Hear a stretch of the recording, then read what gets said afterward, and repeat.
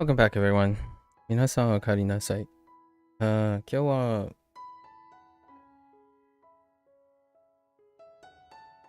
90、90、8日目です。is day 98? Got quite a lot of stuff. Quite a lot of stuff yesterday. I think the vast majority of them, though, dealt with repeated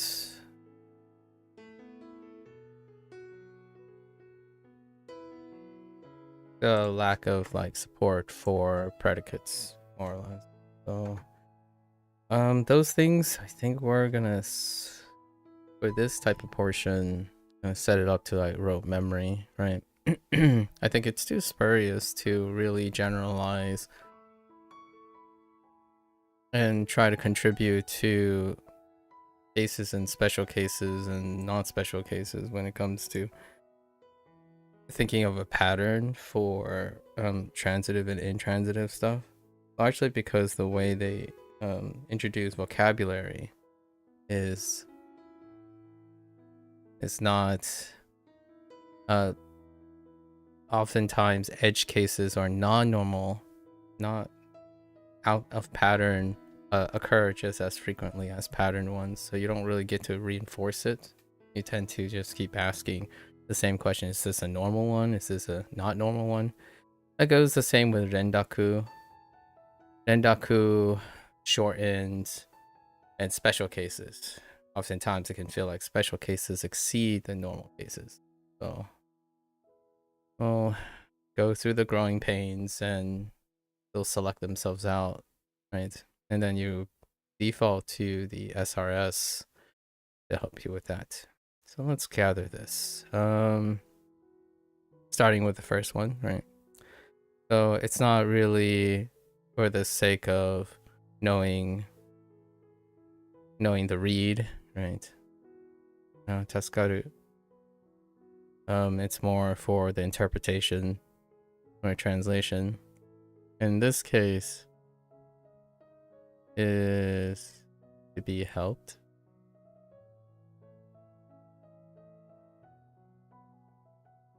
Actually, I take it back. This is to help. Is probably why I got it wrong. No? Yeah, see, I'm still doing it. There's no, like, differentiation. You just gotta know. I think this is to be helped. And Taskeru is to... Yeah, and Taskeru is transitive.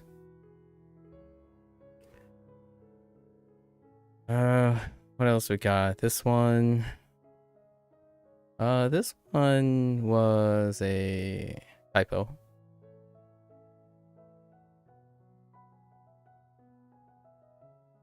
On sha instead of shu, or I wrote shu instead of sha. This one was synonym block, so examination.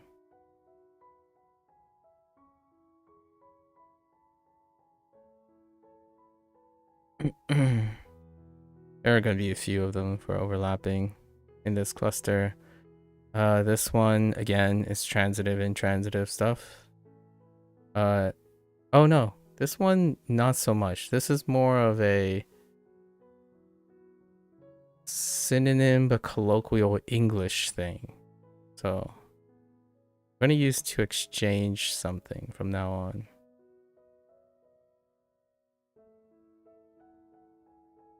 Right? Yes.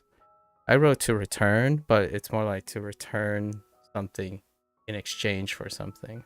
Not to return as in literally give it back. Soko. Nothing on that. Sometimes human human reflexes. Do be doing human reflexes thing. This is a human error. Again, this is transitive, intransitive thing again. Trying to see the pattern, right? So this is to decide something, I think, which is transitive. I actually wrote to decide something to make it so that it is transitive, as opposed to writing to decide, which is still transitive. The way commonly the way English does, they drop the direct object.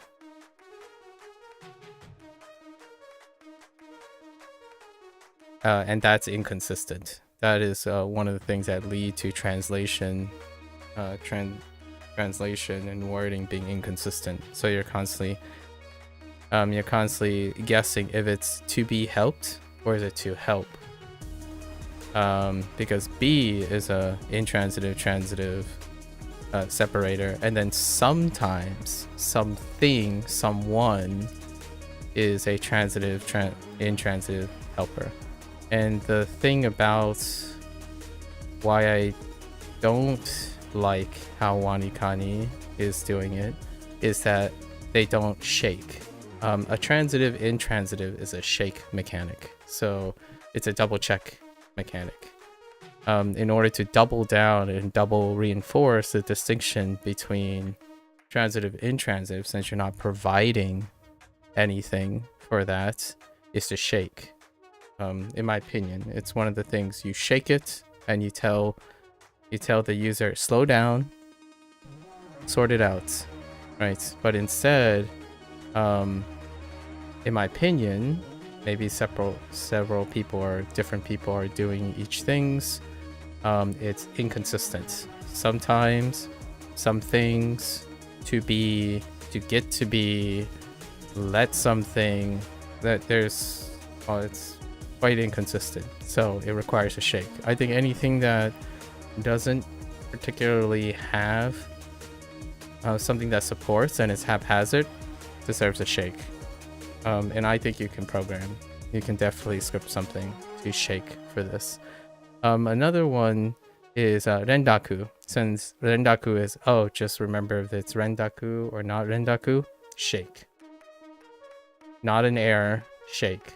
You shake it so that whether someone chooses to stop or not, the idea is you're trying to encourage the stop. It's like, wait, hold. Perhaps you should consider a rendaku. Or perhaps you should not consider a rendaku. That kind of thing. So anywhere where it kind of says, oh yeah, you just have to remember this, or oh, this is a special case, I would say shake. But no worries. We got in another 2 days, we will solve it by having a blanket double check, right?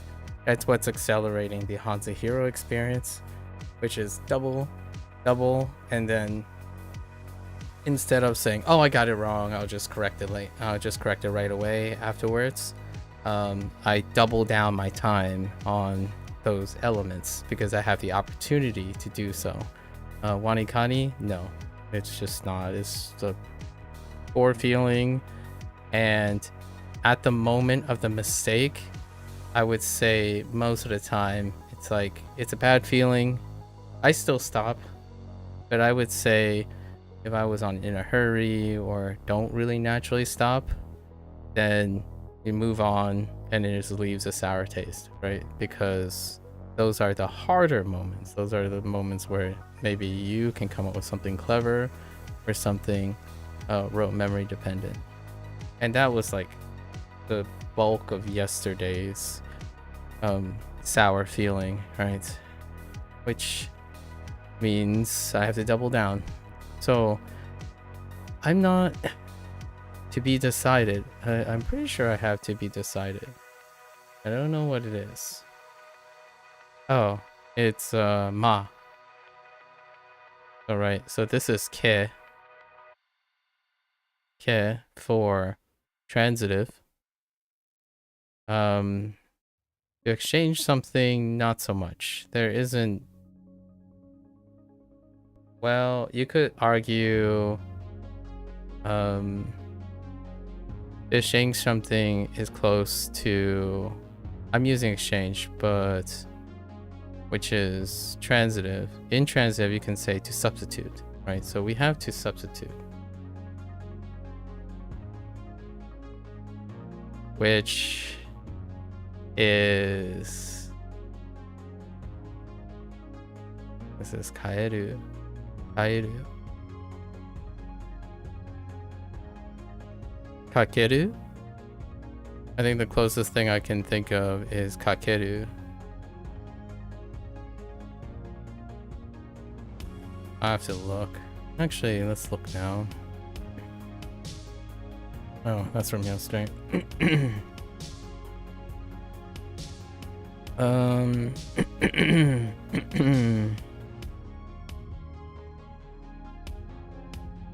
Yeah, to replace something.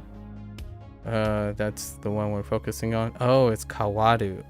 See, like, I would not be able to link those together because there's no reference to that.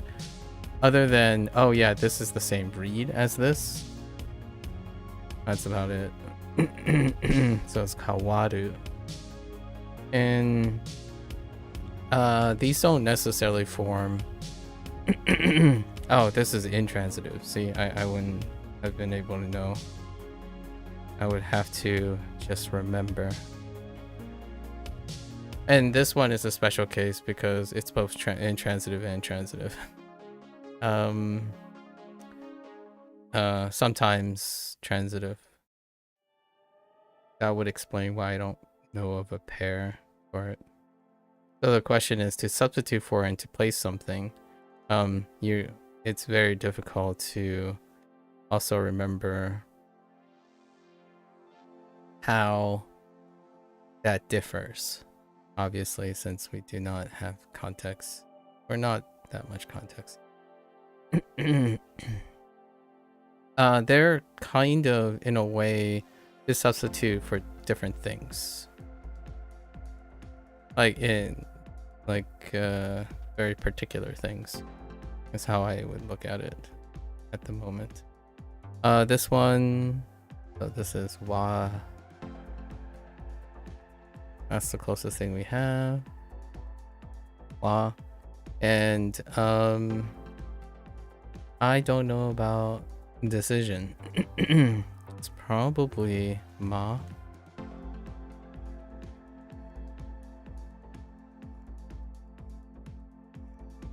These are right. It's ma. So to be decided is intransitive. And this is transitive. So this is what you call the typical flow, where is the transitive and is the intransitive. So maru and meru combination. And I sort of rely on that to some extent if I don't know what the word is. But they're not introducing this as groups. They're introducing them whenever it fits conveniently in their curriculum. And then we have this, which is a rare ku, and this one is supposed to be intransitive. Yes. And this is scoot. Again, not a problem with read or understanding per se. If you write it in a sentence, you will probably know, you will likely be able to know from many things that it is intransitive. So what is this one? There are multiple attach. I'm not sure what. Probably tsukeru. Let's try tsukeru. Or it's probably a compound verb now that I think about it. No, it's tsukeru. Attach something. Yeah. So tsukeru is the transitive.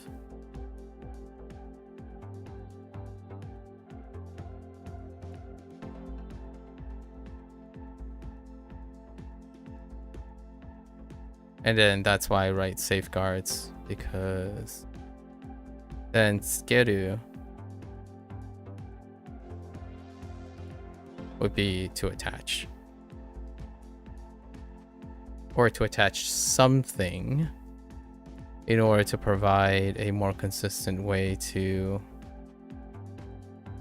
cue the transitive. This is a typo. Typo on the Riki. Now I have typos based on reads and not typos based on English and or Romaji. As in, sometimes I'm like, barioku, but it's bariki. It's not one of those things you swap it up from time to time. At least I experienced that.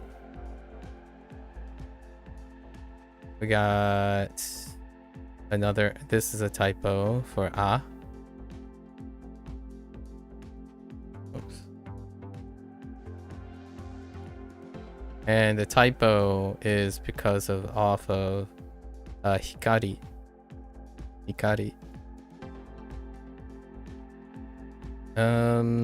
Oh, this is a typo, or the double check for he. Reading, double check. And this one is a synonym block. Rest days is a holiday. When you place this word in the context, a rest day is sufficient. That's it. We got a lot more. I don't want to go too late. Let's see. The last thing. This one was pretty bad. No, we have it. It's right here. We have response or reply.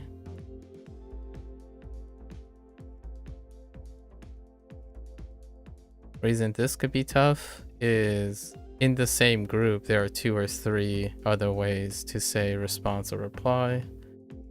I think this is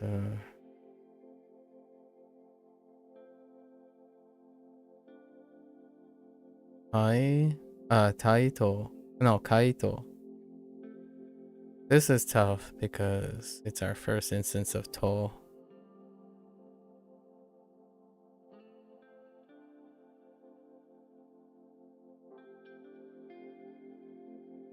For this read, the onyomi. For it defaults to ota. Add a few more. We have tenchi. Tenchi. That's fukin. Fukin is a little weird one.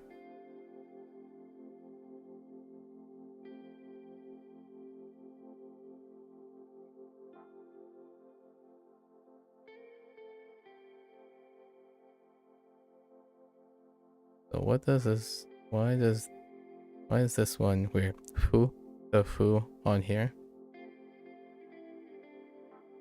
Special case, neighborhood.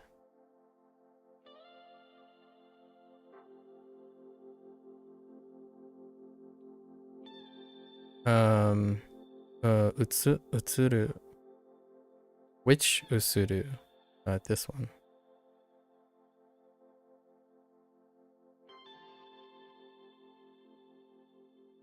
It's to be reflected.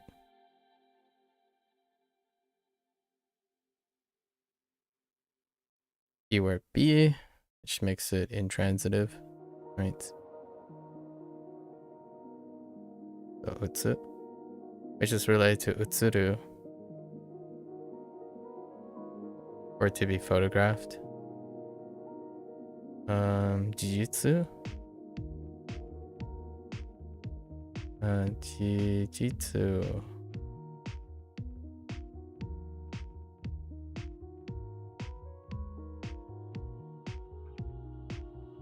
Jitsu.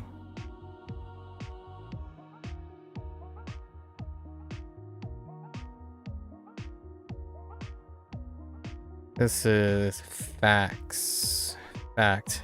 But truths are facts, but I kind of like facts to distinguish between truth and matter or occurrence or thing.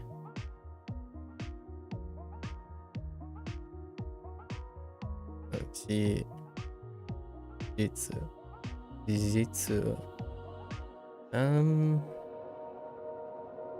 I think this is pretty good. We're good. All right, that gives us the whatever the 27 is at 5 p.m. which I reckon is it's gonna be in 2 minutes. So I reckon this is probably one of the master to enlighten steps. We're getting close. We're getting close.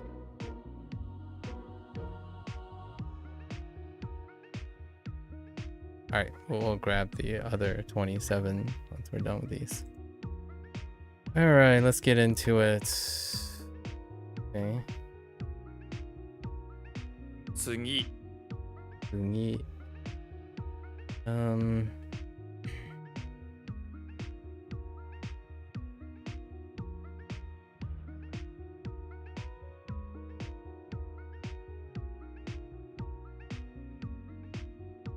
Oops.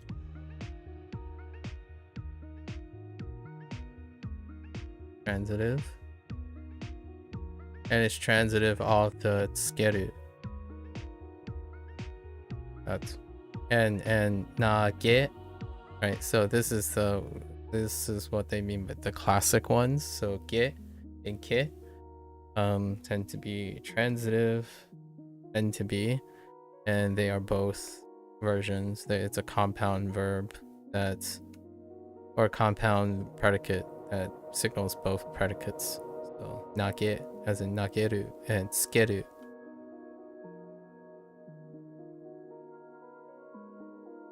Nagetsukeru. Nagetsukeru. This is ka, so it's intransitive. Typically intransitive. Tasukaru. Tasukaru. I'm gonna write. This is supposed to be important. I'm gonna write important matter just to test it. I think we're just gonna stick with important. I don't want to test things today.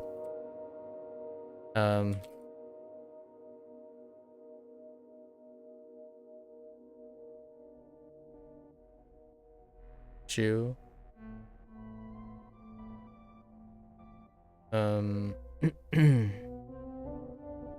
Service freebie. So this is which is typically intransitive.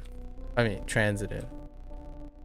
And we're using to exchange something to distinguish as well.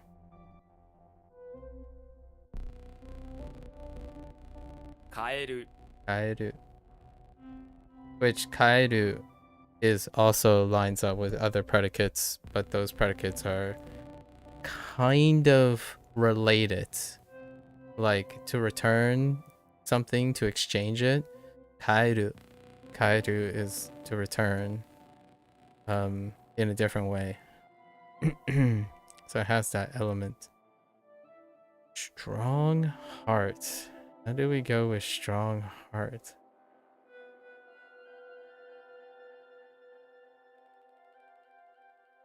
I want to say determined, right? Determined, committed.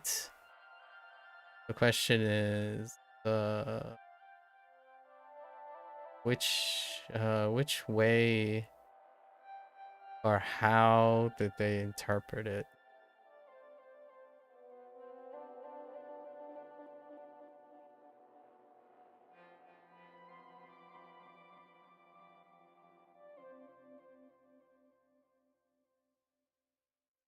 Determination, commitment.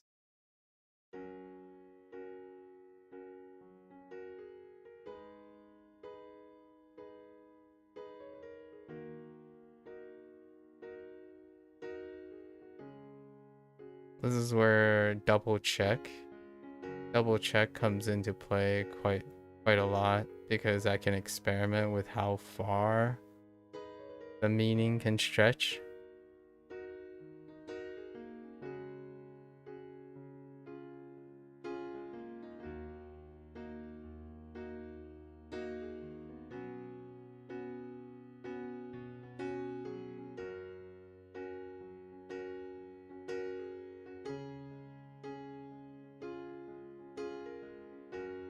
I can write this down. Pretty sure this is one.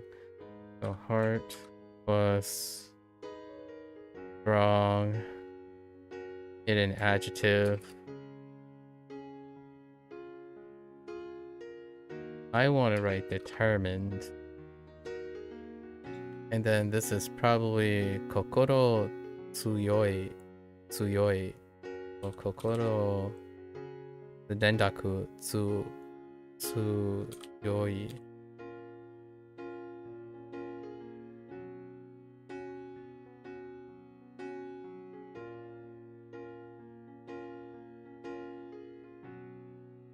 Yeah, not much to go off of other than just committing to committing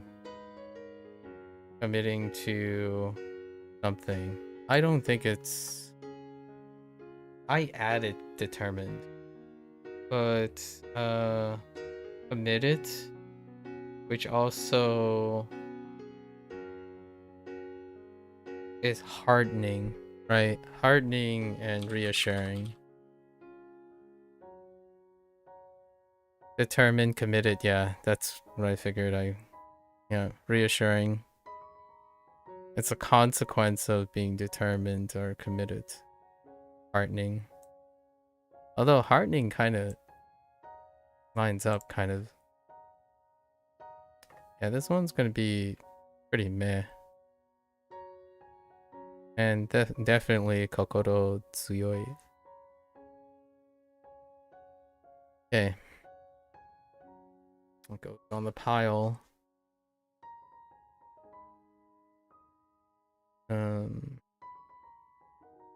Igaku. Naku. Decision or determination. And shorten. Kette. 決定 Winner. Whoops. Wrong. This. 心強い 大事. 大事 Was this supposed to be a geoduck? Yes.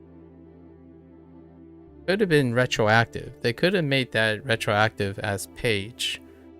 Or like waited till page is introduced. Page wasn't introduced yet. And that's interesting. Okay.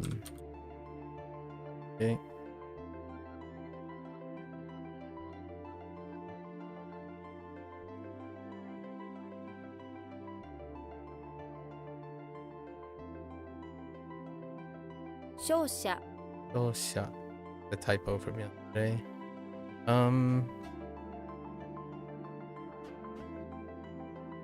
Public official.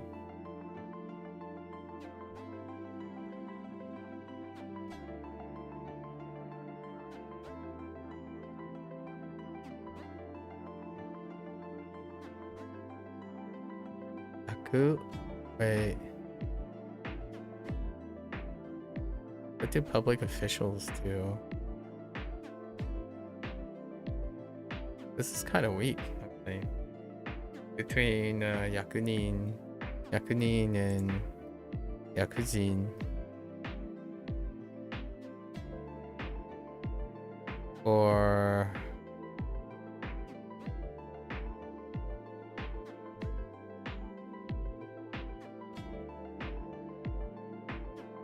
it probably is Nintendo. 役人 Something about Nintendo. Oh, Yaks and Nintendo. That's right. That's right. Everybody, that's fine.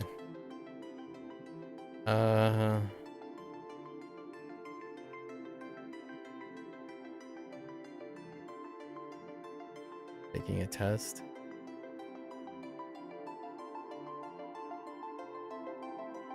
I paused on accept yesterday.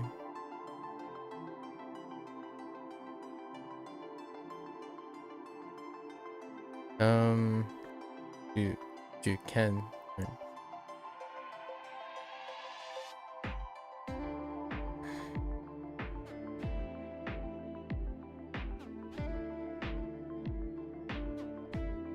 You can taking a test. Wait. Yes. Oops.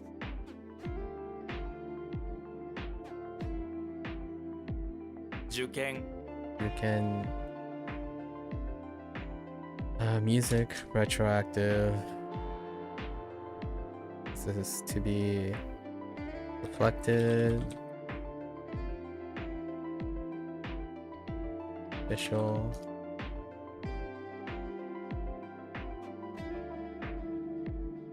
Uru. 映る Han. Okay. Transitive. I mean intransitive. And oh wait.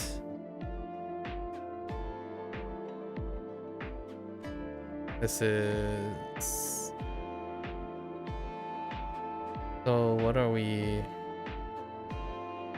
changing? So this is bakasu. Bakasu.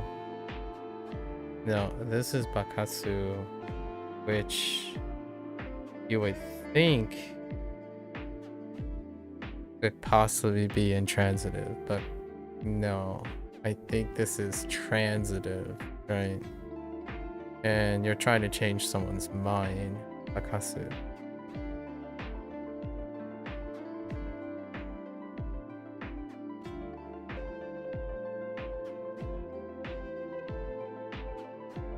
Yeah, this is transitive, which they have to bewitch to enchant, so I wrote transitive things to remind myself it's transitive.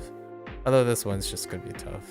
I think bakasu is tough.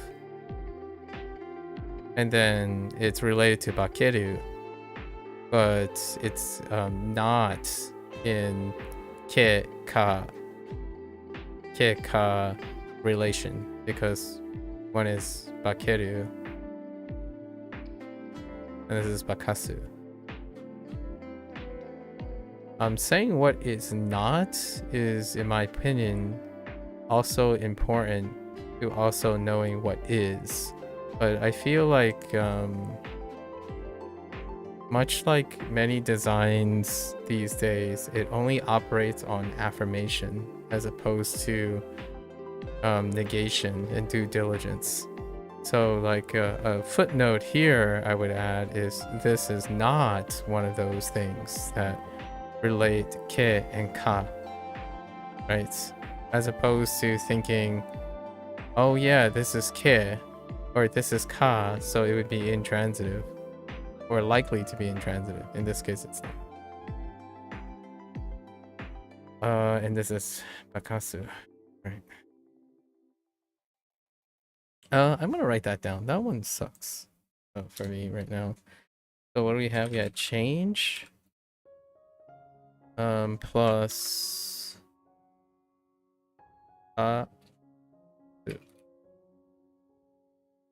bakasu. Probably. And that is to bewitch or enchant something. Okay. Finish.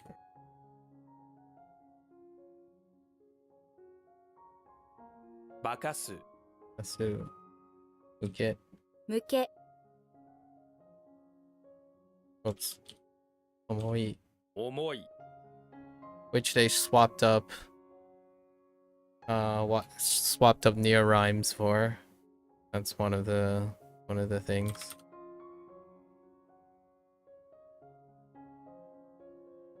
not the biggest fan of that. Important task, which was used as a block off for the other one, which is important matter, right? So that important task was blocked off for important matter for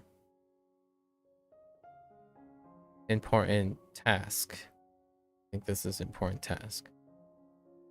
Which there's also Aaron that could overlap in a way. I'm thinking about it right now. Yeah.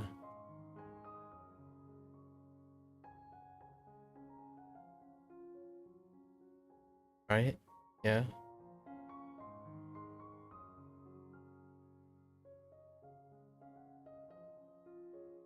More valuable is daiji. And taiyaku. This is taiyaku. Special because tai, or not particular.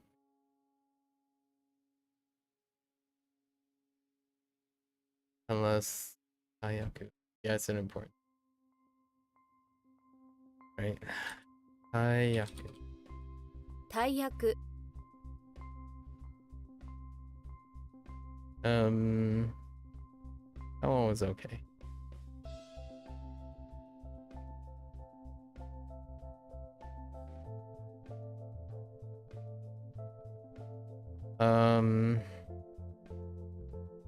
Hot. Yo. 発表 Hot. Yo.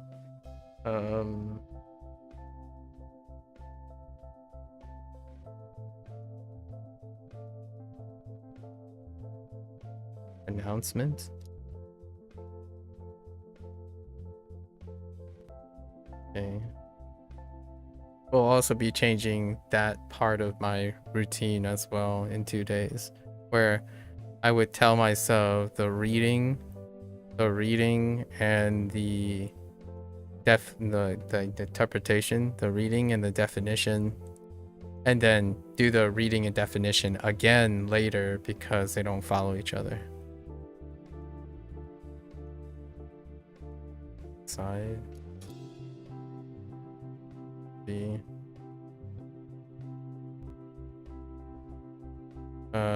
Plan.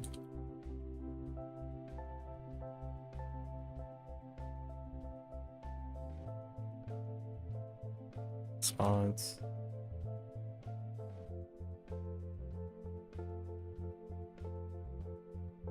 Coco.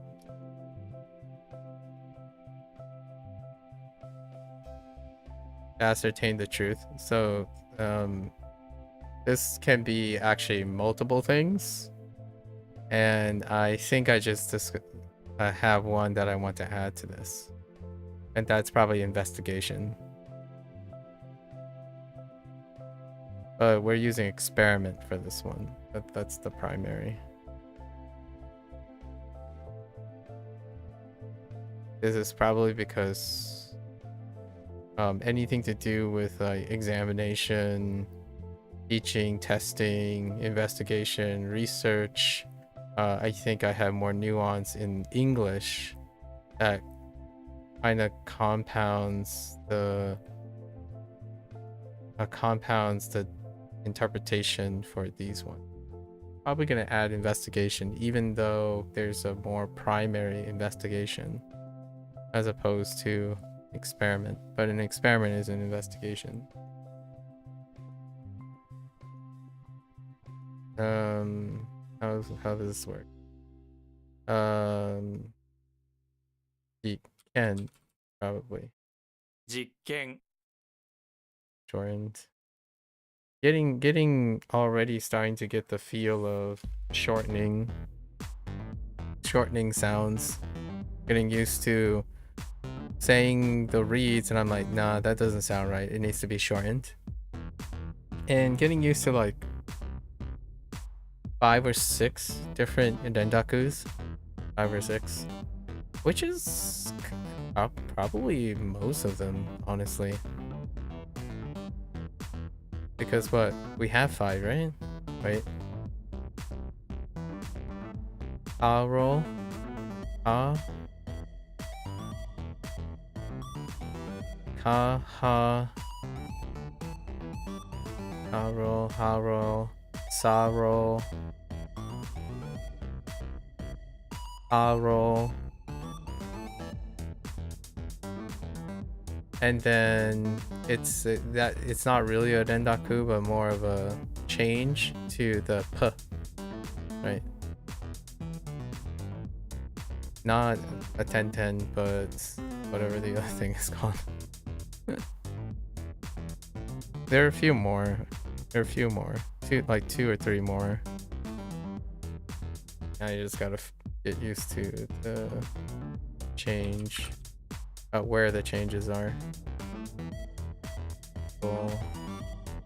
And slide.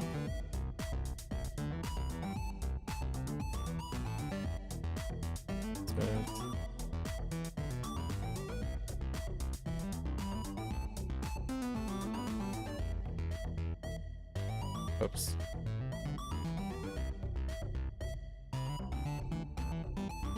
角度 Kudo.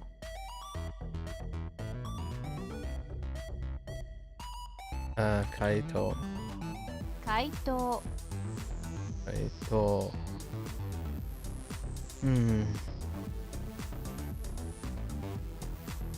Yote. Yote. Omowazu. 思わず Unintentional. High level. And or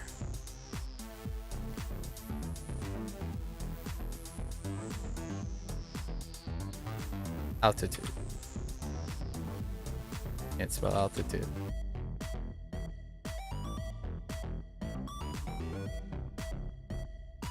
Kodo. Kodo.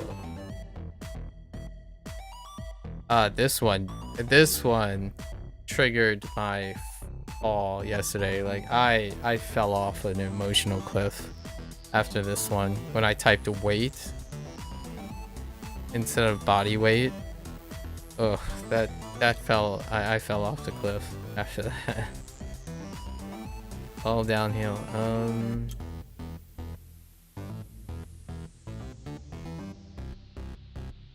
Kaiju. Kaiju. Experiments. Investigation. Test.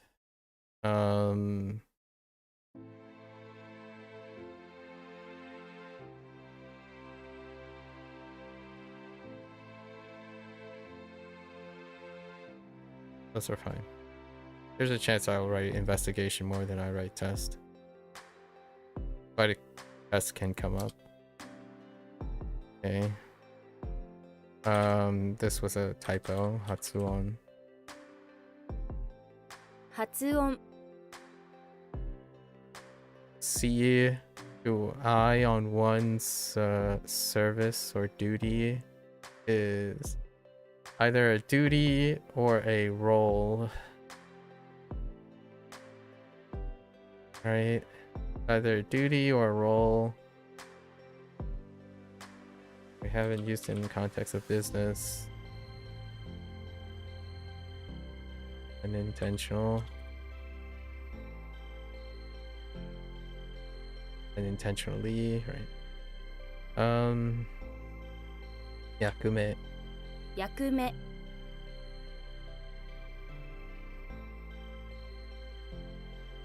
Or two. Heya. This is special. It's Heya. gotta know Heya.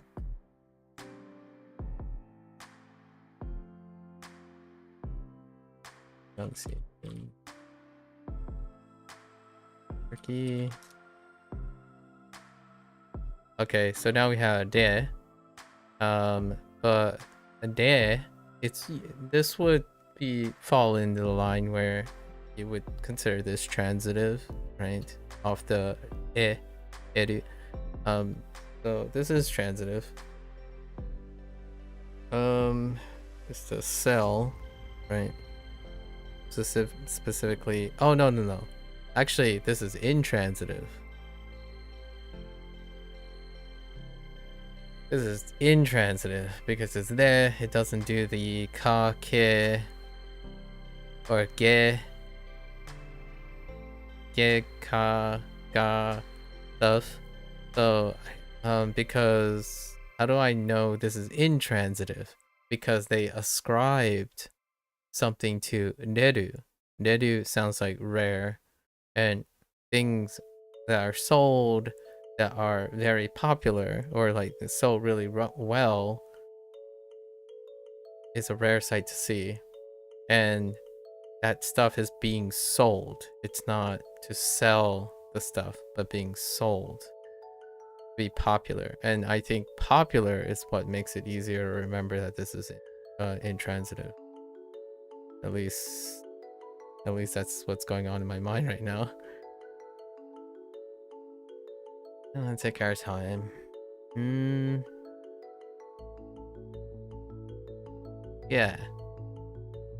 Right. So to be sold, to be popular.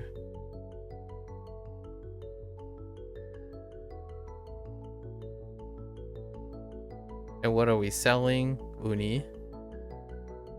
Right, ureru. And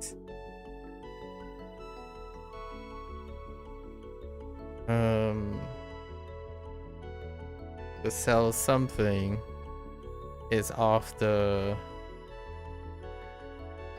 Actually, no.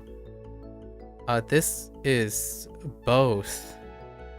This is both, because when I try to think of what the heck is to sell, I still default back to this. So this is to sell and to be sold and to sell well and to be popular, right? Oh, they consider it as intransitive. Yeah, there you go. That's why this is confusing.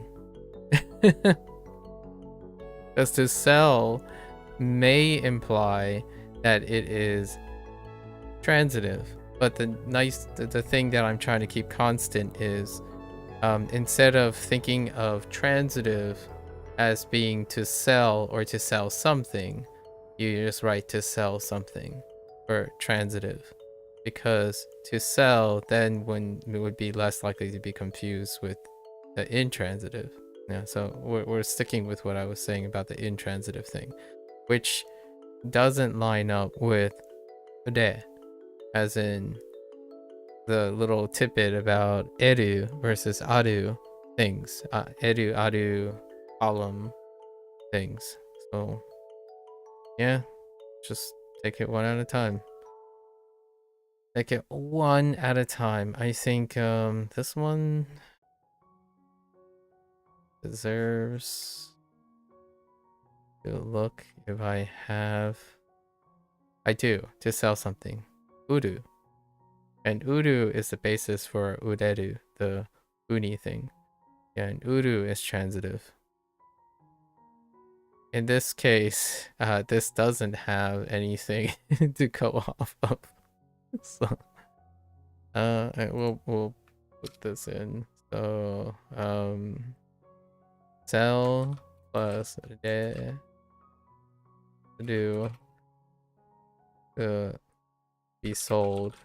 I prefer that to be sold. And ureru. Which then we'll think of uru. Okay. Yes. Tanoshimu. 楽しむ Tanoshimu.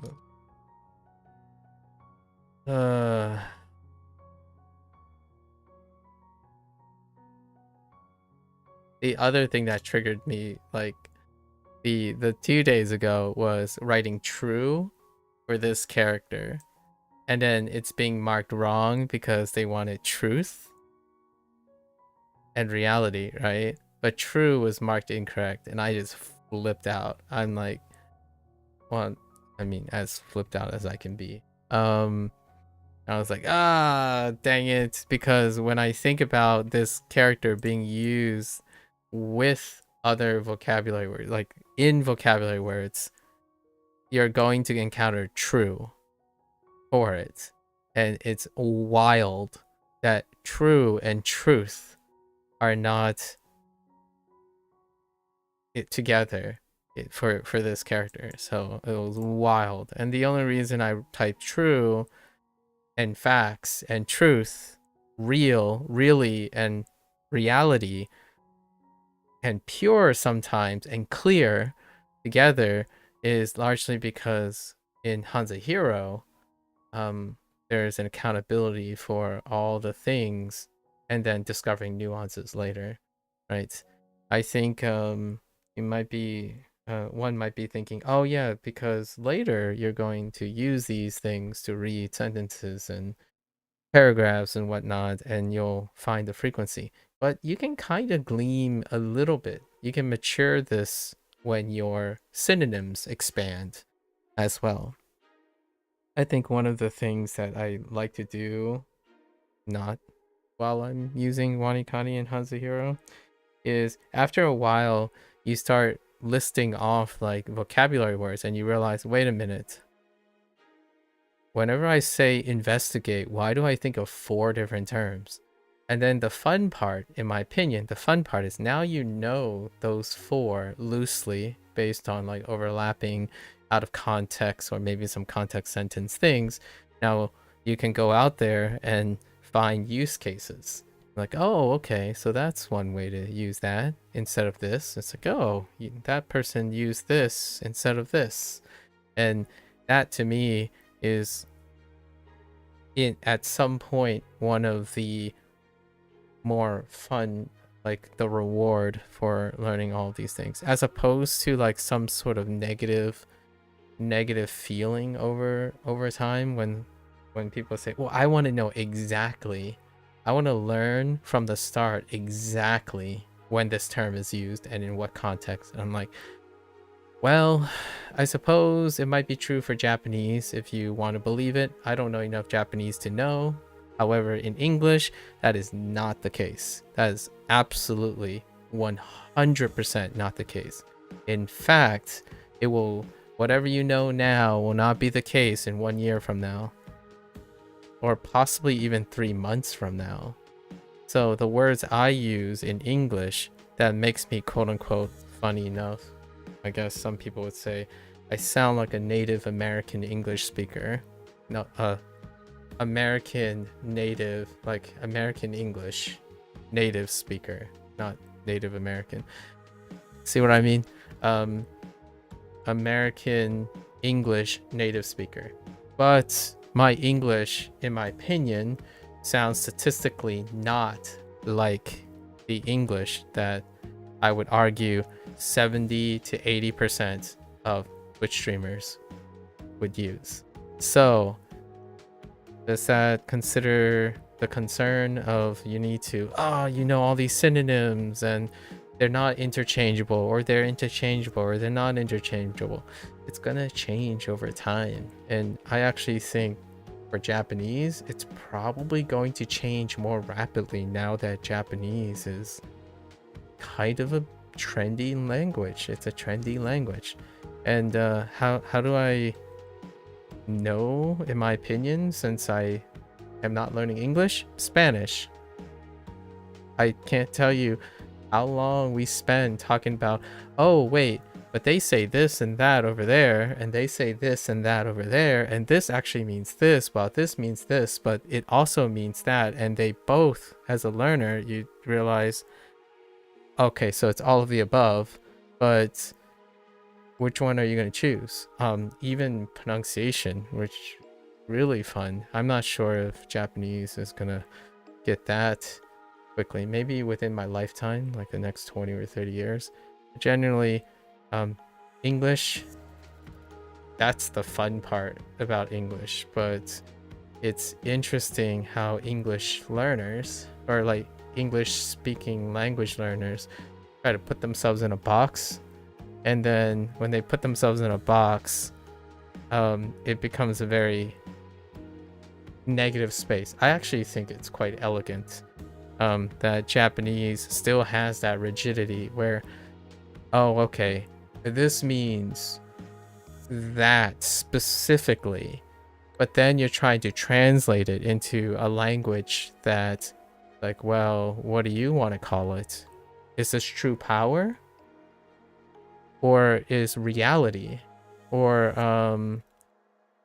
like the real power? Like, is this true power or real power? Is this a figurative power or a literal power, right? And when someone says a literal power, they can mean figurative power in English now, which is still something that I have to juggle with. And when you say true power, they might only mean the literal power and not the figurative power. When I think of true power, I think of the figurative power, a person's words, a person's creativity.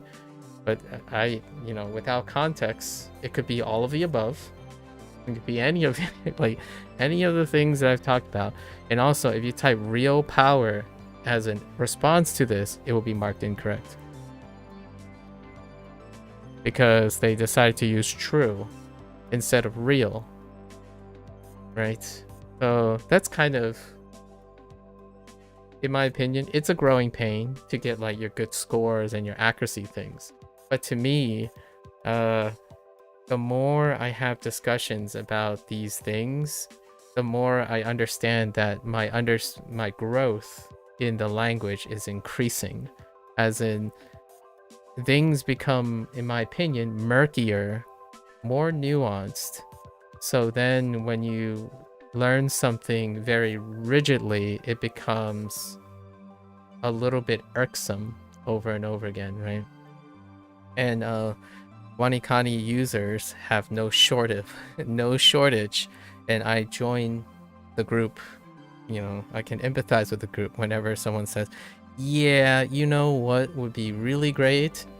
Retroactive scaling on synonyms, because it would be really fantastic if there was a third column, which I do now manually, where primary, alternatives, and Japanese synonyms.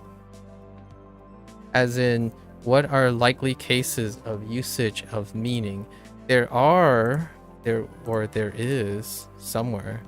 There is a column for, in the kanji section, there is a column where, this kanji looks like this other kanji, which is great. That's one aspect. And then there's also kanji that sounds like other kanji, which it doesn't exist in WaniKani yet, retroactively, right? And then there's vocabulary words that may not sound like them, typically don't, or sound like them, which can be helpful. And then they're related. And then there's also vocabulary words that, yeah, you can find them being used in overlapping cases. And that's kind of what I'm thinking about, which SRS, or like the way this is done, HanziHero is also true. There's no retroactive scaling. So you're not, when you learn a true power, right, true strength, later on, if there's another expression for like real power, it wouldn't retroactively add real power and associate it with true power. Then you'll be getting groups of synonyms and groups of antonyms, which, funny enough, that's kind of what Duolingo does instead. Duolingo doesn't define the stuff most of the time, or the nuances as well. Like, they don't do that type of thing, but they put it in a sentence, and what they do is they change out implicitly a word that substitutes for another word. Like, what was my most recent one? Marido for esposo, and it's very specifically esposo and marido.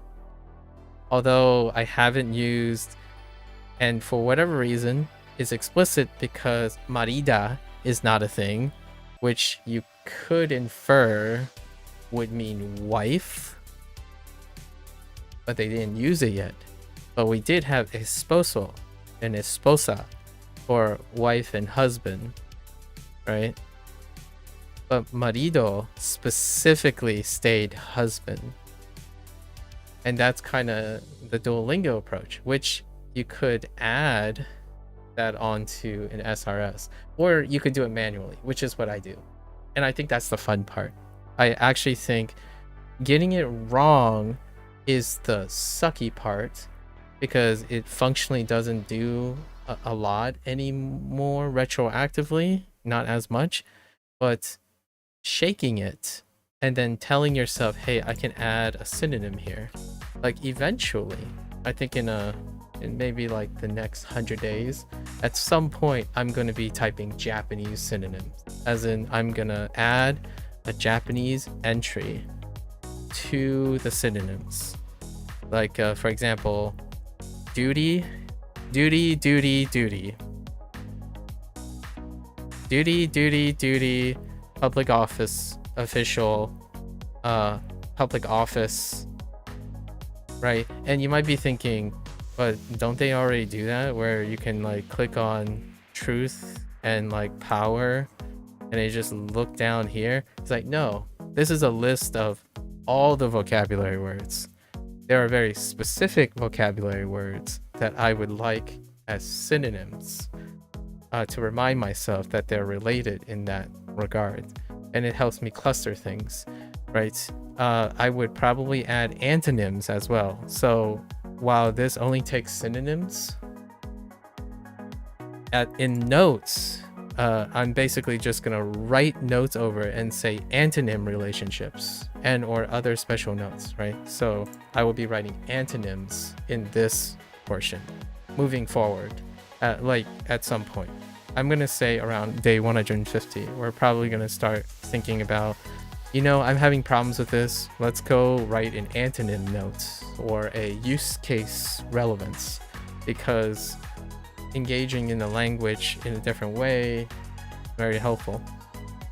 Duolingo uses that, and it makes it really easy to remember. Almost, in my opinion, easy enough that people think it's boring.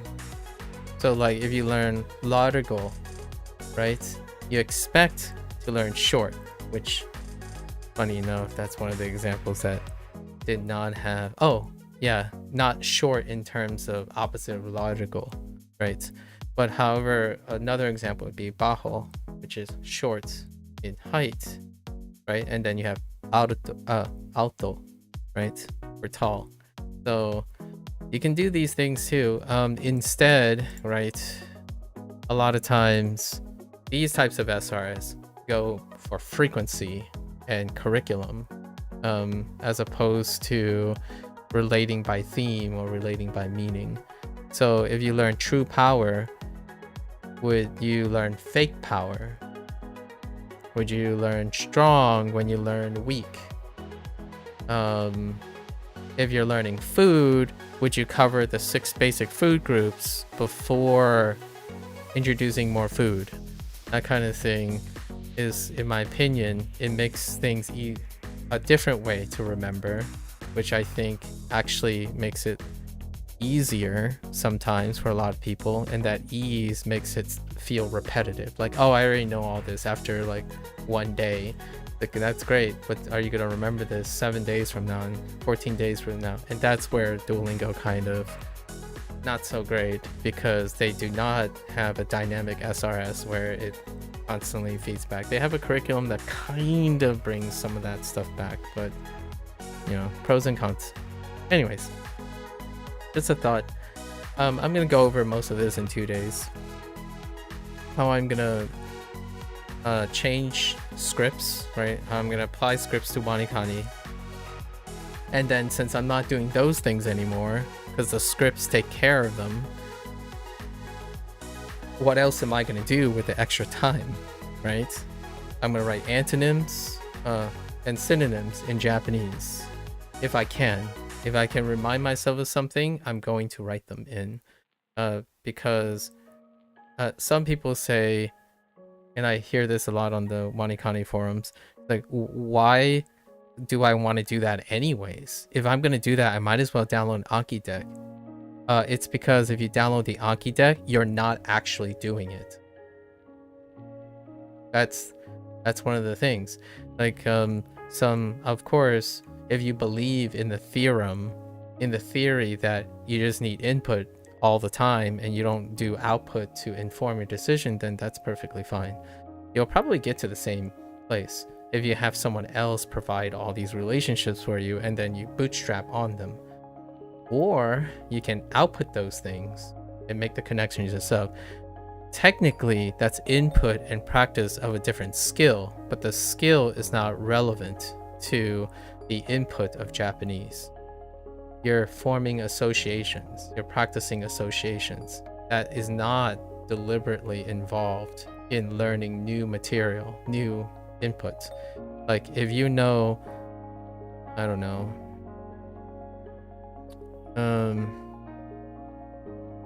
see, I don't even know how to say false yet. Like what I mean is I don't have an appropriate opposite to this yet. So knowing that I don't, I'm going to look forward to having the opposite of this soon or at some point, and then I'm going to link them together. That's a different skill than learning more Japanese. So I think when people hyper focus on specific things and aspects that they want, in my opinion, they tend to ignore practicing other things that could be involved in the process. And I totally get why, if you're trying to create a theory or a theorem in order to have control over the interpretation, and at the same time, it's ironic that in order to make the case for like language learning, one of the assets of language learning or learning a new language at a later time is actually to develop a lot of those skills again, or like to practice with an adult mind on practicing other skills like problem solving, making associations, creating sentences, reevaluating your native language understanding, because a lot of times native language learning stops at high school. I mean, you don't really need any more than once you graduate. So I would argue that the average English speaker, native English speaker, is probably around high school level. You don't really require to expand your vocabulary anymore. And I would even argue that's probably true for other native languages you use based on pragmatism. You're not sitting there saying, I should read a book and expand my vocabulary beyond what it's necessary for everyday life use. So learning a language at a later time is an open opportunity to reevaluate how much you understand about and in what nature you understand your native language. And that's a skill not involved in learning more about Japanese. So I totally still agree with someone who says if you want to acquire your target language faster, stop thinking your native language. I disagree that there's no merit to translating in your head and using your native language to learn a target language. The question is it relevant to your goals? The person that says it's a waste of time to use translation and interpretation to learn a target language because it'll slow your target language, that's correct. That is correct. If you find zero value in understanding how English, for example, interacts with Japanese. For me, since I live in a household that is bilingual, or actually, I'm the person who's bilingual, so to speak. Sort of, very loosely. My parents need a bridge. So I'm telling myself to learn Mandarin in isolation of my English is like telling me to not use the usefulness of learning another language in order to interpret for my parents. So I disagree with misinterpreting. So a common misinterpretation of goals and the ways to go about it is very overblown and super reductive. Translation and interpretation is incredibly useful in speaking and engaging in multiple languages. It is not useful for someone who wants to focus on one target language, speak that target language, and also cares very, very little about their own native language. That's fair, right? Like if you want to move to Japan and imagine yourself only speaking Japanese, yes, do not translate. It's waste of time. Do not do things that you're not going to do in your future life, in your established lifestyle that you hope to have. My lifestyle is not going to change. I need English. I'm using English. I'm also using Chinese and Spanish, and I use them together. So if you're moving to a country that is multilingual and you're expecting to use all those languages, then translation, interpretation is absolutely 100% not a waste of time. So when you go around peddling that, it is ironic that someone says they want to be a polyglot and want to be a multilingual person, and they go around preaching that you should systemically not participate in a skill that you will naturally have because you want to speak multiple languages at the same time. I think people who want to be proficient and monolingual but use a different language, that's perfectly fine. That's a hot take. It's a little divisive. I think I disagree with people who believe that their strength of multilingualism and polyglot is because they are able to isolate their language from all of their existing language. I think one of the intuitions that they're avoiding when they provide advice is that they are leveraging that, in my opinion, whether they know it or not. Like your intuitions with other languages bleed into the existing language through experience.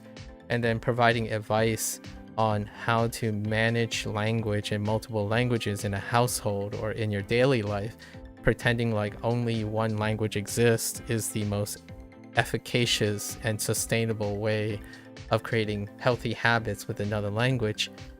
It's myopic. It's incredibly myopic. One has to assume first that they want to live in an environment that is exchanging one language for another language.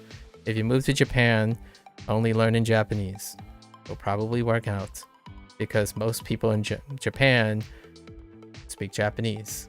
And then when they speak English, they speak no more higher than the high school level. So you probably have at least high school level English, right? If I go to Japan and speak my possibly in 4 or 5 years high school level Japanese, they'll know that I'm a foreigner. But when they try to speak English, I expect high school or lower as well. That's the reality. So to me, it's relevant that when a Japanese person come up and they think I'm a foreigner, they speak English, I should be able to also speak English at a competent manner that meets their communication skills. So if you're a person who's learning a target language and you don't care about the aspects of your native language, imagine what it feels like when you talk to the other person and they're trying to speak English and you're like, well, that's kind of weird. What does that mean? Because you no longer know the relationship between English and Japanese as a traveler. But if you're gonna live in Japan, yeah, go for it, because you don't need to develop your English. Your English probably will get worse over time and rusty over time when you live in Japan. So that's perfectly fair. It's pragmatic. But if you're a traveler, translation and interpretation is absolutely paramount, in my opinion. And I consider myself more of a traveler than someone who wants to forego my own heritage and like just embrace and assimilate into another culture, right? Just a 2 cents. Something I probably will talk about in another 2 days. different mindsets, different purpose, granularity, and I hope that those people who find that language learning is rewarding find the answers to that. Their answers, not someone telling you what to do and then expecting you'll be happy. In my opinion, if I moved to Japan, I would be unhappy that I don't get to use English and Japanese at the same time. That's probably, it's not the main reason why I don't see myself living in Japan. But when people talk about learning a language, they often talk about moving to that place and embracing it, and one of the first steps is that language, right? If I moved to Japan, I would be saddened that people around me don't speak English and Japanese together, because in the United States, I learned language largely due to the expectation of using them. But you might be saying, well, in the United States, you don't meet Japanese people or Chinese people. It's like, yeah, but while in the United States, I'm online and I read and listen to Japanese and Chinese on a regular basis. So my lifestyle hasn't changed. So if I move to Japan, it's going to be the same. I expect to go around, use the language that I have, but at home, I probably speak English, actually, not Japanese. And then go online and I probably listen to Chinese and English. My lifestyle has not changed even if I move to Japan. Some people hope that learning a language would change their lifestyle to something they want. That's perfectly fine. Like, there are other things moving to Japan that one has to understand. From learning the language, you'll probably learn about the culture of Japan. I do not agree with the Japanese work culture. So that is something that I knew even before learning Japanese. And I believe there's a lot of psychological hot takes and maybe like granularity and things involved in actually living in Japan. So that's something I think takes even higher precedence than banking everything on learning a language in order to get closer to uprooting your life into things. And that's probably an older person perspective. I think a lot of younger people will discover something they really like. They're still looking for it, that special something. So I think 3 out of 4 times it's a younger person hoping to start a new chapter in their life. And that can involve learning a language and then moving to that place.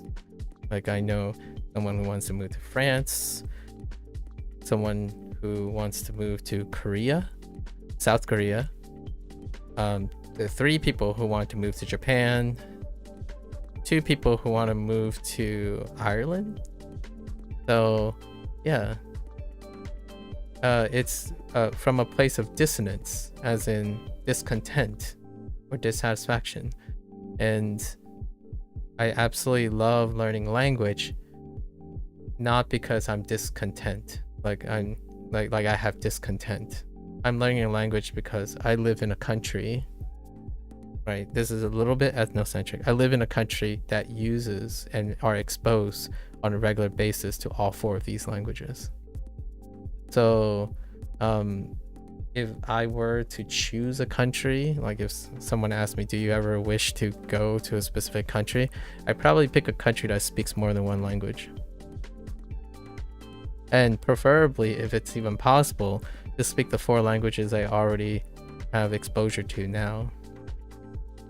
Maybe Malaysia, Singapore.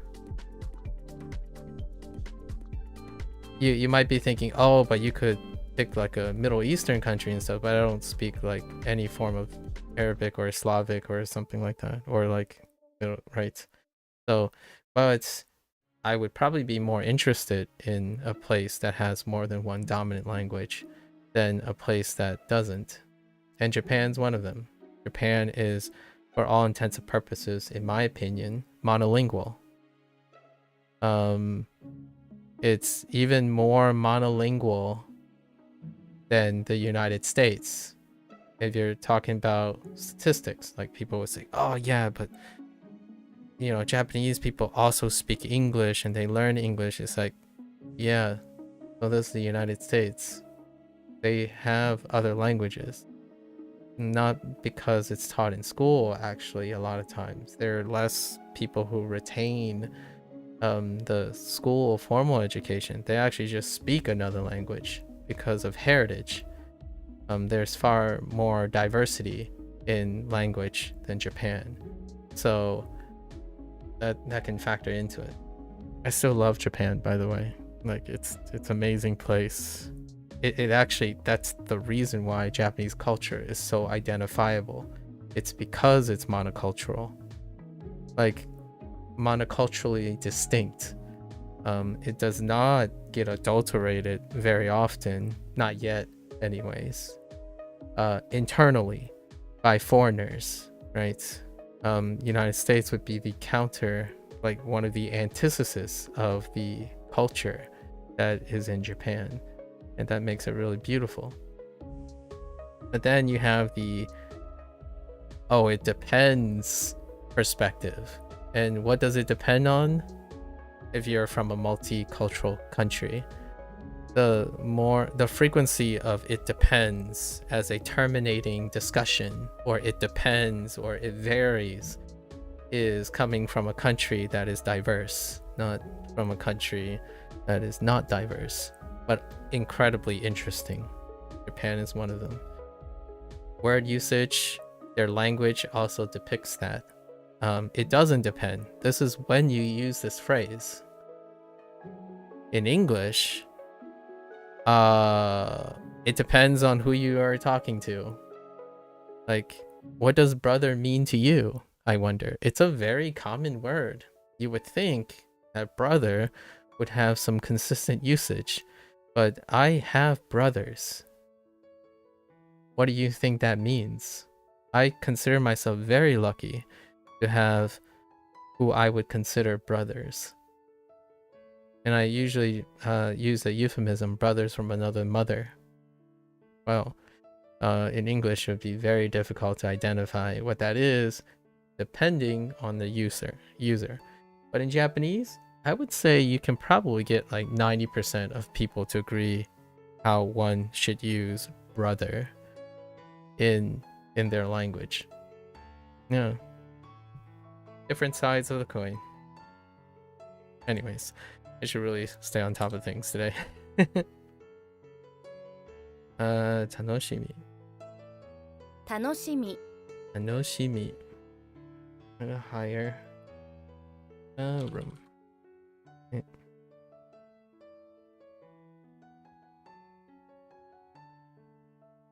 Of course, gotta link it back, wrap it up, right?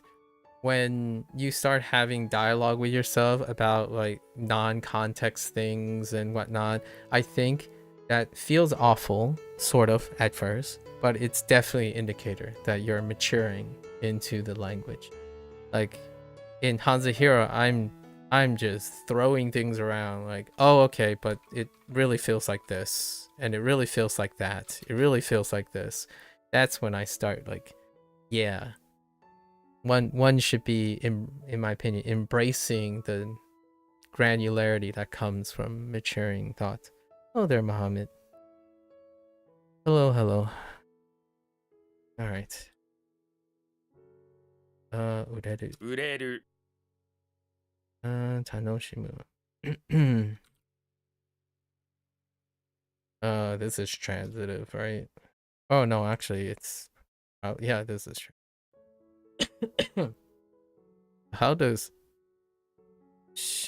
how does mu work? No, we got very few moves. Just remember that it's transitive.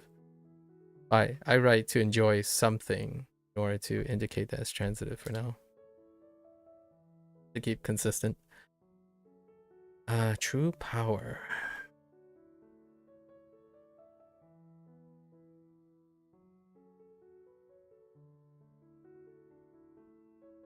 This doesn't seem right.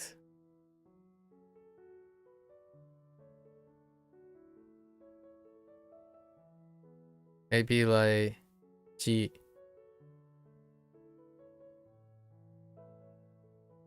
It might be.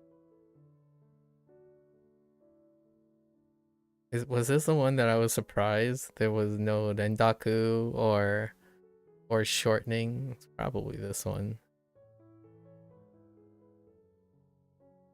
Pretty sure. Yeah. Jitsuryoku. Whoops. Typo. Jitsuryoku. 実力 Tsuryoku. Most.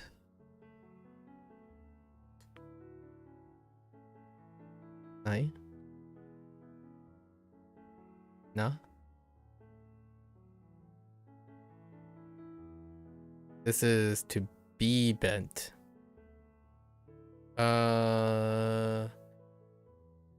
Yeah, to be bent. So this follows the ga and ge. So we have mageru to bend something, and then magaru to be bent. Right.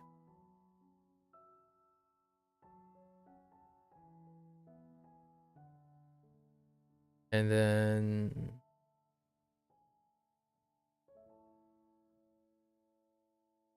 exit departure. Wait. Oh no, this is different. Right? I think the last couple of times I'm like, wait, isn't that just departure? But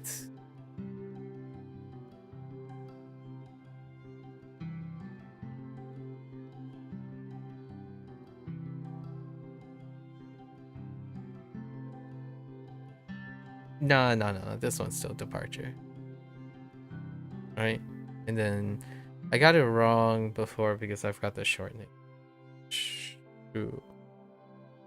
Oh, and the rendaku. Shupatsu. Shupatsu.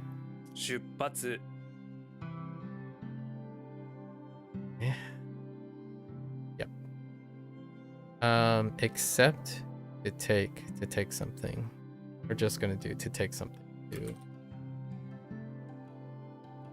to ingrain with this the granularity. 曲がる Mangaru. Daidokoro. Forget the rendaku. 台所 Daidokoro. Yep. Jin.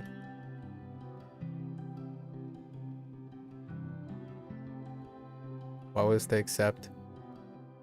What are we accepting? Oh, ukeru. So, ukeru is the prototypic. So you're receiving something, you're accepting something, right? And then we had the you're receiving something that was coming off of the uni, right? The uni. What are you receiving in education? And then we just got the other. These are compounds so far. And then toru is transitive. Uketoru. 受け取る Oh, 雲 umo. Oh.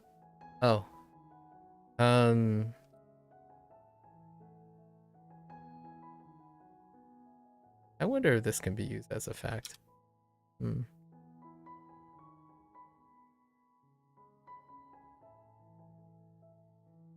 it's a contraction.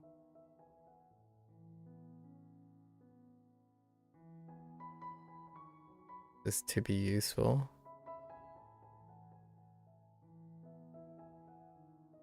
Okay, so tatsu to be useful. This would be difficult. Yeah, they didn't write the word type on here since it's a compound predicates. are kind of difficult to categorize because tatsu is transitive. And it's just standing in, yeah, because it's not a compound. This is not a compound predicate. It's a nature of the predicate. It is a verb phrase, though. Or I would probably closely resemble a verb phrase. Okay. This is fact?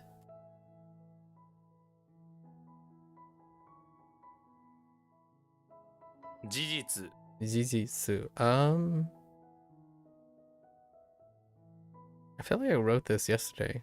Why did I write it yesterday? Oh, because of Jijitsu, if it had any change, because it kind of sounds weird. Having Ji and next to Ji. One of the few rare ones so far.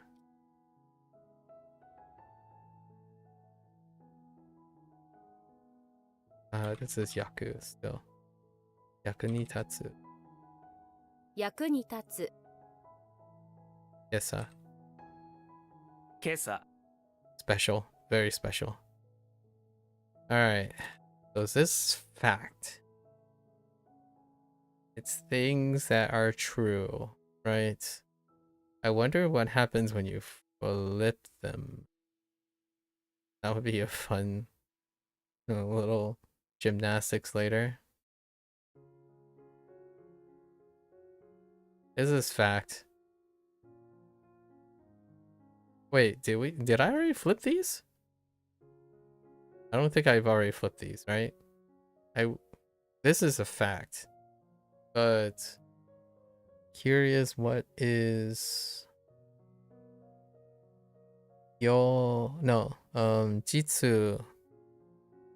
jitsuji, if that exists. Interesting. Guess we'll find out in the future.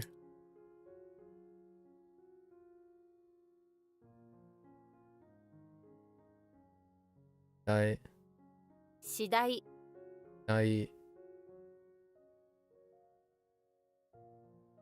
role or duty.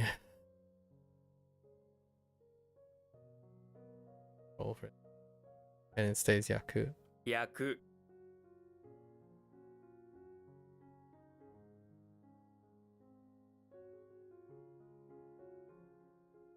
Does this say Jitsu? I feel like it does. 実 Yep. Special.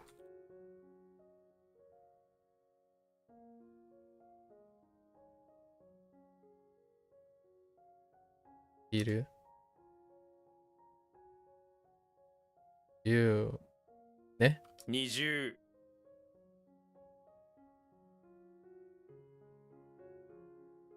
Bango. Buddha.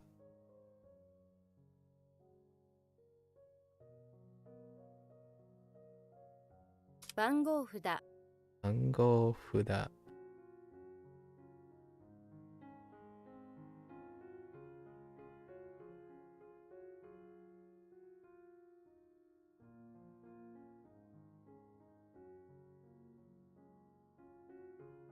So this is the ma one. So intransitive, right? So to be decided. Hopefully.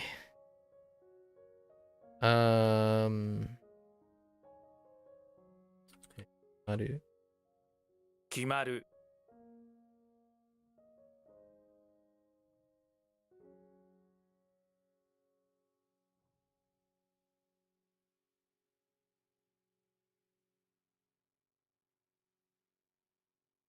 We have laboratory. And then, the synonym would be research facility, which I could place now, but we'll do it later. To get further into our WaniKani stuff.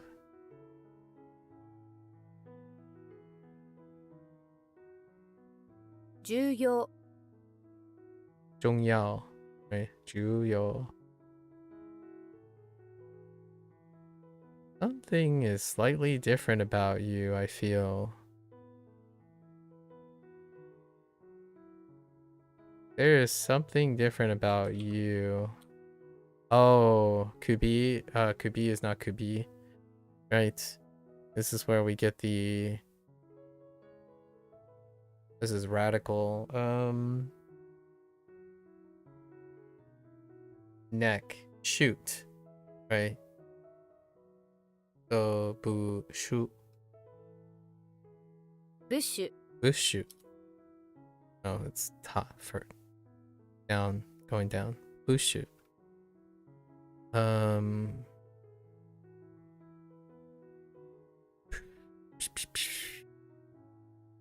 To bump into, to encounter by chance, to meet by chance. Yeah. 出会う And then we got bopped by this, so examination. Right. Skin. 試験 Skin. These ones are fine. 研究室. 研究室 研究室.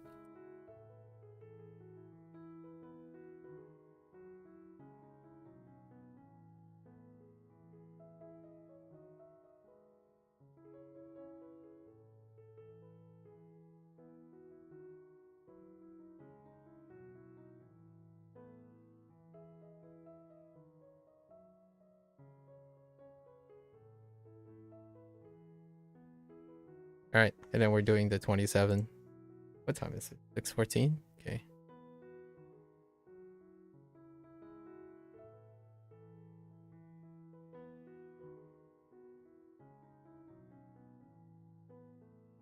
Yeah? Oh.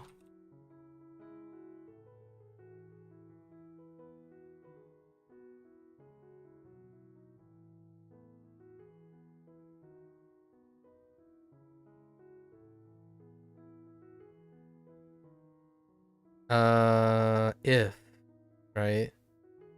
This is if, because we're taking temporary, and in temporary you're assuming or presuming, or if something is, but it's also provided. You know, I added all those, I'm pretty sure. Like provided or if something is true, right? Supposing, which what would that be? I think, oh yeah, kari ni 仮に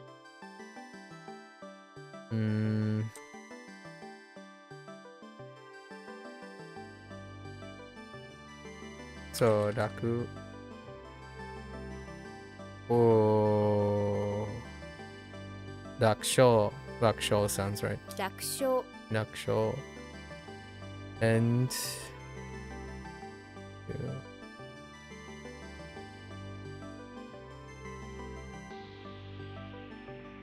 this is not what it seems. Or is it? You could say it's bitter. There's also, yeah, this is bitter because there's also she. It's painful. Bitter tasting or bitter.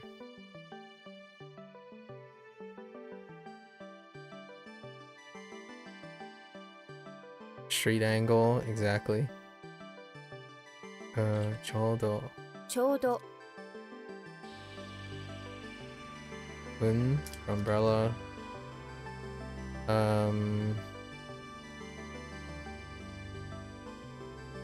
Nigai. Nigards. 苦い Eiga. 映画 Very.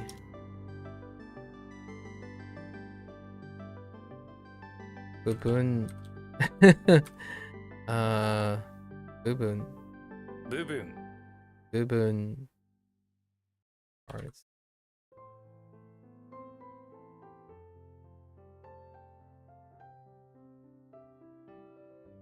Application or use. Anima. How would I say if?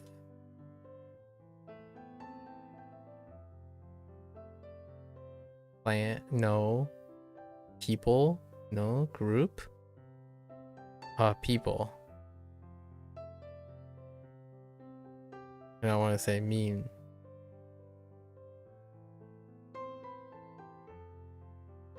Angel. Bundle.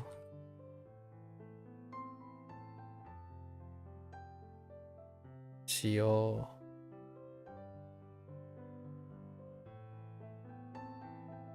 Shio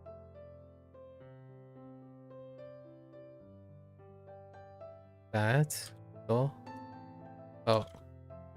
Oh. Thai?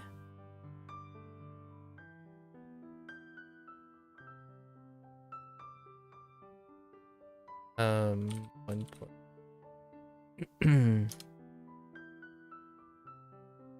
Pick up.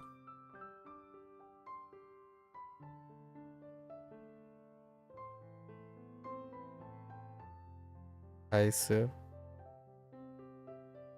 返す Gasho. 一箇所 Oh.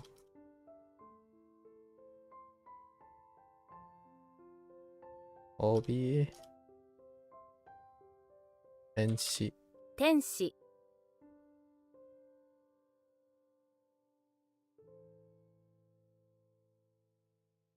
Discovery. And okay, where does this fit in things? This is to exchange something. Right. So, to exchange something is transitive. So, got nothing on this other than you just gotta know it for now. Got no grouping to help with it. Right.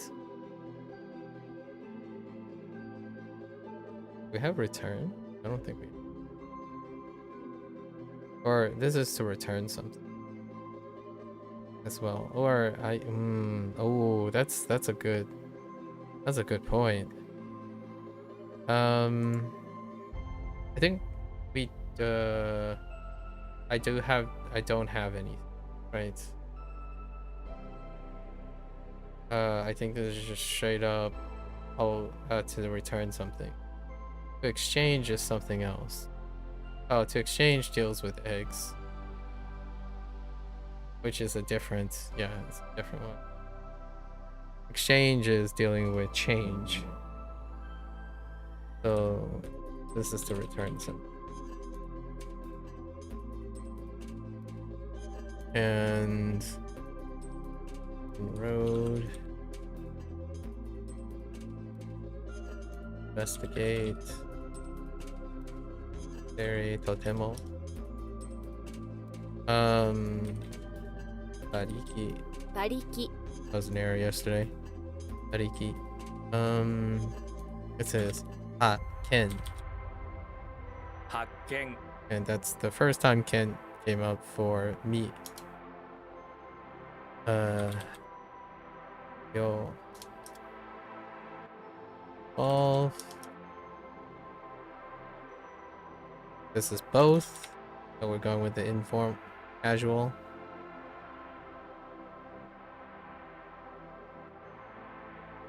Yamamichi. 山道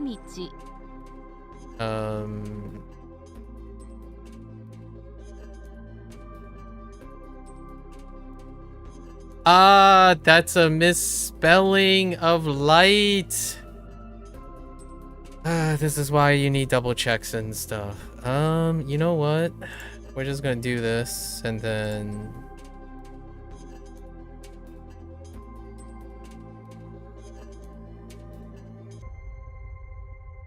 Soon.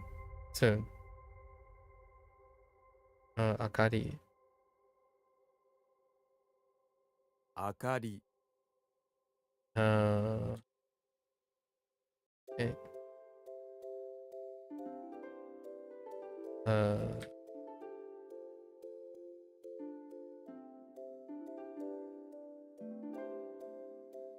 Bari. Okay. Are these from yesterday? Yes, those are from yesterday. We still haven't timed out on our thing. So today was fine, largely because the few of the, I guess, the masters to enlighten ones were troublesome. It was like maybe 20-ish of them, so they were the fine ones. And then the rest, like 60 or so, was from our current unit. So now we have 2 days left. So which leaves tomorrow a great opportunity, right? Because tomorrow is not level up day, right? I don't think tomorrow is level up day. Or not level up day, second peak day. Which I can do my Spanish retrospection. Section 1 and 2 Spanish retrospection. Lots of things to talk about in that one.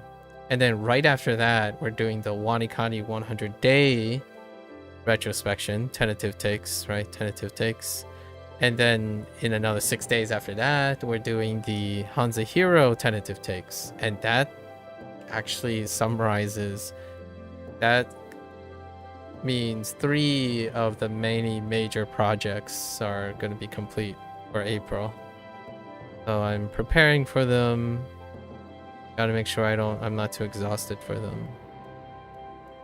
Lots and lots of things to talk about. I kind of talked about many of those existing topics in the last 3 or 4 days. I was trying them out because people asked questions that allowed me to talk about them, which was great. Great practice. Less prep work. Do it live. Okay. Tombstone, kiss, beams, beans, not beams, beans, alcohol, landslide, geoduck, music, dynamite, sick, stairs, bundle, turkey, alt, cell, Chinese. Let's do our reads. Okay. Cool.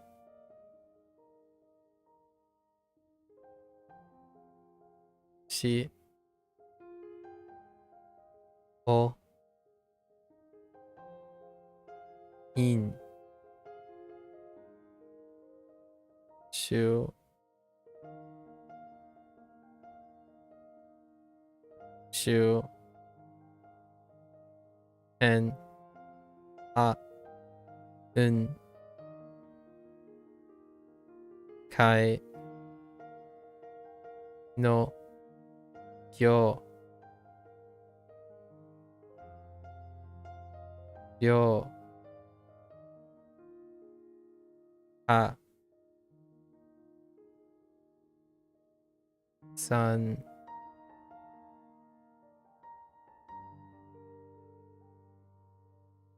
Un. Mon. Go. Na. Sen. Yoko. Cho. Shin. Sai. Q. Okay, and then we have 3 here that really hit the spot for today, and it's turn of phrase.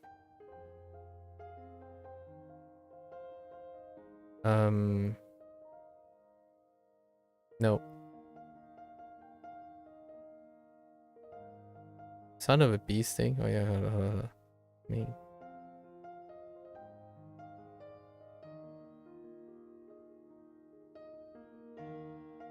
Does strong look like?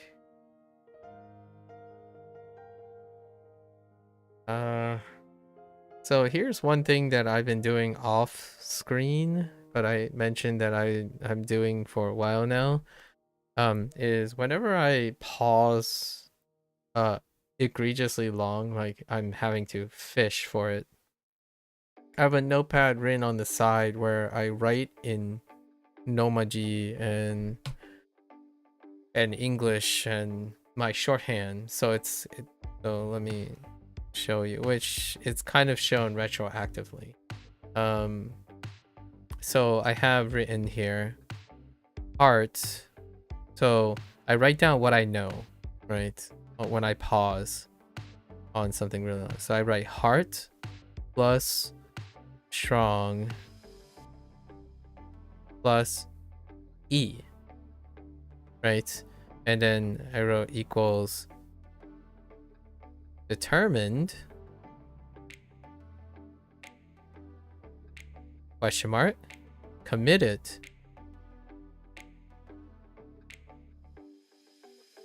question mark, right? And then equals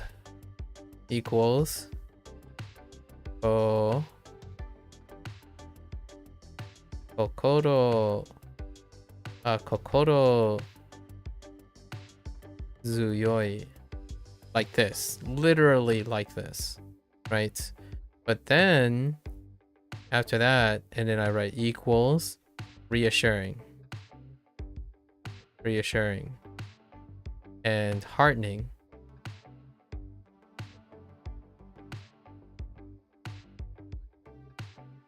This is what's on my notepad that I'm writing when I say I'm going to add this.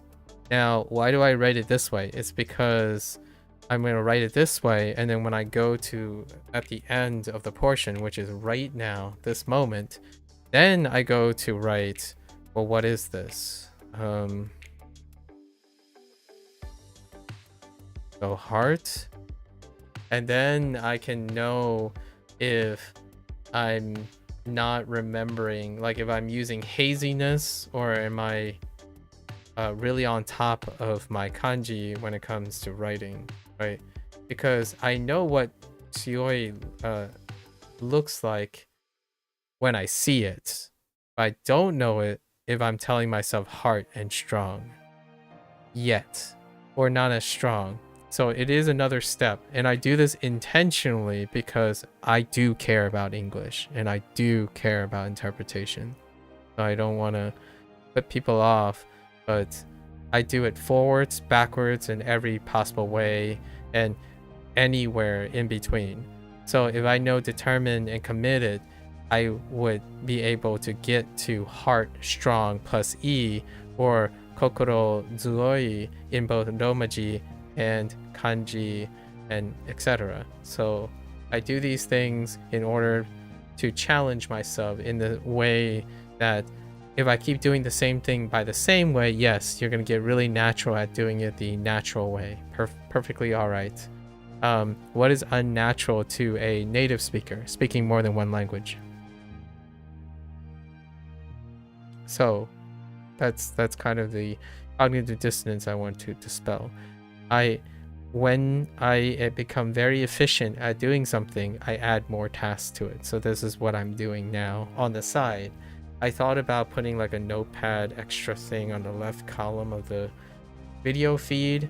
Maybe that'll be something added in the future. But right now, this is how I'm taking my notes. And I have 3 terms here, but it is written differently. So let me show you how it's different. So right now I'm trying to find strong. Strong is bow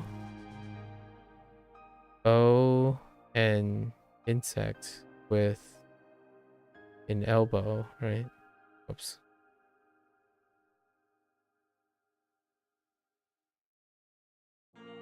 Or not an elbow. What is that? Private? You have bow / private that's really strong, that's made of insects, right? And then this is plus E, right? And that's how you get kokoro tsuyoi. Now, what I actually do on screen is I actually say the words to myself as opposed to saying this. So I'm like, okay, let's look at the words. I'm going to be talking about this in the 100-day review, like things that I do now that I didn't do at the beginning, right? So now it would look more like this. So this is literal. And then now we're doing stream. What does it look like? I basically say, okay, so I have heart. Heart plus strong.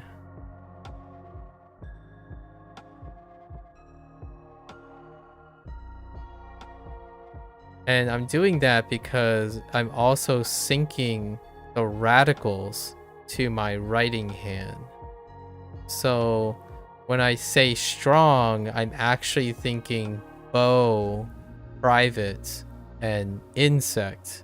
So I write those characters into the kanji. That's an extra step because I sort of already know what strong and heart looks like. So I can write them by saying, oh, that's what strong looks like. But I also want to remember the radicals. So because I can, not because it's efficient. So sometimes I'm like, I don't remember strong. What am I forgetting? I know there's a bow. I know there's an insect. But was there a private on top of the insect? That's why I write things as well. And then, so all you're going to see, most people are going to see, I'm going to say heart, strong, plus E. Okay. And then I'm going to say, oh, that's kokoro zuyoi, right? So I would then go, which is what I'm starting to do now instead.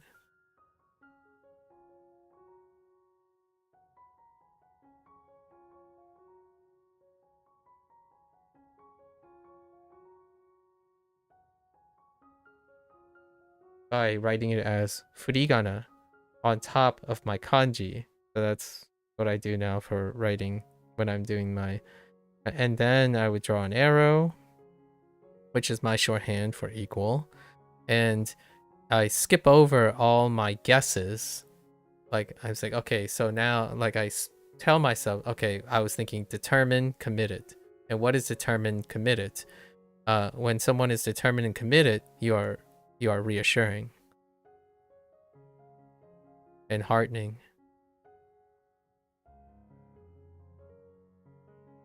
And that's what I'm doing for the last couple, like 2 weeks. What you only see written is this. This is what you would see. But I'm really doing this in my head. And I'm doing this part is coming from the lesson pause or the review pause. It's actually just the review pause. I don't do this during lessons. Lessons are learning situations. Review pause. So this is the practice. I'm literally writing this. Whenever I'm pausing, I'm like staring off to space a little bit. I'm like, okay, we're just gonna add this. So I'm just like typing this stuff out. I type out the things I know in a different way, intentionally, so that when I go to remind myself, I'm also having the incentive of writing things and representing them in different ways. And I do this from now on for WaniKani.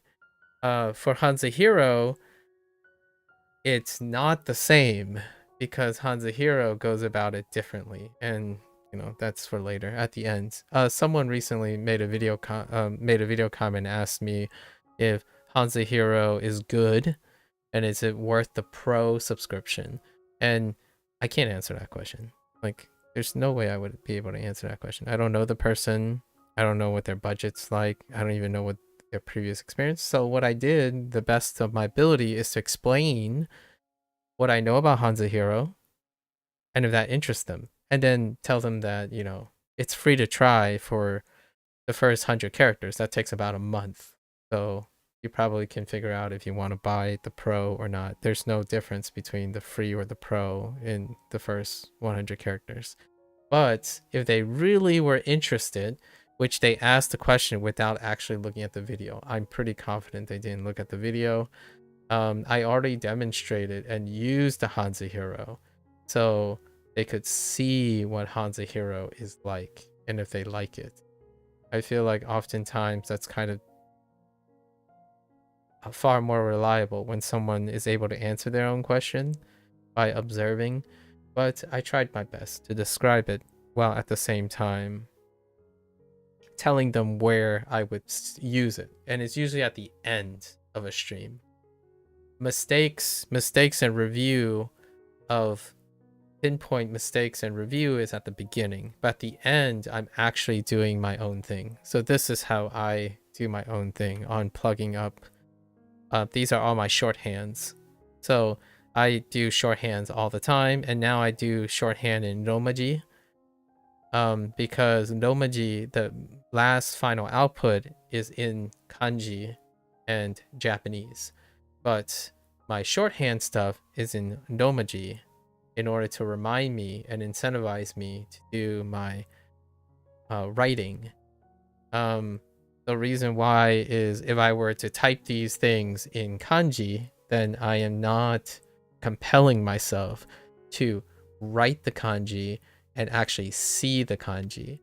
You're actually relying on your computer to tell you what the characters are. So when you're thinking to yourself, oh, you're reading something and you only see the kanji and you're like, wow, this is taking me a really long time. In my opinion, it's largely because you don't see things in kanji. You have things show you it in kanji. I mean, you'll still get to the same place. I mean, if you practice enough, you can still go in one direction. I typically rarely ever go in one direction. If someone says, oh, I'm not learning Japanese, I'm learning French, then I will use English to describe the Japanese in order for a person who knows English who's learning French to be able to connect with it. And in a way that could get them interested in Japanese, because if I'm framing most things in English and I still am very comfortable in acquiring slowly or however much the Japanese, if it's understandable, it promotes approachability for language learning. Whether that's efficient or not, that's perfectly understandable. But generally speaking, the people who stay and they like, oh, this is interesting because you can explain things in English, Japanese and Chinese and English, I would say those people tend to be viewing themselves as speaking more than one language for the rest of their life, not living predominantly in a singular language. At least I like to think. But perhaps that may not be true. There are things like that, because if you move to a country that has a Romance language, English is far more elevated, in my opinion, than moving to a like Japan and expecting that English to be intuitively more elevated, right? Much like studying Japanese as an English speaker, the distance is maintained in that country. But for myself, people constantly say like, wow, you're learning Japanese, but you still spend like 90% of your time speaking English. It's like, well, yes, on stream, I speak in English because it's the bridging language. Not everyone is only interested in Japanese. And how do you get people interested in Japanese? That's, in my opinion, not going around flaunting Japanese like you're an expert and then trying to impress someone that way. I think, in my opinion, I know that's how other people try to encourage people. Be really, really good at the thing you are, and you inspire them to be wanting to be good as well. That's not my approach. I actually think, because I like learning a lot, I want to normalize learning. So I do not go around prioritizing trying to be impressive in order to inspire people. I want things to be approachable, in which they think and decide this is interesting because you make it seem understandable, right? Here's a great example of Japanese Japanese language learners who lack emotional intelligence, in my opinion, to understand my point of view, but sure enough, behave very classically or generally these days when someone says, "Oh yeah, by the way, there's no English equivalent of this. Oh wait, Japanese, you just have to know Japanese because you can't translate this. Oh, you can't say any of this in English. English doesn't have this." The moment you say that, in my opinion, the more English speakers who don't care about the language you're trying to share that's interesting. Because all you're saying is, "Oh, I can't explain this to you. Oh, I'm not going to try to explain this to you. Oh, you just have to know. Oh, yeah, just have to trust me." That's kind of how I feel a lot of times, which I'll go into later, about how to encourage people to do language learning. Like, I totally get it's very impressive. You can impress people with your skills. In my opinion, in my humble opinion, those people have all the right to celebrate how good they are. Because they're good, they love doing what they love. They're not actually there to be instructors per se. They're being served as examples of expertise. It's very different when someone goes around using their expertise as a way to be relatable to their audience. The more extraordinary you are, the more skilled you are an aspiration, not a relatability thing.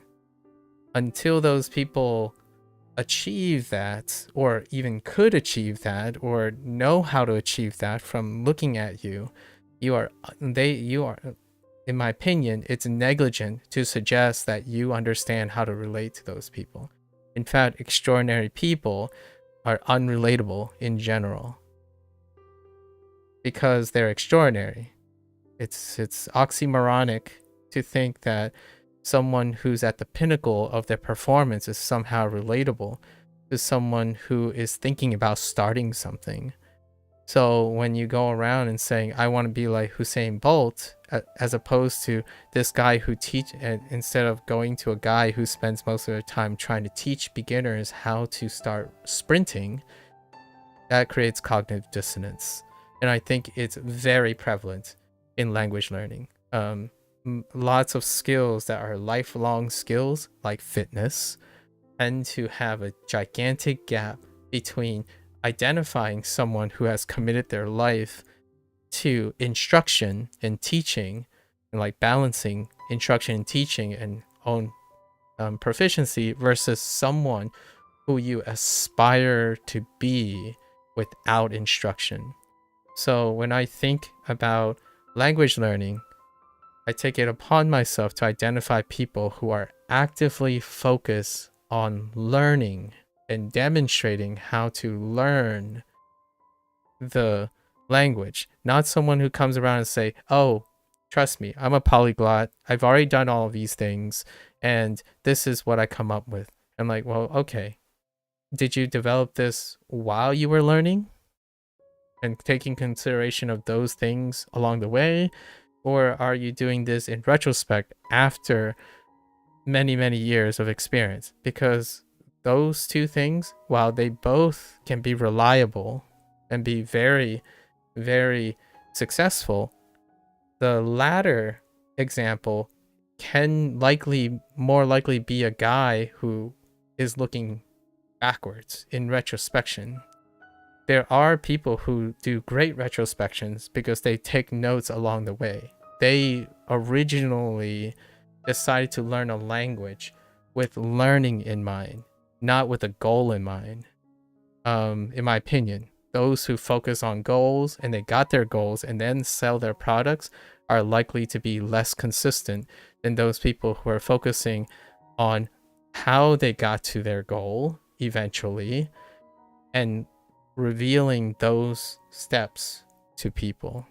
So I like to think humbly that I'm more the people who are taking the notes to getting to whatever the goal is at the end. I actually don't even look at the goal. This is part of my life already, so it's not like I'm gonna say, oh, I didn't reach my goal, now I'm just going to stop doing it. It's already part of my life. So whatever the goal is, it's somewhere down there. It can be a lot of things. But this type of thing that I'm recording and doing is to demonstrate that it is far, far more complex. And you can make it as complex as you want. Jump through hoops, do backflips, and most people gloss over it and say, oh, I don't care because I don't need that to reach my goal. It's like, good for you, right? Awesome. You know what you want and what you need to do. Do I have to do this? Maybe, maybe not. Do you have to do this? Maybe, maybe not.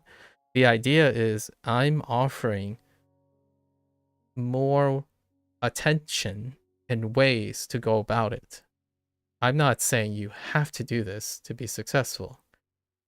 This is how, in my opinion, I would go about most things when it comes to developing and iterating on what's known. There are such things as the romaji. There are such things as guessing, right? And then there are such things as interpretation. And then these things are more based on transliteration.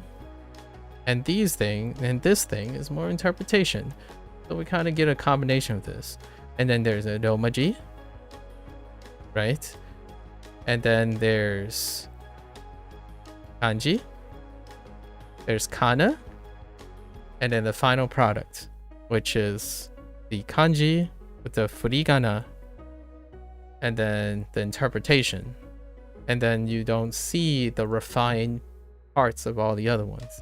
And to me, this is what someone else linked earlier. This is a workflow. When you think of a workflow, you can think of it as like a computational code, right? I'm going through a workflow, and when my workflow gets efficient, I try to break it down and resolve more of the workflow, so I'm doing more work. Is that worth it? Well, for me, it helps me with a logical process of problem solving, because when I have problems remembering something, one of the ways to help yourself, use yourself to figure out what you need and what is sufficient to learn something is to be able to break it down. Or you can be an intuitive person and go to the next trendy thing and just swing it. Like, oh, this guy must have the solution to my problem. Then go for it. That's not workflow computation. That's more like vibe coding, which is a buzzword right now. So you vibed your solution. That's fair enough. That could work too. I just wanted to, this is to demonstrate what goes on in my head. But now we're gonna go back to this stream aspect. It's a thing I'll be talking about in another 2 days. Hopefully. I have so many points, I don't want to balloon it, but I'll have 2 to 3 hours of talking points about WaniKani, right? And how to provide context translationally, not context natively. I think those words are so nebulous and general now that it makes me feel like they've lost their meaning.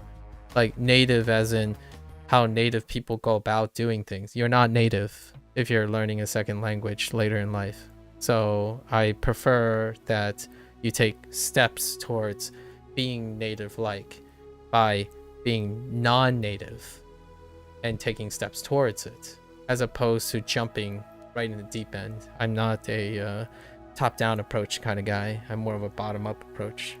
So for me, you take what you have and you translationally provide context. This is context. These methods and learning and shorthand things are context for another language. Now, if your universe only includes the target language, then yes, this would be contextless or not context worthy. material, and that you can go and join the group of purists who only believes in immersion and comprehensible input or what have you, like the ones that exclude all the different tools you can use as a thinking person. So this is an illustration of juggling many different techniques so that I can introduce them. And at some point you're like thinking, well, if the technique doesn't work, what do? You forget it. You tried it. However, the experience you have, you can stick it in your back pocket, and one day, you never know, you might have a different type of skill that may work with this type of thinking. Now, yes, it sucks to feel like you wasted your time if the investment never realizes its return. But generally speaking, I'm a person who builds skills for the future, as opposed to expecting value in everything I do. I do them because I can. That is critical thinking and creative problem solving. You are building things as opposed to out of curiosity. You're not building them for a problem that already exists per se, but you can try, but you shelve them, right? You never know what the future holds. I think pragmatic thinking is great when you have so many problems and you don't have enough time to solve those problems. When you get ahead in life, at least in my opinion, when you get ahead in life, like for example, you know English, well, you don't really need to know another language if your country is English speaking. So inherently, when you decide to choose to learn Japanese, for example, as an English speaker in an English speaking country, you're solving a different problem. Oftentimes, people learn another language so that they can move to another country because their problem is actually the country they live in. That's solving a problem. That's a pragmatic thing. The problem consumes so much of your life that you are not creating and or using preventive, proactive enrichment. I typically, in my opinion, a little bit encourage people to at least try to liberate 5 minutes or 10 minutes to the creative process, because the creative process is a skill that will come in handy, not all the time, but it will certainly be an asset when you reach a moment where you no longer have obligatory problems consuming most of your life. Some people prefer to keep their life full of obligatory problems. For myself, I try to keep, like, actually for now, 50% or so of my time is non-obligatory problems. So I spend most of my time enriching myself on what's a different way to learn Japanese. What's a different way an English speaker / Chinese heritage speaker, Fujianese heritage speaker, plus someone who lives in the United States can approach this problem of problem solving. So I'm in no hurry. I'm not here to tackle the most trendy things and whatnot. I'm here for exploration. This is intellectual exploration. When you say you need to learn Japanese the fastest you can possibly be, that's suggesting that you have somewhere to be and you have some goals to meet. And I have no qualms with you going around preaching the fastest way to learn Japanese. But know that you still have to ask the person, especially me, if that's even relevant. This stuff is not possible if I did not start learning Japanese. The stuff that I'm talking about right now would not happen if I didn't try to learn Japanese. And this stuff is not possible if I were to go around and say, what's the most trendy method to learn Japanese? It's certainly not this. But do you have people going around saying, oh, this is what you do with every word you're stuck with? At least I don't think so. I find it very hard to believe, because this would be very counterintuitive to other people. and in my opinion, it's only counterintuitive is because they practice what they preach, but they don't practice anything else. They don't consider anything else. To end like kind of this little digression, one of the most identifiable characteristics of individuals who are creators and leaders oftentimes is elements of creative process. I mean, you would think that when you think about a creator or a pioneer, that would imply that those individuals would have a creative process. But if you're going around stating what other people do and base everything on what other people do and only do what other people do because there's an assurance that it would work because other people have done it, then that is literally not the creative process, right? If you're doing that, I'm not saying do it with everything. Don't reinvent the wheel when you have to meet a deadline, for example. But reinventing the wheel deals with the creative process a lot of time. It evokes the creative process. What is reinventing the wheel? Learning a language to supplant your existing language. That is reinventing the wheel, right? And it elicits the creative process, hopefully. But it's humorous because lots of language learners, in my opinion, self-study language learners nowadays, try to not reinvent the wheel while learning another language.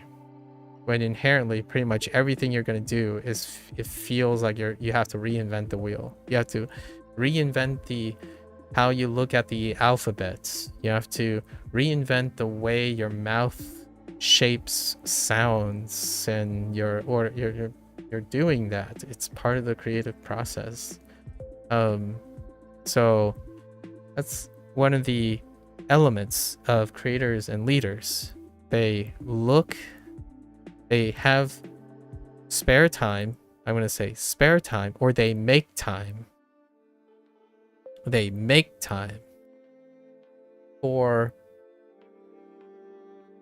activities that involves the creative process. Like, hey, I see that a lot of people answer the question of how to learn Japanese this way, like 4 different variances of this way. Well, you know what? I can do that. And then let's go do something slightly different. What if they considered doing this? So this part didn't work, right? Nomaji, for example, Nomaji didn't work because of these specific reasons. And then other people say it kind of works because of these specific reasons. So how do I take the things that kind of work, mitigate the things that don't kind of work, and then take that and then combine it with something else that kind of worked this way, but doesn't overlap with this way? This is what that looks like to me.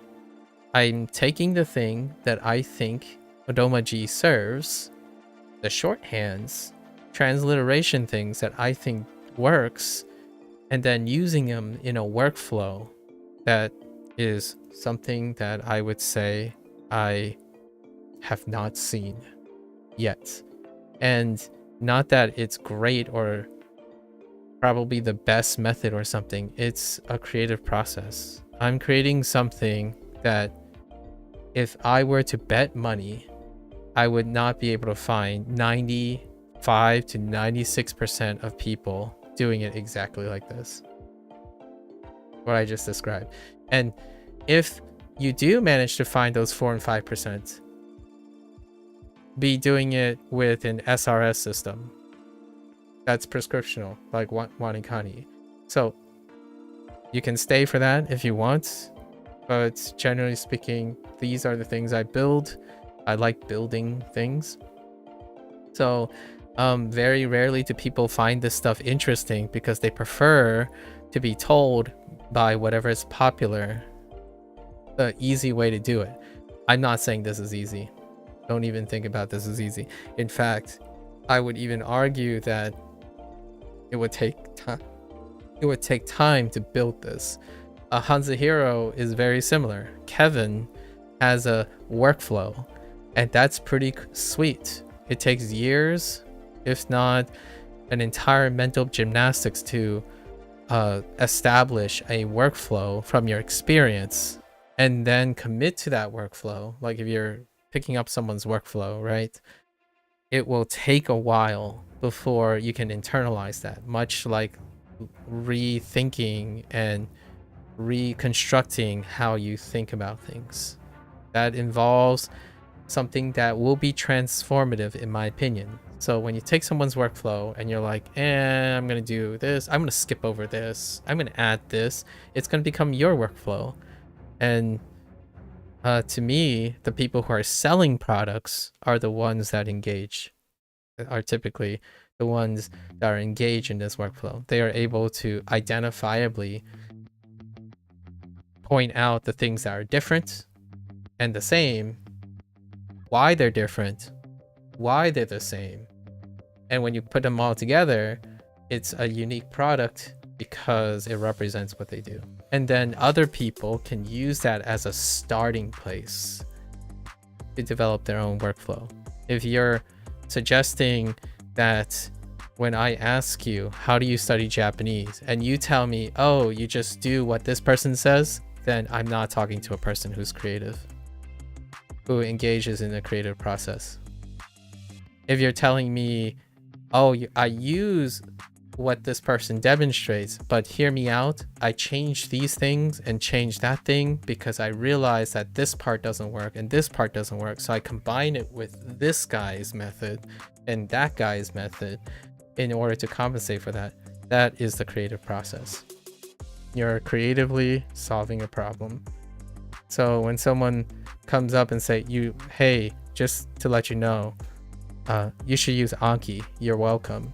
I would, for all intents and purposes, with all due respect, I will probably ignore and or take consideration that goes in the bag of maybe I should look at Anki, but you legitimately explain nothing about how that's relevant to you and how you're qualified to even give that advice to someone, right? And I would say whatever I just illustrated is being generous, because people say even less than that, thinking that they are competent or am pursuing or expressing that they are competent in something.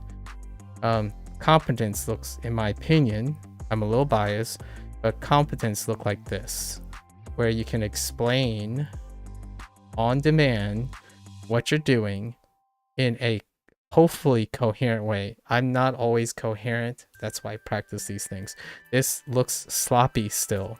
I can see a bunch of ways to improve this so that I can better communicate and give people an example of what I'm doing.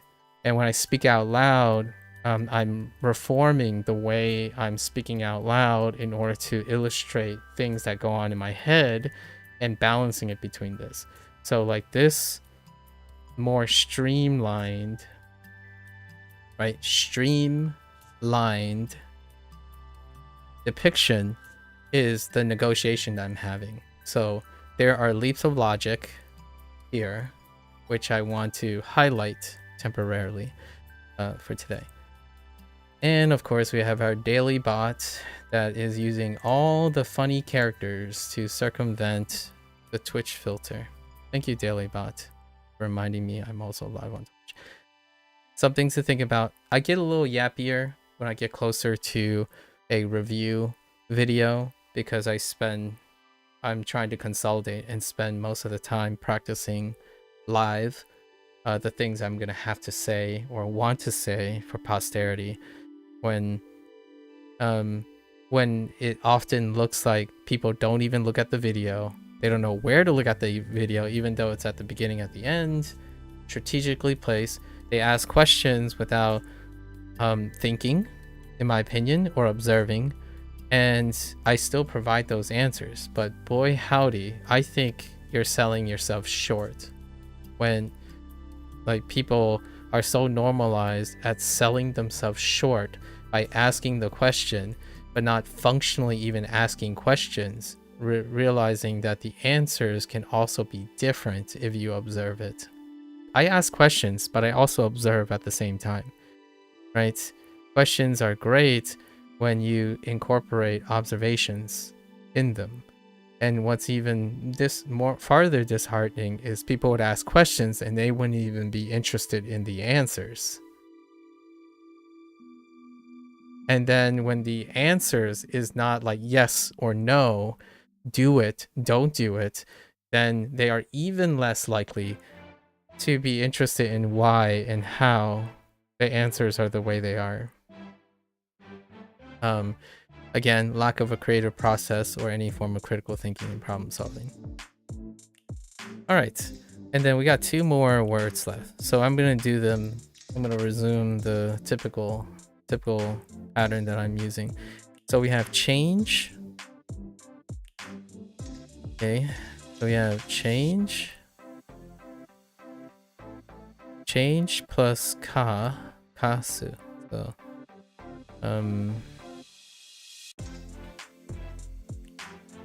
kasu.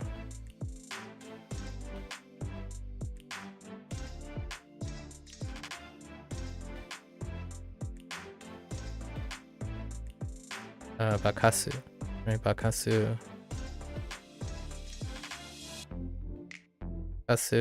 and this is so we have bakasu to change.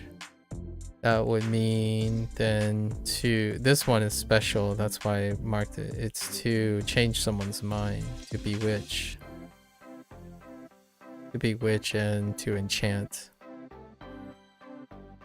someone, technically someone. Okay, and then one more was sell.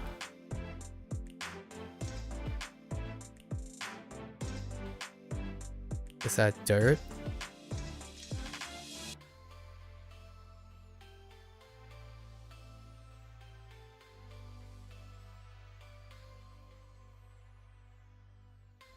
Yeah, sell plus de,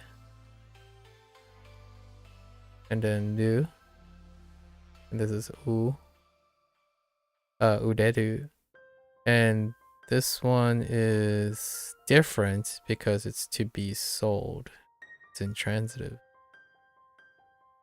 but with a de. And that's it. That's it for today for WaniKani. So we're vastly approaching our day 100. And unfortunately, it's probably going to be the day 101 stream. Because if today is day 98, right? Yeah, the second peak day is going to line up with day 100. So it's probably going to be the day 101 video. It's going to be very difficult for me to stack a peak day. Well, you know, the second peak day, it is lesson prone, so I'll think about it. The following review day is kind of tough too, so maybe it's either going to be on the day of, so day 100 or 102, depending on how ambitious I am for the day. And I still gotta squeeze in Wagotabi's final thing. Like there's still a little bit more for Wagotabi. But tomorrow is a not peak day, and we're doing our Duolingo Spanish stuff. So the things that I've collected and observed and changed about Duolingo Spanish. All right, so gonna play it by ear. It's either gonna be day 100 or 102 is the day I'm going to review many of the stuff that I talked about during HanziHero, WaniKani, and Duolingo the last 3 or 4 days. It's a collective. I think across the 3 of them, I would have touched upon many of the workflows or things. I am not publishing any of these things. Maybe one day, if there was some sort of really recurring interest. I can write like a thought web or a workflow web that maybe could be a fun way to get people to think about their workflow and their work process. And that would just be it. It's I don't like prescriptional things, especially with intellectual exploration. But I could see myself trying to experiment with how to create a workflow that inherently encourages people to be creative. So maybe like a weird emotional intelligent workflow, as opposed to a computational workflow that deals with leveraging one's own pragmatic uses. Like, for example, hey, step 2, right? Step 2, consider these things. Can you write these things and then ask yourself if any of these things are important? If so, suggest trying this step and then reviewing it and evaluating it. Create a Likert scale for yourself. 5 being I like this, I should keep this, and 1 being not. So maybe some really more entertaining and emotionally intelligent way of going about developing your own workflow, right? I think learning a computer language and then tackling that is also really wonderful. It's still a language learning, right? I think workflow management and thinking, process-oriented thinking, is I'm biased towards this. If you're working on a life skill, process-oriented thinking, like workflow development and creative process development, is biasly far more relevant than goal-oriented thinking. If you're doing like a short-term project, like in the short term, and deadlines and pragmatism and fixed output and fixed rewards, it would be thrown way over to the goal-oriented things. But language learning is not one of them. Language learning is a heavily more, in my opinion, biased towards process-oriented thinking. And I chose these things intentionally because a weird flex, I'm very excellent at process-oriented thinking. Actually, most of my life involves careers and disciplines that take far more advantage of process-oriented thinking than goal-oriented. Like an 80-20 split, right? 20% goals, 80% process-oriented thinking. So for those who are very trendy out there, who say, oh, they want to learn computational coding and or engineering, like, software engineering or video game design, whatnot, process-oriented thinking. It's a inherent part that is so far biased towards process-oriented thinking. It can be repackaged like that too. Like, I don't actually code video games or do data science anymore or look at cybersecurity in like a direct oriented way, and I don't even do science anymore, like biology and whatnot, but those foundations are repackaged all the time with different anecdotes. When someone says, oh yeah, hey, you know what's a great asset and practice to do? Reinvent the wheel sometimes. You're probably going to hear that from many successful people who already engage in creative process and process-oriented evaluation. Learning a language is 80% towards process-oriented thinking versus the whole goal-oriented thing. Like, even in my opinion, super hot take, even thinking that the goal is to be a native speaker it will cause, in my opinion, someone to completely focus on the goal as opposed to what's actually happening and how you get there. Like, the very moment that you're saying, oh, I see. So I will revolve all of my processes to be as close to a native speaker and then go backwards from a native speaker. So if I can literally speak to a native speaker, then that is the closest thing to my goal.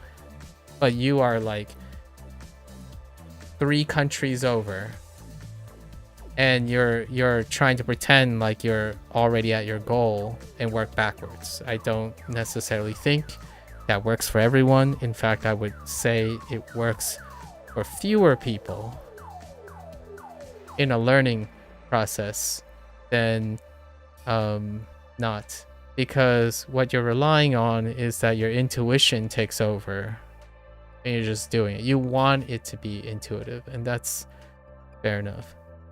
So I'm not one of those people, but yeah, baby steps. What does this look like when I started language learning, like with Duolingo? It looked nothing like this. Just go check out the day 25, around day 25 Duolingo, my first Duolingo with Duolingo Japanese. It was underdeveloped.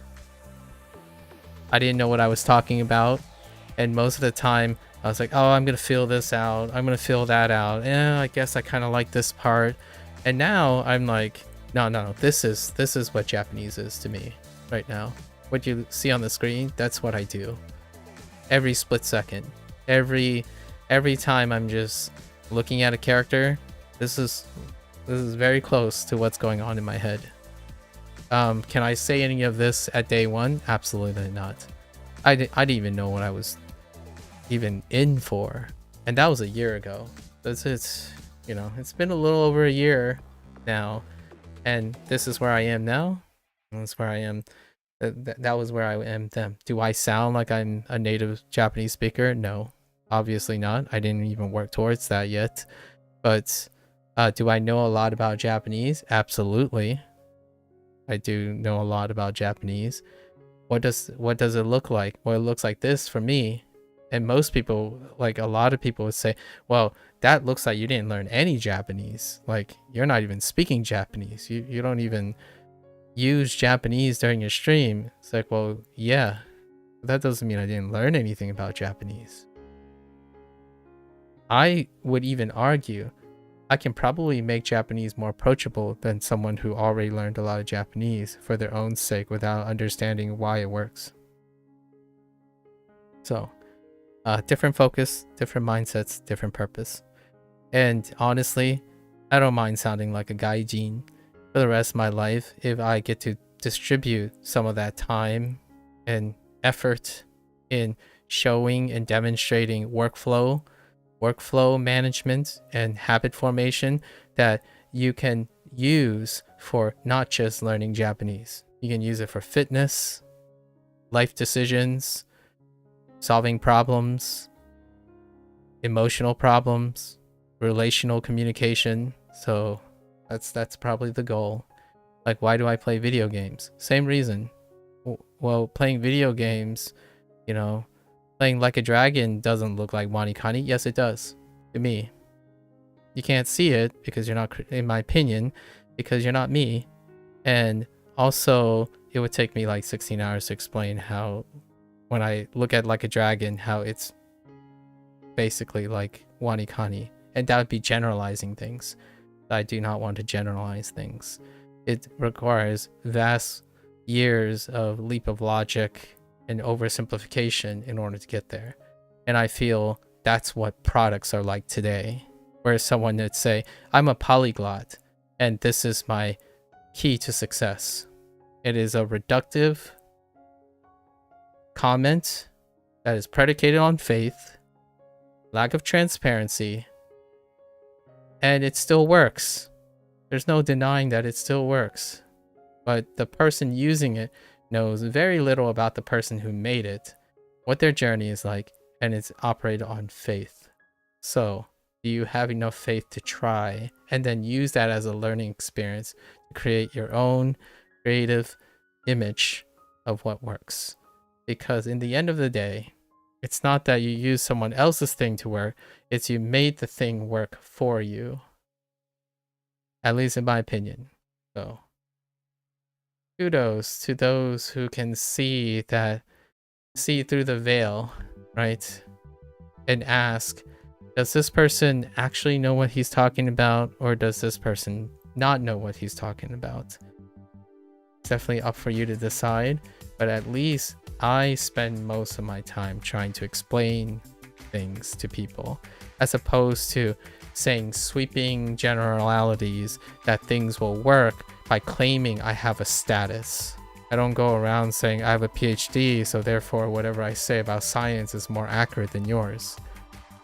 That would be full-blown negligent, in my opinion, and professionally deceptive if I said I speak 4 languages, therefore I can make a product that guarantees that you learn those 4 languages. I would say you should give it a try. This is the stuff that works for me. Let me explain why I've incorporated these things in the design. Give it a try. If it works for you, I'm very happy. But please be assured that there's no guarantee in its results. But that doesn't sell products. Guarantees hyperbolic language sells products. That's kind of a sore spot for me about how negligent profiteering is from experts who believe that they keep saying they care about language learning and they want to promote language learning, and yet hyper aggressively continue to sell products for depicting a product in a very simplified form instead of going above and beyond to explain things, at least in my opinion. All right. Thank you. This is the end of WaniKani in Japanese today. You're gonna watch this later. Arigatou gozaimasu. Right. So for those who are only interested in Japanese, minasan mata ne. I'm gonna get up, take a quick bathroom break, and I'll be back for HanziHero. Thank you.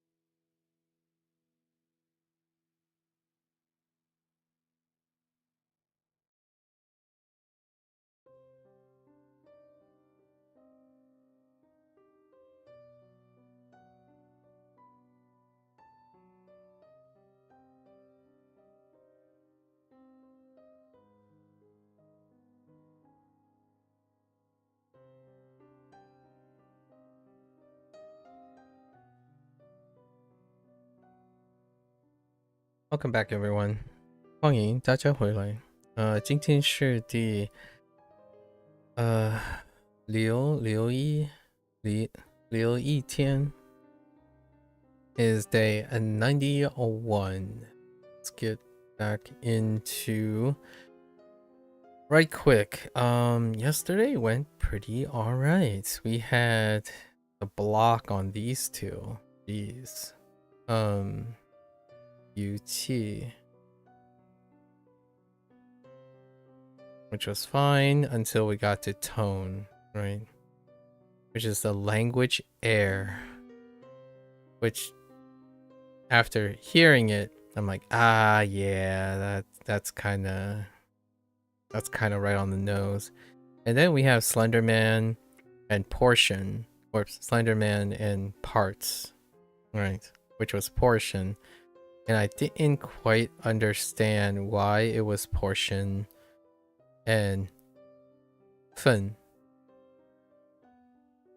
But sure enough, it was Frodo defending, or trying to defend his portion, his stash of fins that he collected with his sword, right?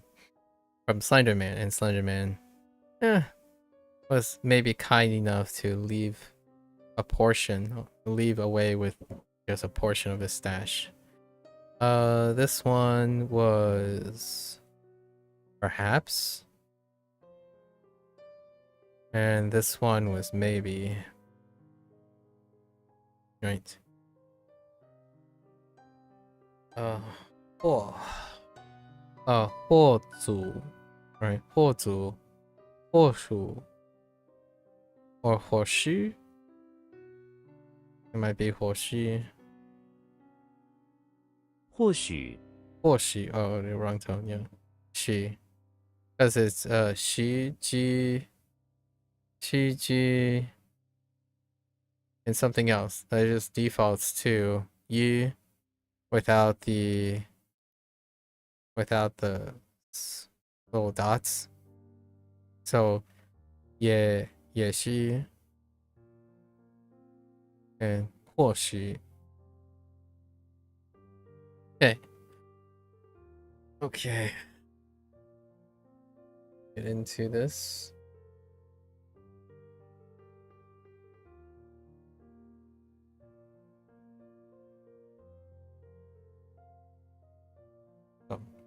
Apples.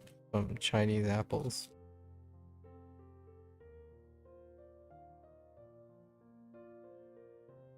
Okay.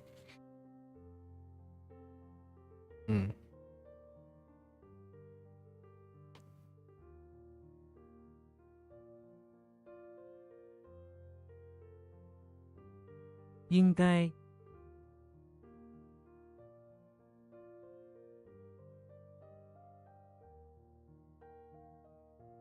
Should, but should is still should. 应该。我今晚应该读书。应该我今晚应该读书。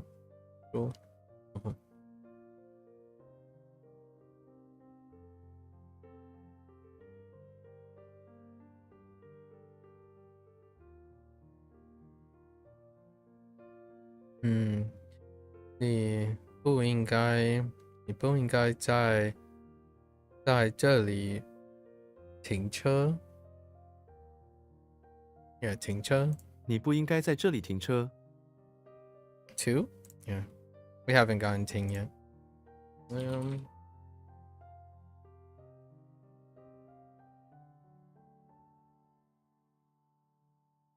Right, let's make sure. So Ying, Yoshi, outside, Turkey Shack, Art. And Guy is Gore, School, Gandalf, facing it, kind of squeezing it with words. Yeah. 应该 Should use a different method. 活该 Ball Guy. Live should. live should to serve right. That get to live through what they should live through as a result of their previous served right. Get what's deserved. Ah, okay.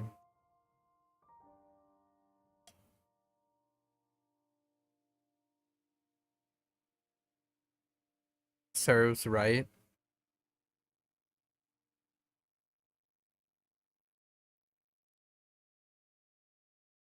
What the heck happened here? Serves them right? What happened?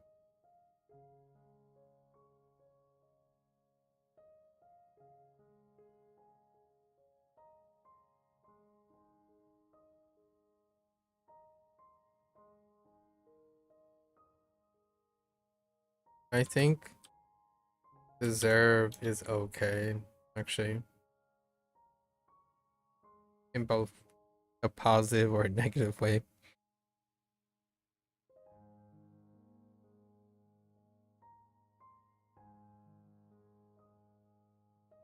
Okay. Serve right. Is there any way I could phrase this in a should manner?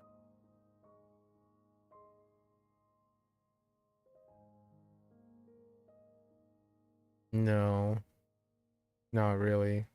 We're at the mercy of serve right. Okay. Serves you right, yeah.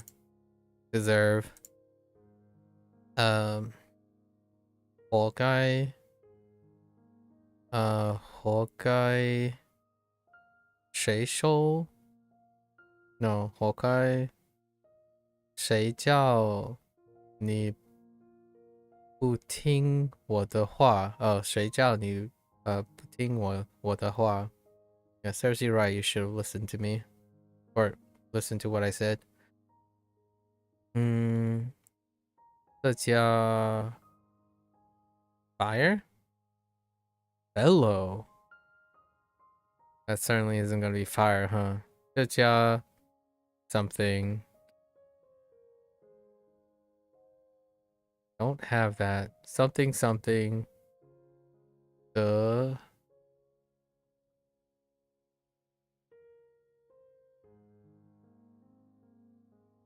Something something.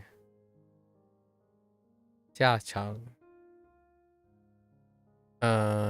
下场。活该。这家伙落得如此下场，活该。如此。Oh, no, I do have do. That's it'd be like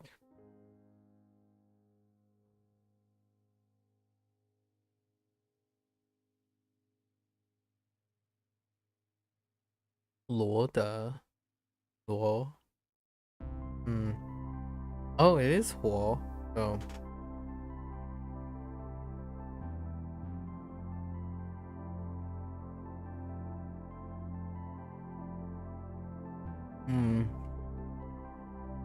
Gone.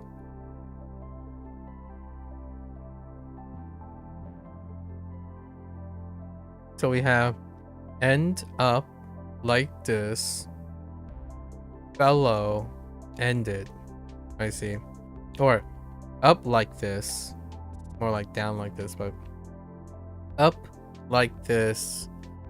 Ended fellow. So that fellow serves right. So many things I don't know.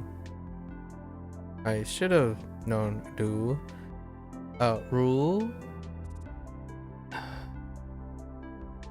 I have a few vocabulary words with that. Hawkeye. 活该。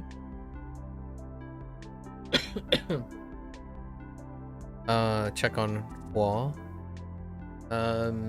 If Hulk want to continue living like this with the boss like spraying stuff from his tongue, yelling at him right in the office.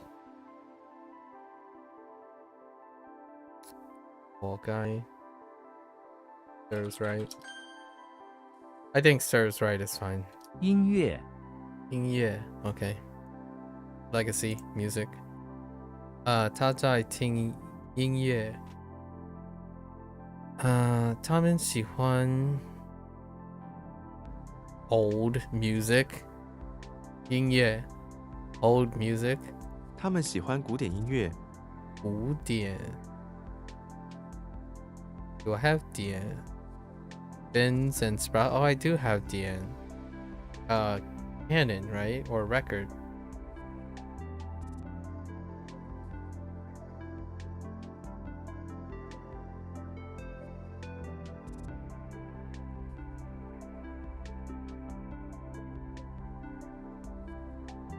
So like a canon, old canon, classical.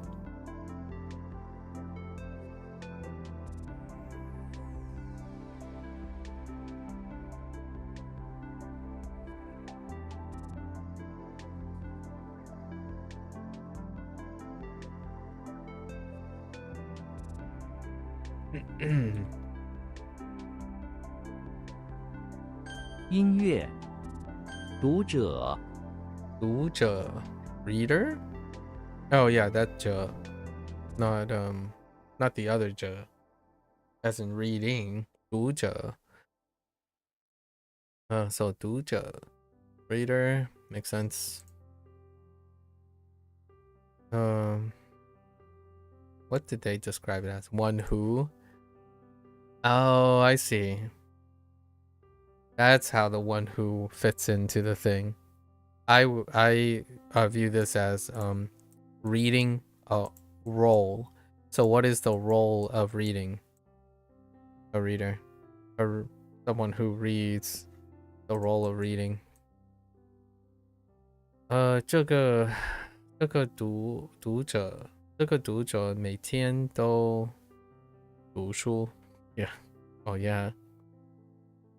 这本 something something 有很多读者 newspaper. Not the newspaper. Something 喜. This is probably 喜. 这本报纸有很多读 Oh, 者。 that's 纸. Yeah, that's right. 纸 not 喜. 纸报纸. Oh, that kind of makes sense. Oh, hey. You're very different. 报纸. Okay. 读者喜欢这本书. Okay. 这本书. 读者 We just got the Joe thing. James Bond basement electricity plant in Elder just suddenly becomes a son. Is one who becomes a son.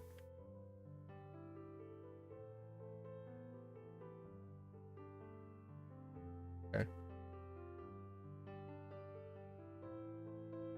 太空太空 excessively empty.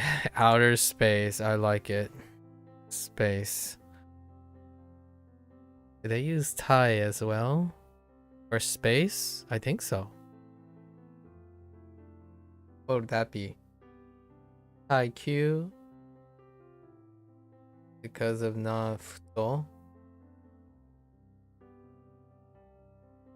Thai Q? Haiku? No, it's something else.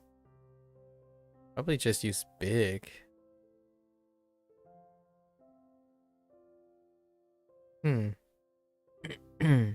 Yeah, they probably use big. Which ends up sounding very similar, actually. Icon. Outer space, yep. Icon junk. It's this way. 太空垃圾。 Nope. 垃圾. No idea. 垃圾. 太空垃圾. 太空站. 太空站. 太空站。站. 太空站. Makes sense.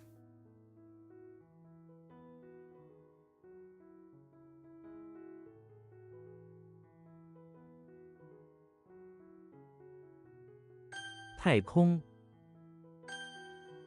哎，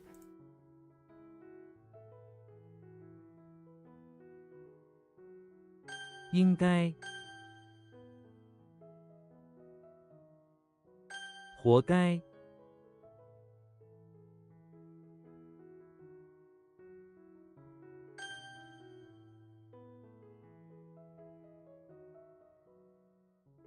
音乐，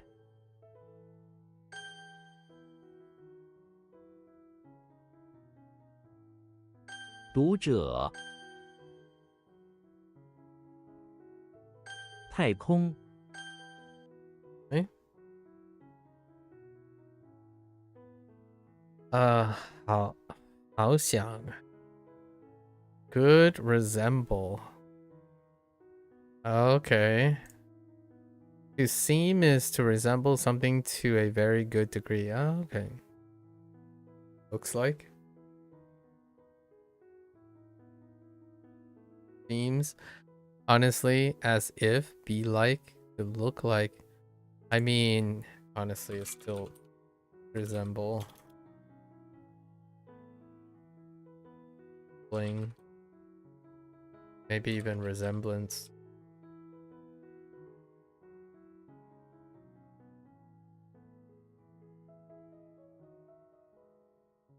Seem. Okay.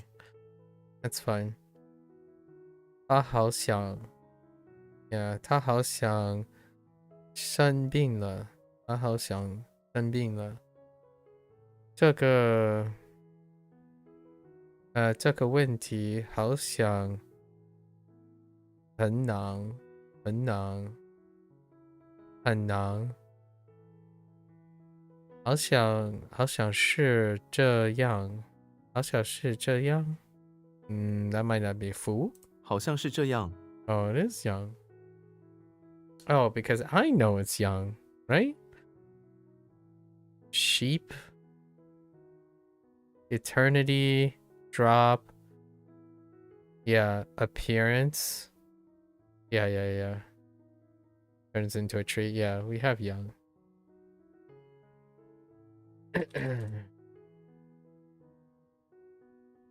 Young. Oh, 好像，好像，好像。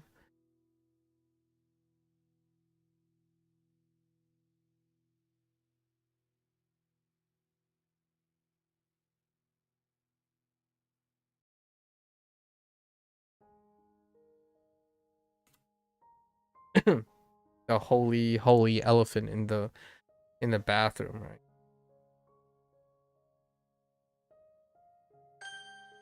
应当，应当 should work as, which is should again. Sorry, excuse me. 我们应当 I've seen you a bunch of times, and now you're gone. Something 猪 something 猪 something 猪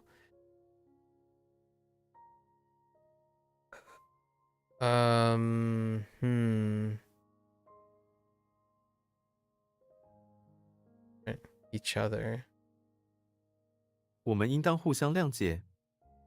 谅解互相谅解 Okay.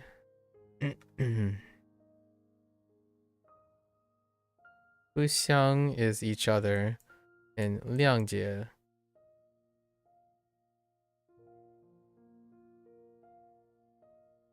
is understand. Probably. 应当早住准备 Yeah. Yes, 准备才是应当早做准备才是。 really. How does that work?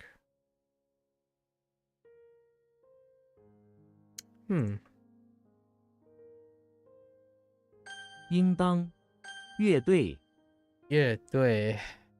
Music team is an orchestra or band. Oh, okay. Okay.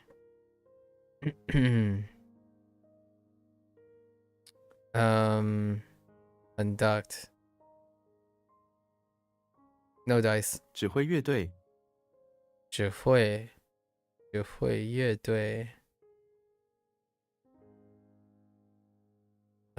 乐队 something something 的的很出色，出色 really 乐队演奏的很出色。演奏的很出色。That's interesting. Exit colorful, magnificent, or hang on. So the orchestra, yeah, magnificent. That's kind of cool. Like very sparkly, lots of color. It's very exciting, magnificent. Exit color.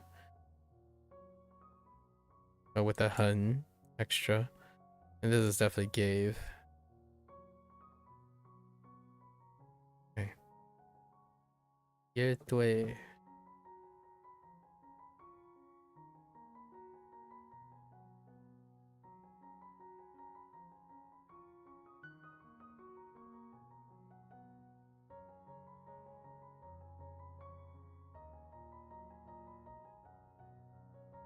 Yeah. A little bit of a runny nose here.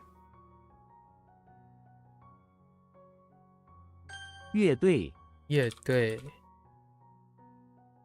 复活复活 copy to life to live. Oh no, this is to return. Yeah, return to life, to revive, back to life. Yeah, self-explanatory.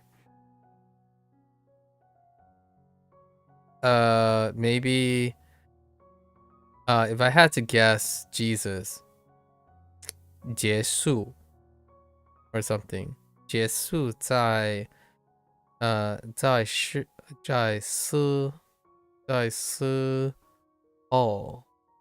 后复活了。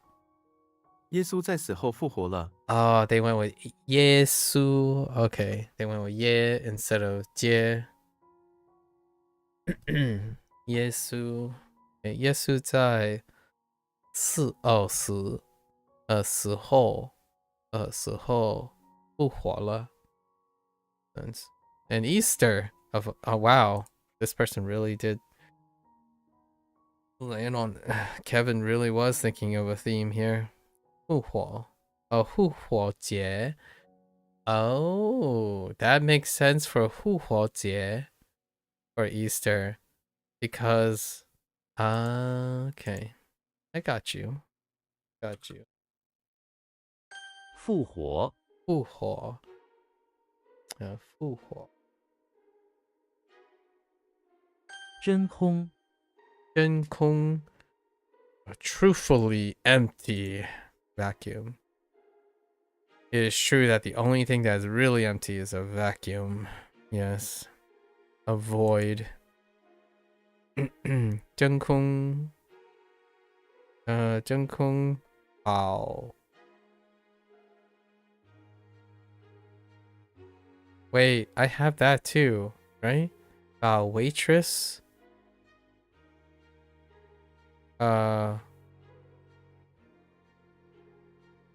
真空包街真空包街真空包装，装 Oh yes, 装 Dang it! I was thinking of the wrong person. 装 Yeah, it's the attire. Dang it. Attire. Right? Like George Costanza outside of the chapel noticed a waitress. A soldier bringing a waitress. Wait, is that the same one? Soldier, waitress, and dress. What was he doing with that dress? What was he doing with the soldier? I was thinking of Jie, which is kind of similar. It deals with a soldier, a woman, and a dress.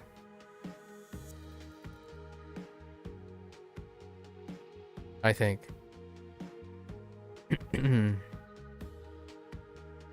Zheng Kong cleaner. Zheng Kong. One of them is Saul, maybe. And then one of them, oh, what is this? Dian, Di, Ji? This might be Ji. 真空除尘器 Qi. Oh, it's not Ji.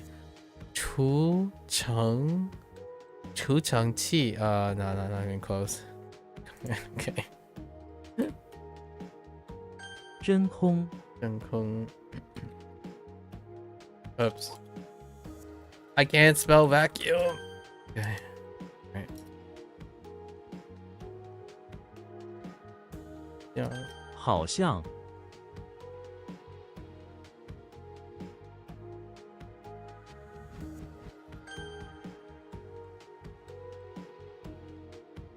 真空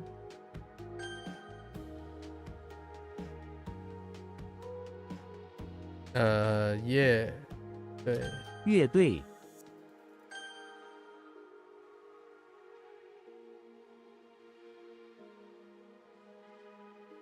复活，复活复活，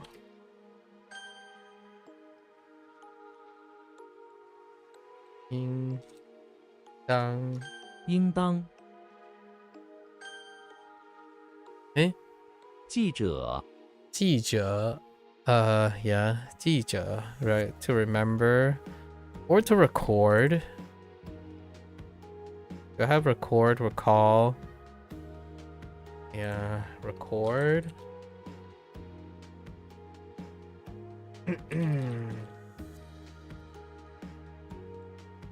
Okay. 记者. A journalist is one who helps everyone know and remember what happens. Like a reporter, journalist, yeah. Article writer. Journalist. 我不太喜欢记者 war reporter 是什么的记者随军记者谁军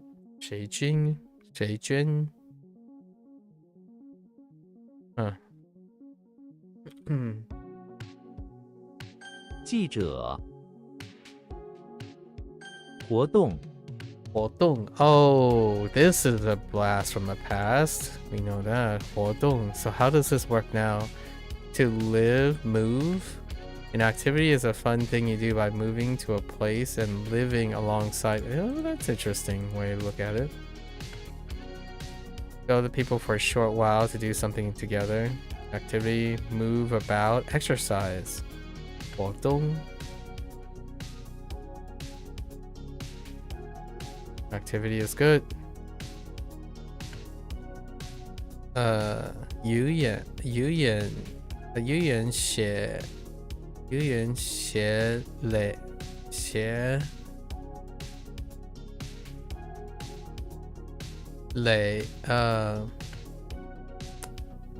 other 学 oh no 学习 I was thinking of something else. 语言学习活动 so language learning activity literally that 语言 oh yeah 语言学习活动 political activities are you he could you be 整合 there's no way 活动政治活动 Jun, oh, it's still Jun though, but different tone. Jun, oh, it's not he. 治 okay. 政治政治活动。Okay. 活动几点？几点开始？活动几点开始？ What time does the activity begin? Yep, makes sense.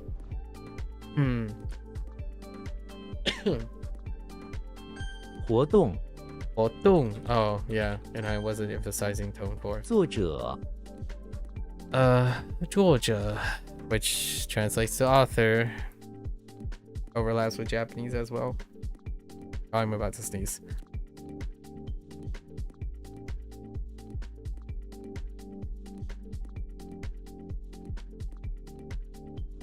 That awful feeling when you're about to sneeze and you can't. All right, author and writer. Okay. 作者这本书的作者这位作者的小说非常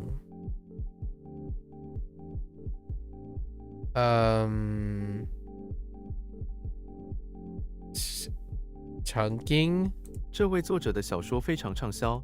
畅销Okay, that's Chang and then Xiao. I guess I should have known Xiao to some extent because of the right character. And then I guess Chang because of the right character. Okay.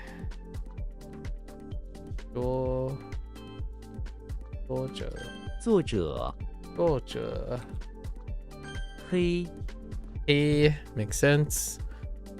Harry Potter is in front of the beach house, sure. Sitting on the sand, sweating profusely. He forgot to bring his bathing suit, so all he has is this heavy black wizard robe. His black socks and shoes and a black t-shirt. I forgot that black is the only component here. But we're good. A is hey. We have legacy on this. Heiban, which we can learn very soon. Heiban. We can learn that too. Heiming Dan. We have all three of them. Literally black nameless.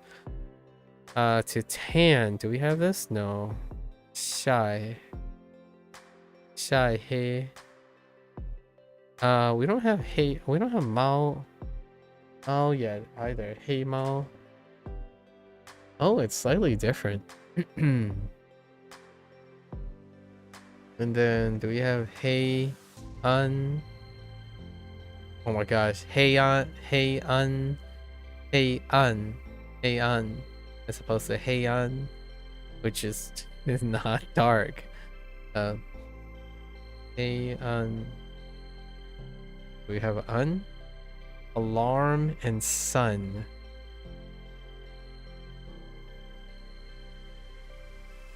With un Master Chief? Don't think so.黑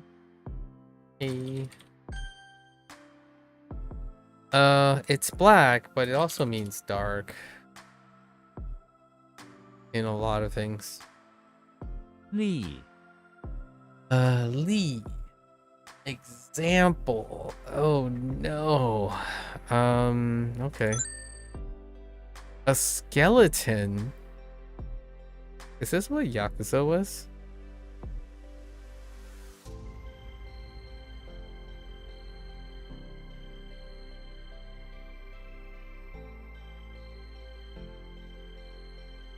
It could still work. I'm pretty sure this was Yakuza. Evil. Intriguing. Oh yeah, it's Yakuza. Because it's part of Su. Yeah, it's Yakuza. Okay. Alright. We can unify them. 力 Alright. Oh, you have the saber, Slenderman and skeletons. Oh, this is gonna be priceless. Alright, Link is in the bathroom of the house teaching Slenderman how to swing a saber. Oh, they have an example skeleton that's in the bathtub. Okay, so we have a bathtub, and you would do this. It's in the bathtub. in a house, sure. And Link swings and shatters it. Oh yeah, because Link also swings swords. Right. Then he hands the saber to Slenderman and asks him to follow his example. Alright.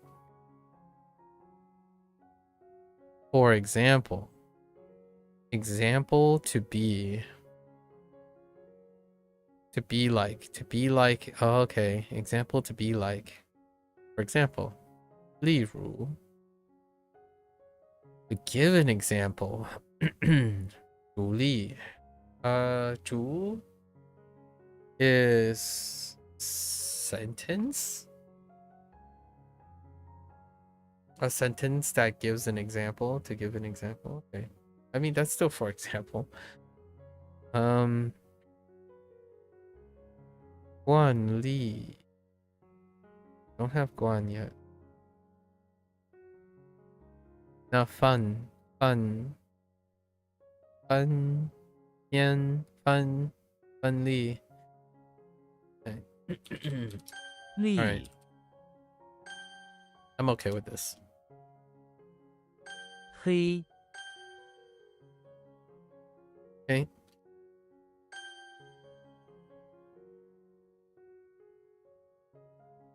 活动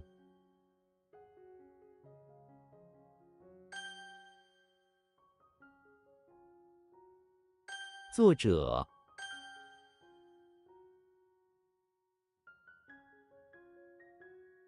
记者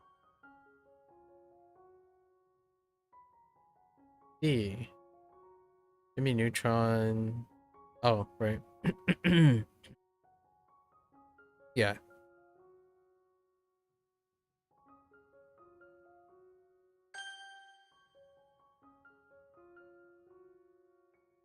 力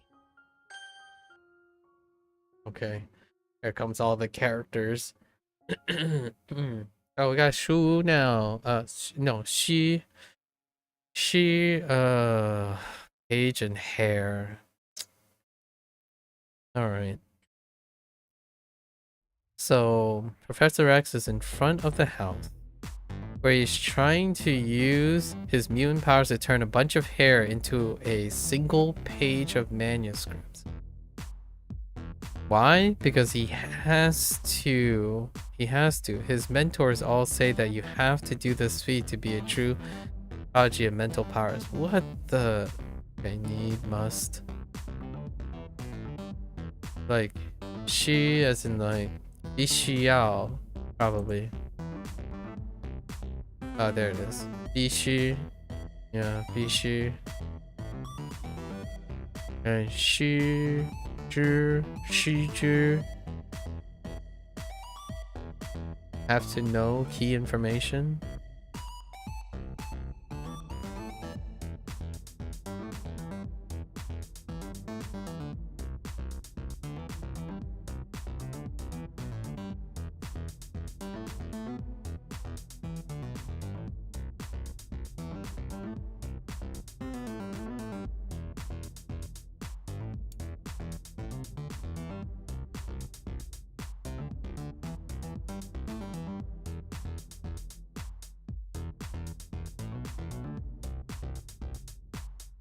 虚 赢 Ying.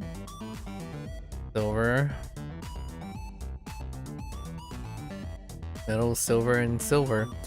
Yoshi is inside the infirmary on a sickbed, only that he is completely silver as a result of his sickness. Some doctors inspect him and even hit him on the head to verify that he is indeed as hard as metal. He can barely move. Alright. Ying. Yeah, Ying He, silver river for the Milky Way. That's pretty cool. Ying He. And then Ying Se, silver. Okay, silver color.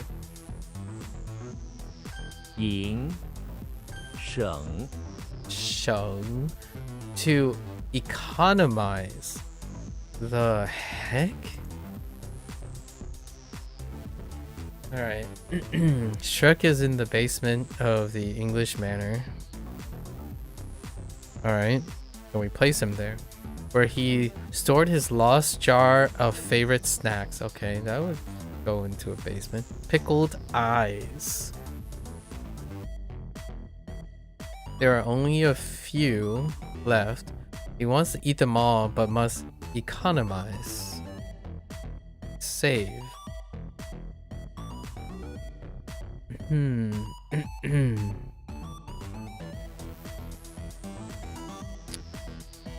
Okay, he reaches in and grabs one with his index finger and forefinger. Pinky out too, of course. Yes. He is a fancy English. He's in a fancy English manner after all. Then he pops it into his mouth. Okay, so that's how they got that thing. Alright, I got you. Then he pops it into his mouth and swallows it with a visible joy, only to follow up with a look of concern. How to make these last, he wonders. To economize. To ration. To save. Or save. Interesting.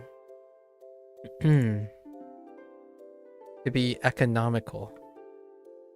生钱. Okay. And to economize money. Okay. To simplify matters. That's interesting. 省事. The matters to simplify. That's a different meaning than this one. To live frugally. Yeah, I was gonna say frugal. I'm gonna say to be frugal. Right? But to economize, to be efficient.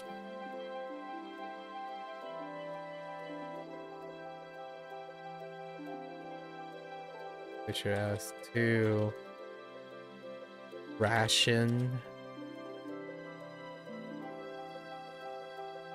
I think to be efficient is better.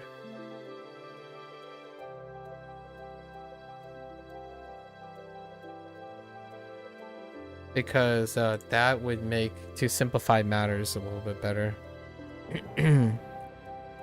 You're trying to be efficient with whatever is going on, the matter. You're simplifying matters. And then to live frugally makes sense. Which live are we using? Not one that I'm familiar with. 简用. 简用. 吃. Oh, 想吃. 简用. Maybe like something like to economize eating sparingly or pragmatically with only like needed use or something. To live frugally or sparingly eat. I don't know. Maybe something like that. We don't have the third character there. Let's economize. So Shrek, pickle eyes, right? Only a few left. Raising finger. Got it. So Shrek. English manner. Basement. 省 Economize. 随 Shay. Shay. That's a lot of things to work with. Okay, Superman is inside the beach house. Again. Wearing some Superman themed bathing trunks, okay. The beach house, right? Superman bathing trunks. The inside has hills of sand and a small road weaving between them. Next to Superman is a leftist, right? With a huge sculpture of the moon next to him. Go on. The leftist asks him to help move it as his hands are full with copies of the Communist Manifesto. Superman replies, "Let me help," and starts moving it. Like, as you wish, let's say for letting as you wish. Interesting. How does that work? Oh. Um.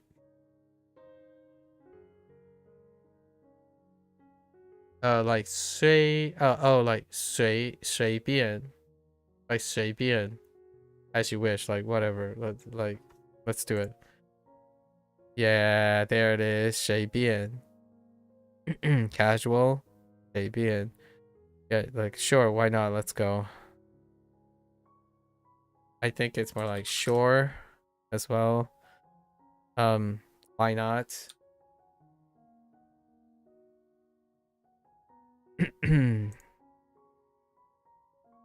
随便 along with 随着 along with, so like going along with it, right?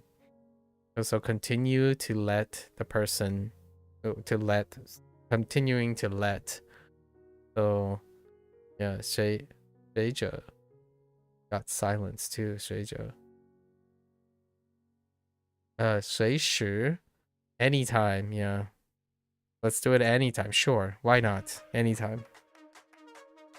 As you wish. Okay, I got you. I like why not for this a lot more. Okay. To let. Okay. 随 So Superman in the trunks because he's inside the beach house. Inside the beach house has a lot of sand, right? Hills. There's a leftist guy. He's like, yeah, can you help me move this thing? What was the thing? Oh, his copies. Ask him to help move it. Oh, the huge sculpture of a moon. Right, the moon. Like, yeah, sure. Alright. Cool. That one's kind of okay. 虚 outside, turning the hair into page because you have to demonstrate. Okay.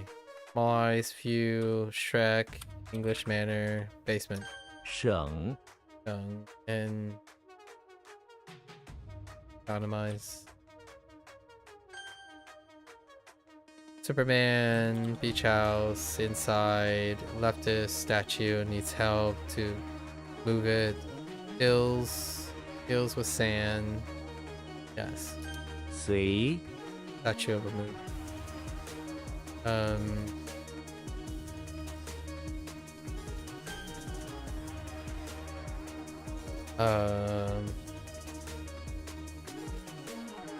Yoshi is completely solid silver. They had to check if it's actually metal.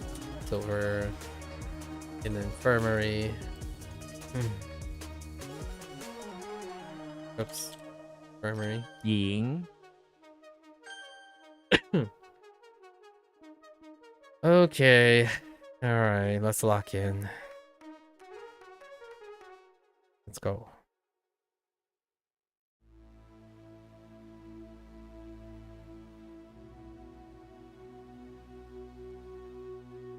运河运河开航了，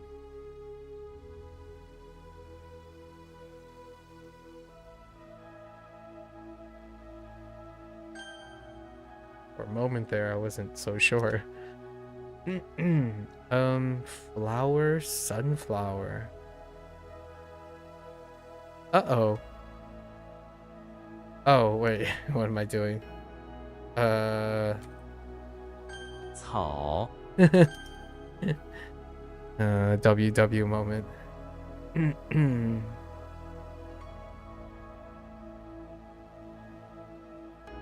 9000 9000美金太贵了，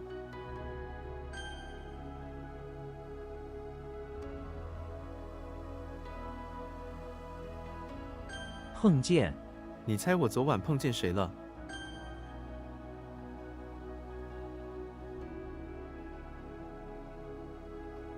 方向他朝学校的方向走了，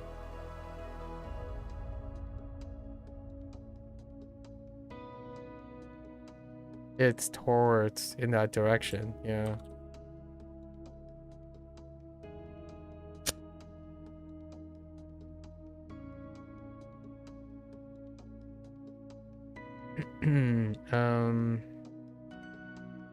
I also added forwards and towards or towards something in the other orientation.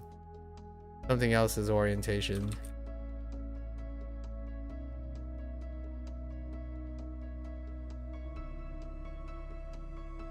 方便，那天对我来说不方便。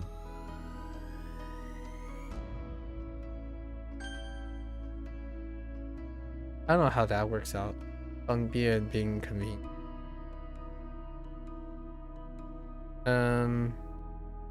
Oh boy.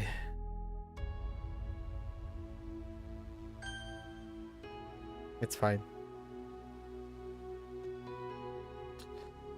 Oh boy.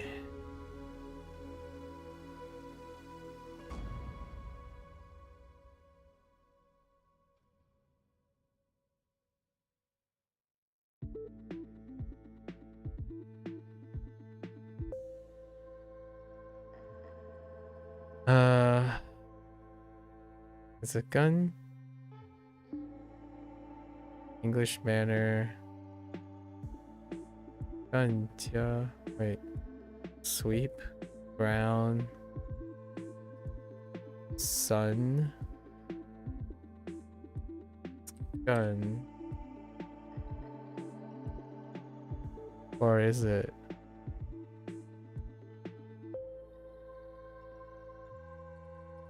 This is the gun.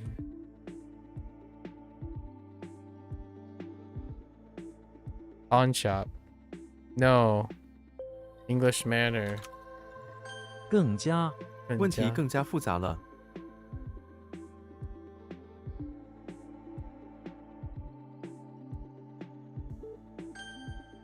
Yeah. Whoops, not evermore. Even more. I meant to type even more.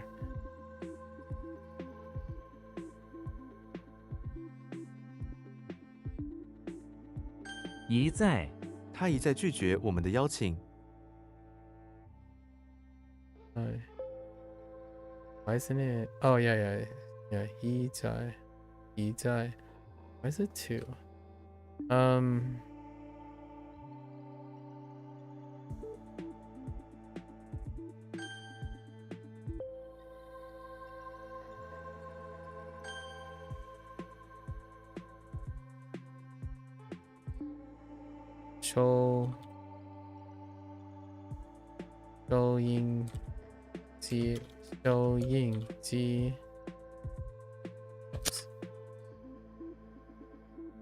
What did I screw up here?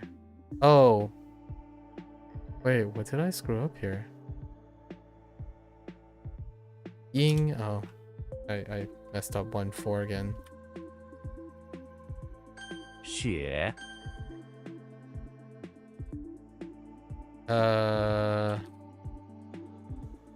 体育，体育课，体育课.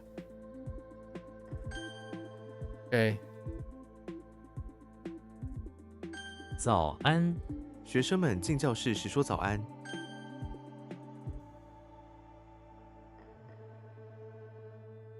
算了，算了，别说了。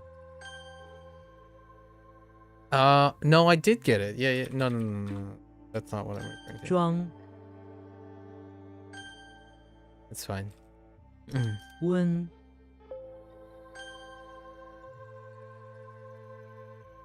科系，选择大学科系， or science department.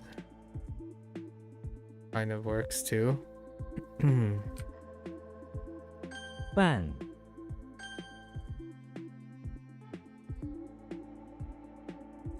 年轻，年轻人，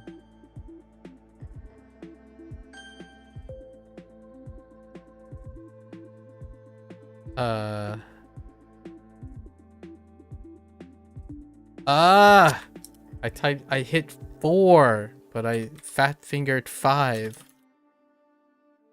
Ugh. Um.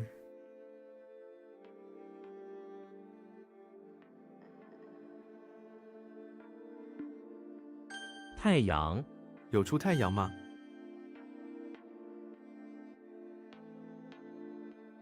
来自，你来自哪里？来自哪里？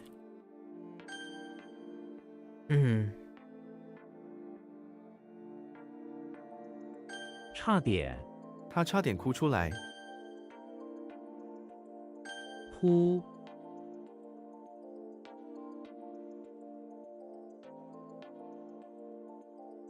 买单，服务员，买单。Uh-oh. Nailed it. This one was my bad. 收音机，爸爸喜欢听收音机。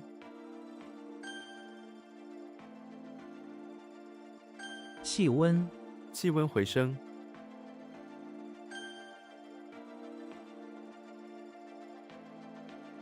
非法，非法移民。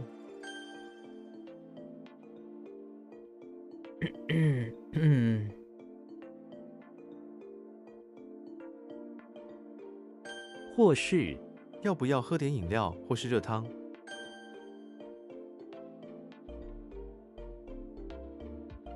考，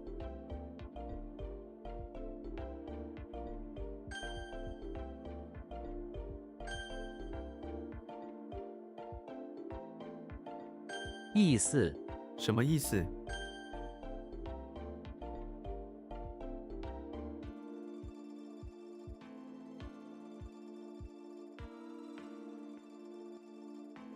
一直都一直都，我一直都搭公车上班。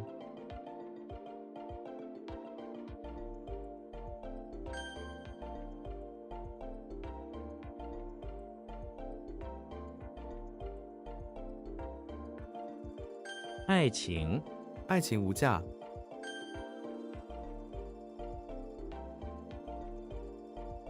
英国，你是英国人，对不对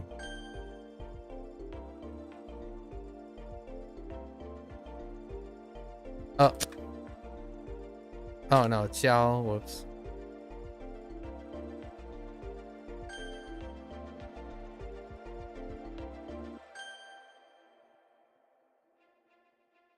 交，不，也许，他也许病了。Oh yeah, 2, 3. 也许。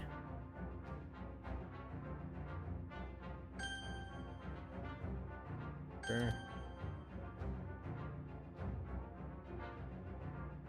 曾，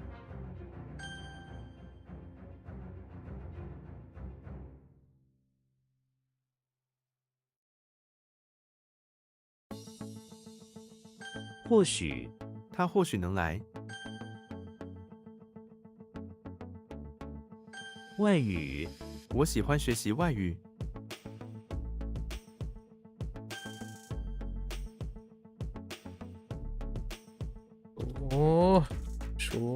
读书，图书馆，我在图书馆工作。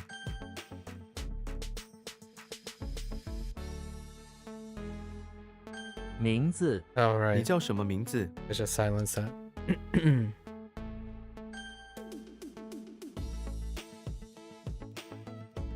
风力，今天风力很大。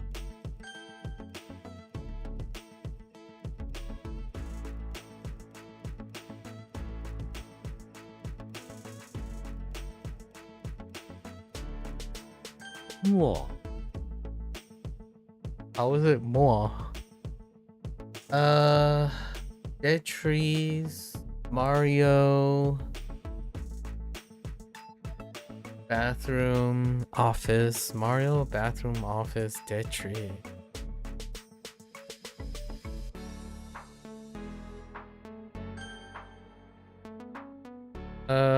Mario in the bathroom office building, which is full of dead trees. Quite a plumbing nightmare. Mario goes throwing at fireballs that all burning them down. And he does it to the last one. He sits down content. Is finally at last finished a strange plumbing job. Oh.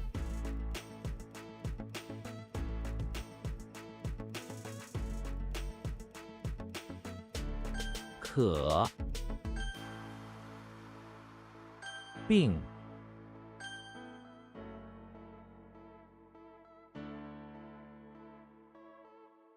果树那棵果树很大，先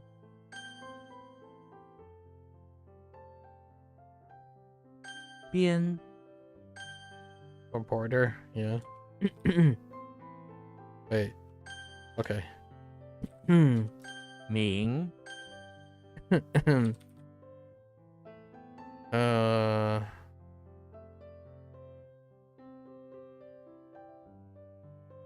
网页这个网页有很多游戏可以玩。福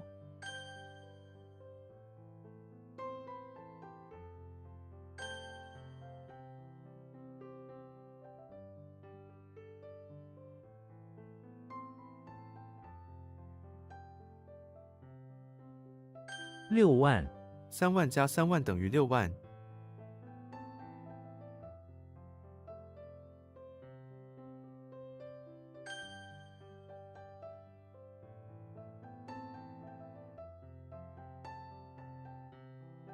差不多他们俩高矮差不多。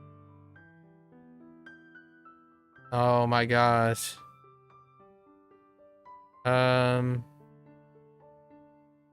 This is gonna be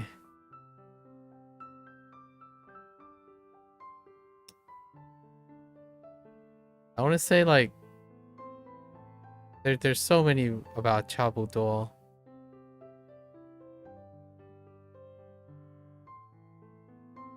About the same, nearly. What else go off my top of my head? Chabudo. More or less, yeah, more or less. Almost. Almost is the simplest one. About the same.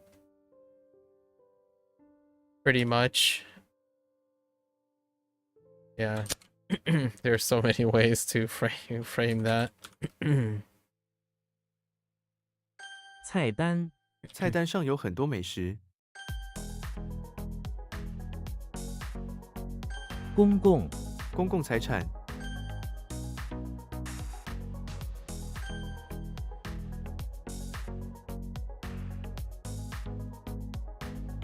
Wait. 解 Excuse me. 画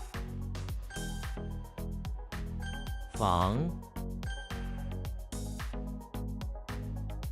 Oops. 医生医生要他减肥。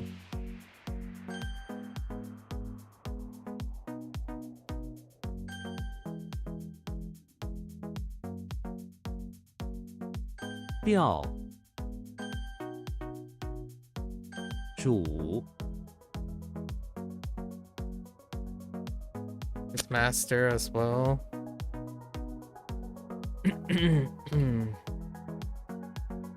Oh wait. No. That's fine. That's fine. We don't have to separate to universal.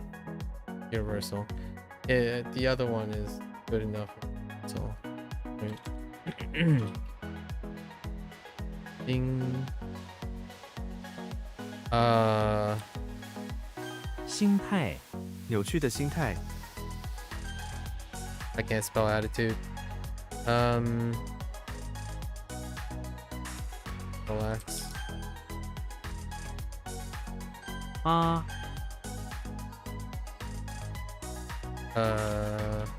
点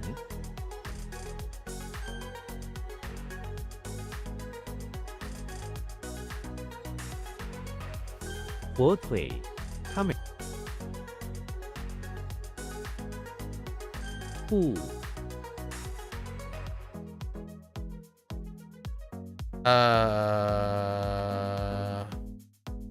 ね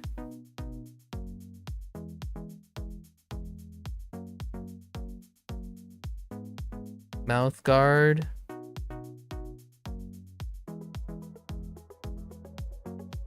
Mouth guard. It's kind of like group. Sides. Board. Art portion. There's so many for this. Portion. Section. Sides.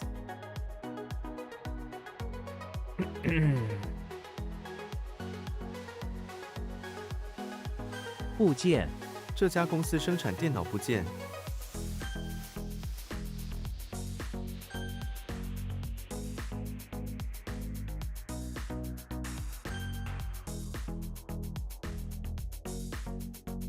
接、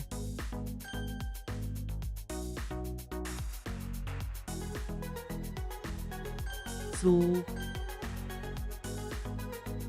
可、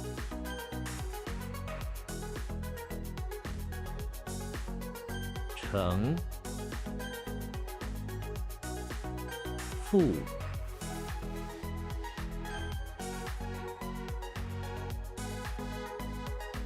Oops, that's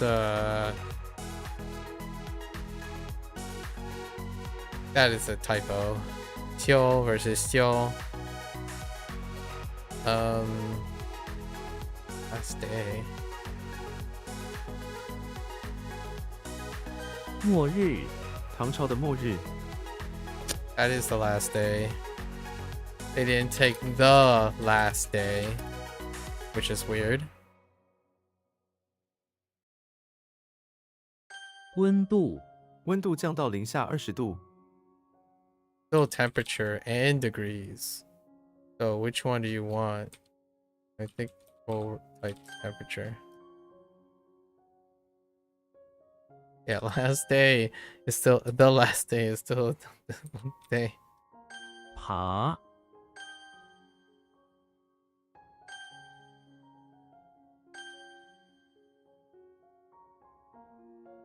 难看、它非常难看。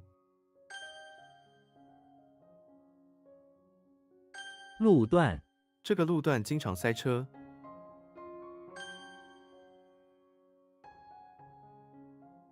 秋、法、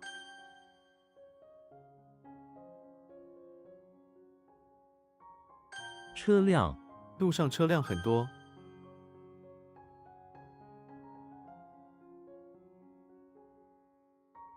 Yes. 清楚。清楚、你说话我听不太清楚。 清晨、他每天清晨6点出工。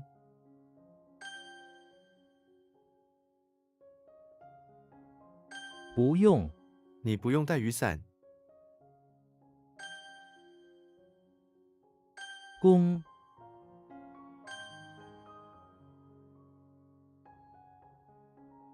高中、他是我高中时的朋友。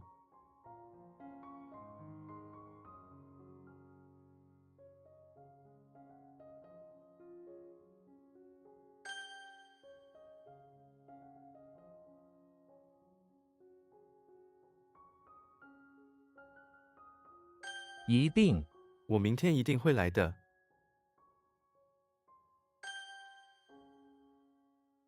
Okay.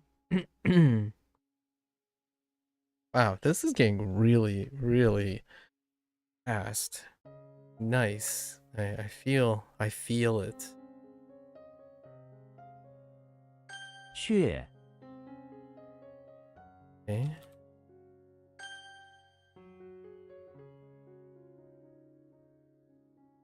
大街、这间房面对大街。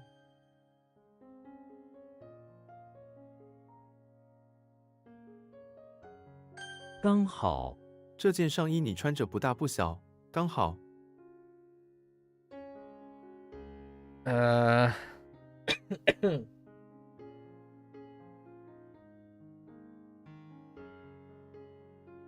It's just now like just right. So exactly. Whoops. I told myself that I probably would just place just now. So we'll have to keep that in mind. 妈妈，我妈妈在家。车子，她没有车子。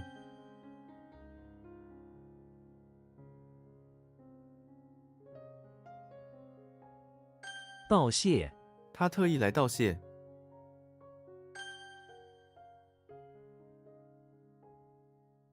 早晨，她早晨5点起床。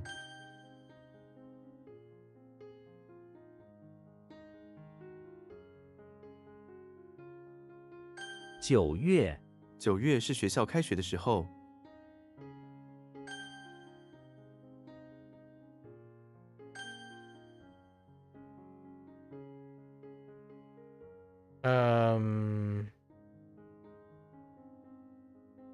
合理，你这个建议十分合理。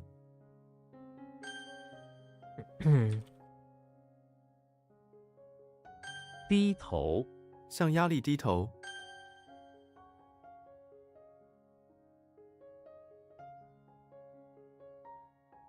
确认，请你再确认一下。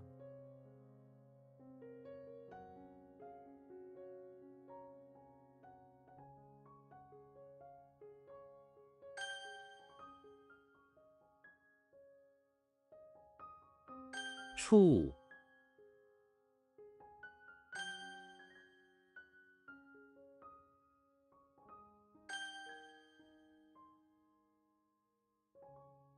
夜，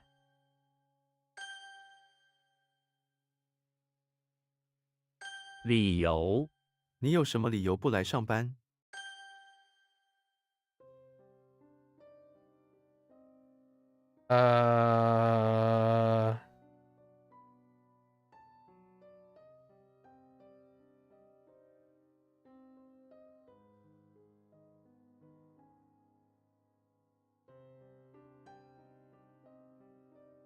留，留，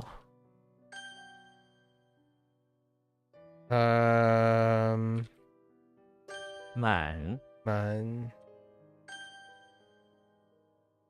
完，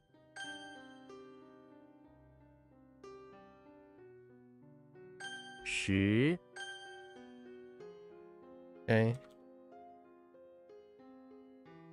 电子，他买了一个电子钟。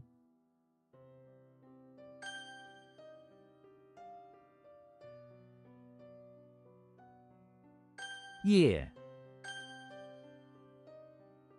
虚，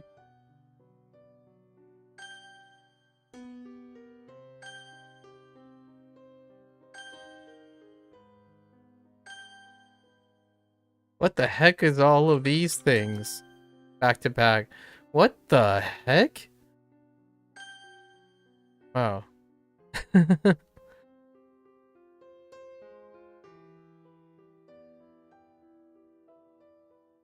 听写，请听写我说的话。好，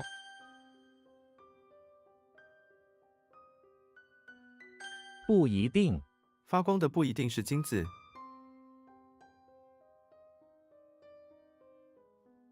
This is gonna need a different interpretation too. Not really. I just realized I would say not really. Also deals with true power back in WaniKani today as well. Okay.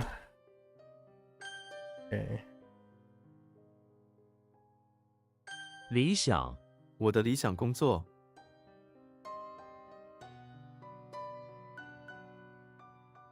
Wait. That's logic. Logic think.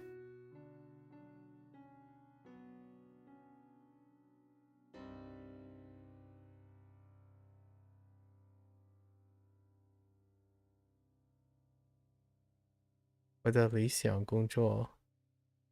Like, I want to, like, consider working. I want to get work. I want to think of working. Contemplate. I want to work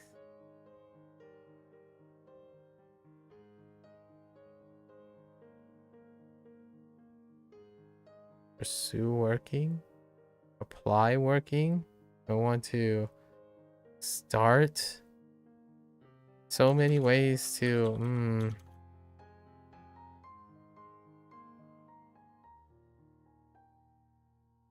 ideal. Oh, that's gonna be a tough one.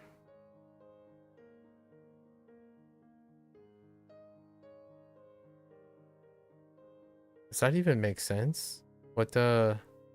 Oh, yeah. Yeah, I was gonna do more like pursuit. Alright, yeah, I'm not gonna remember that. That's gonna need some work. I don't know how I'm gonna improve that one. That one's gonna be rote memory, probably, for the time being. 看病，他昨天去医院看病了。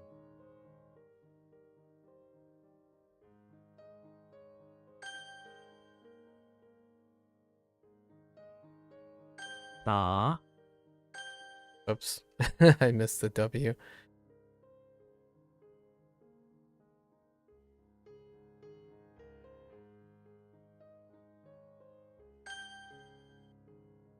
Okay, one's not too bad. Yeah, I had no idea. The logic one. I mean, the ideal one. Ooh, ideal one caught me by surprise. That was yesterday's too. All right. Yeah, man. We are really ramping up the speed on this.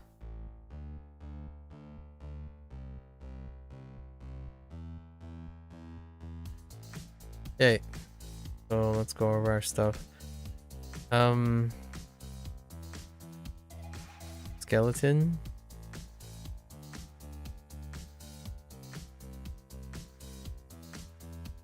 Okay.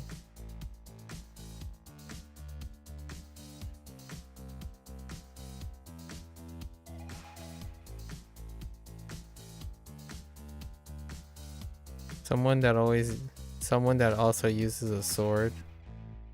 Link.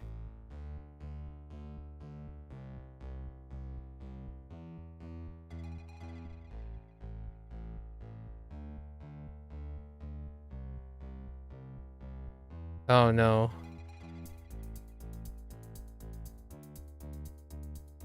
Hitting a skeleton with a saber, but I couldn't pinpoint who the person was.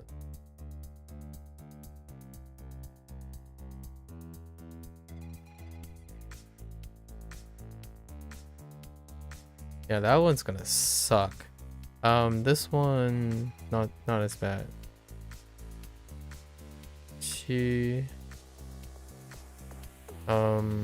Small eyes.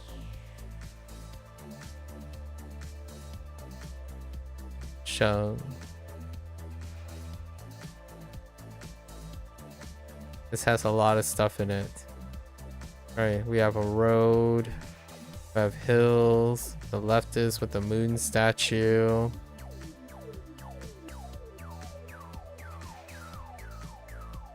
Bay.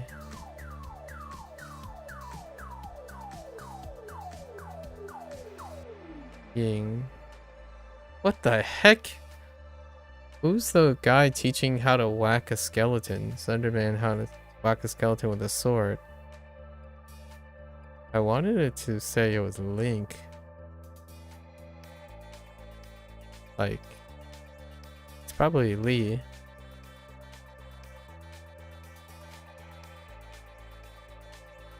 I think that's Lee. And of course, my writing is right over it. It's Lee. Okay. So we're fine.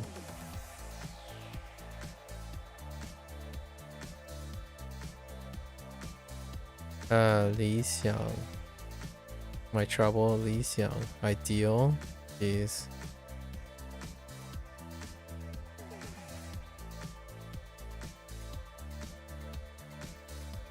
Ingai.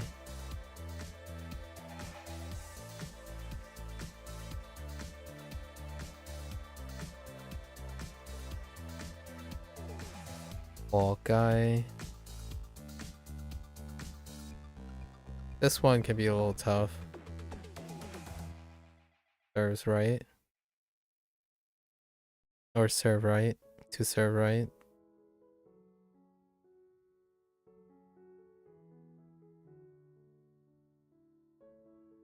Yin ye.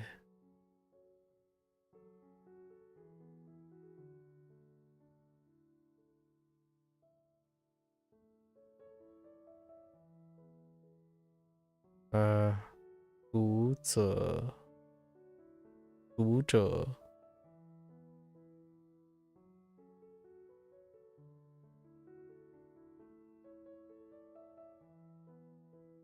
太空，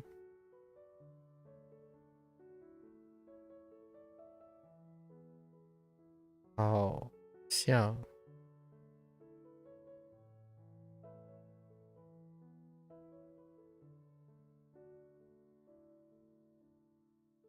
，oh no, that's fine.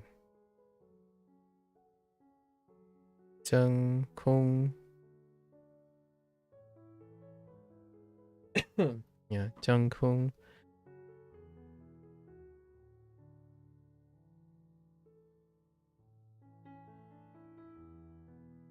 乐队，乐队，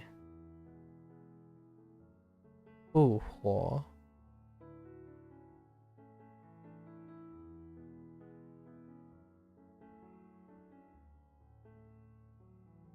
应当。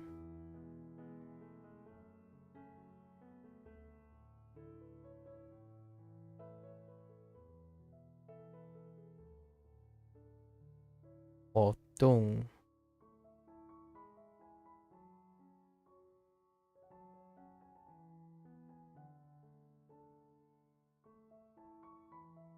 作者，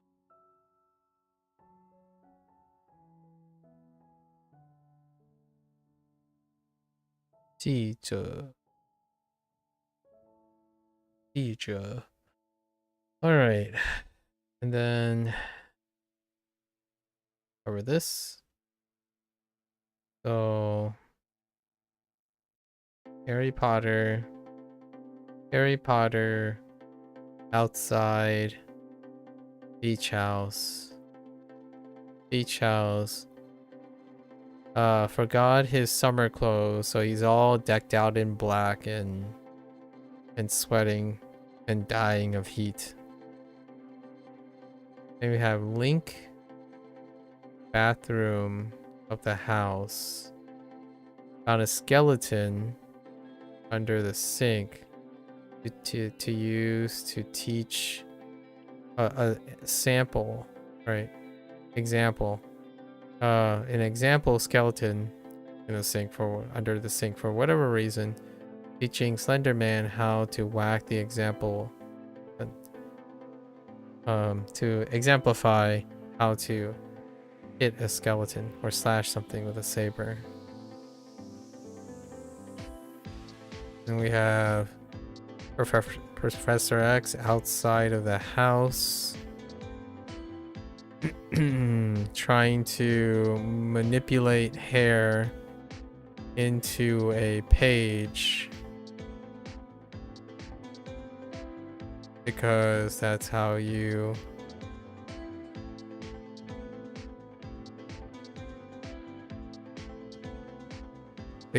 have to do that to demonstrate your proficiency with his skills, right?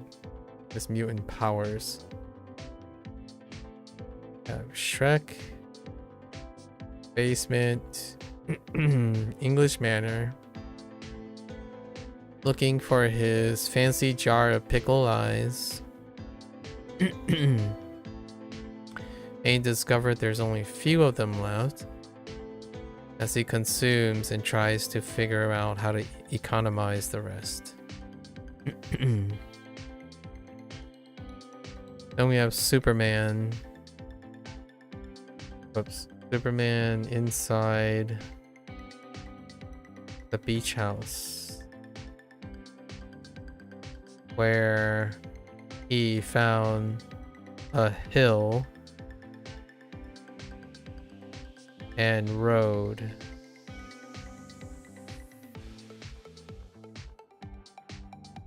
Hill and road with leftist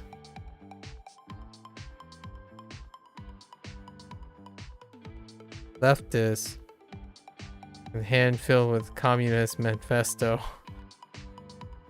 and having trouble moving a statue of a moon and asking Superman to help with moving it. So let's move it. Right. Superman's like, yeah, sure, why not, let's move it. Sure, why not. Then we have Yoshi in the infirmary.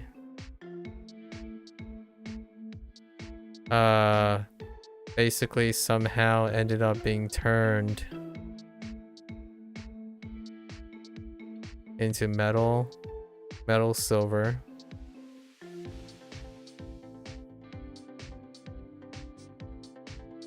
Yeah, that's good enough. All right. So these are pretty prior, right? So let's go over the prior stuff.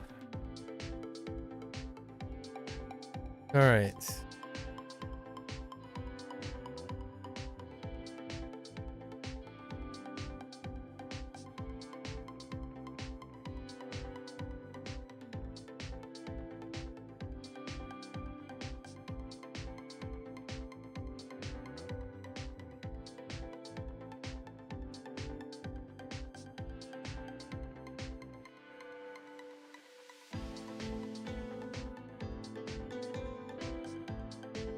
Oh, that's awful. Okay, let's try that again. So we have UT, own, right? UT.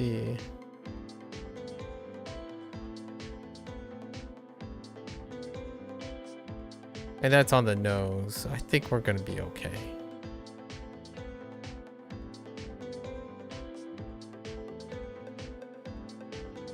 And Photo's trying to run to the bathroom of the infirmary to protect his stash of fins, but Slenderman finds out and takes a portion of it. Luckily, it's just a portion though. I think this is okay for now. No problems with she,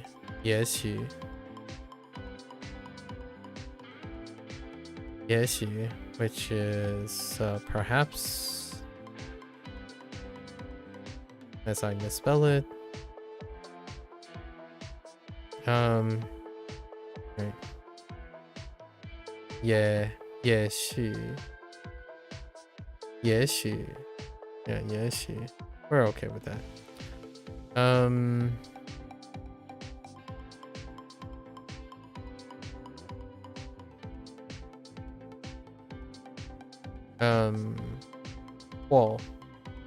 she.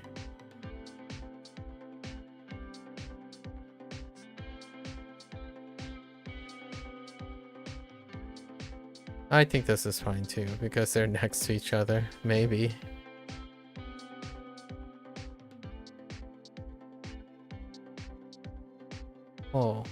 She. And then our new one, yeah, this is an asterisk. Ooh, this one is,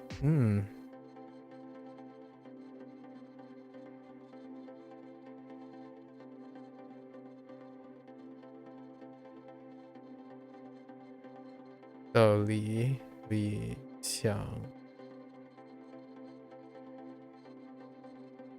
Li Xiang.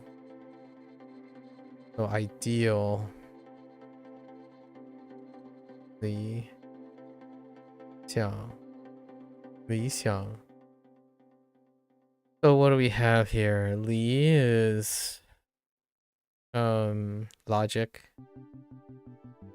and think. So the idea was, if you think logically, it leads to ideal expectations. Right. We'll see. That was actually kind of the idea. Lack of a better word. Okay. So that's a wrap for HanziHero today. Traditional Chinese session. If you're gonna watch this later, 谢谢. As always, you always feel free to follow along, right? Drop your hot takes. Make time for discussions.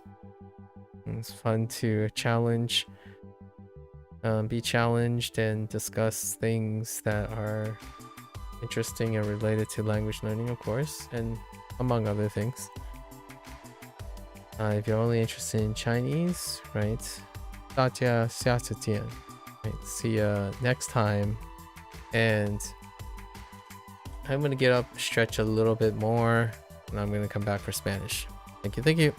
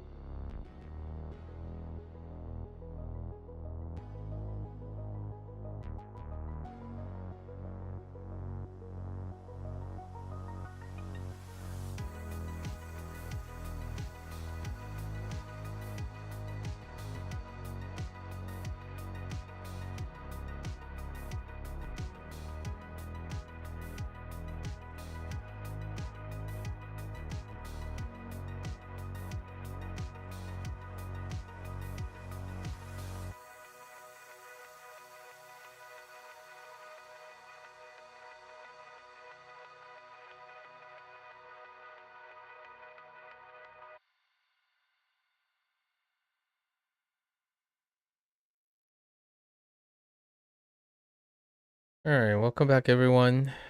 Bienvenidos a todos. Hoy es el día número 24. It is day 34. It is day 34. We are in the last unit. We are on the last unit of section 2. So tomorrow, ideally tomorrow, I haven't decided if I'm going to do the lesson tomorrow. I think for Duolingo, we're not going to do the lesson for tomorrow, perhaps.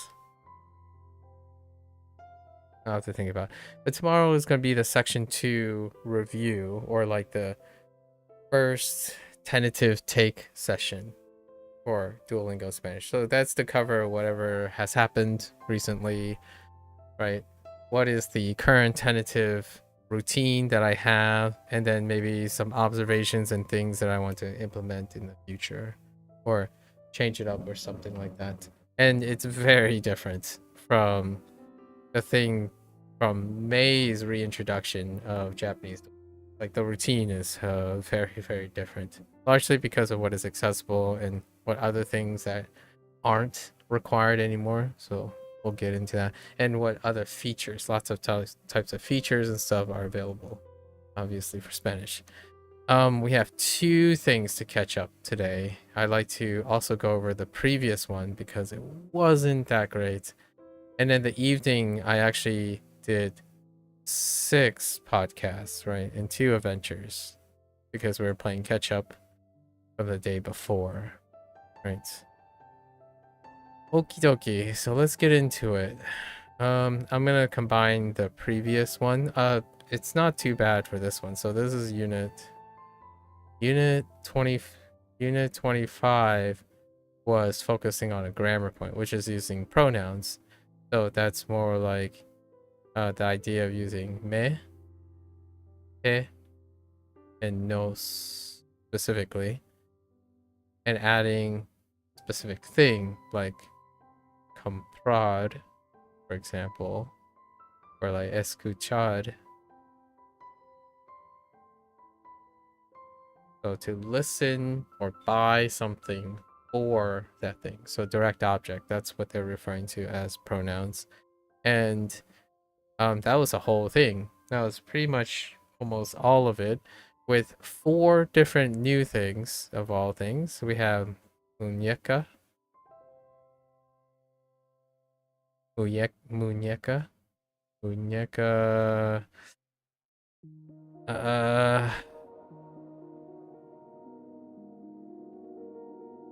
uh-oh. What was it?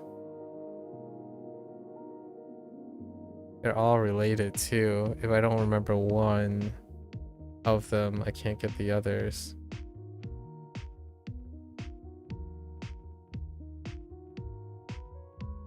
Oh. Idioma, which then leads to Alemán.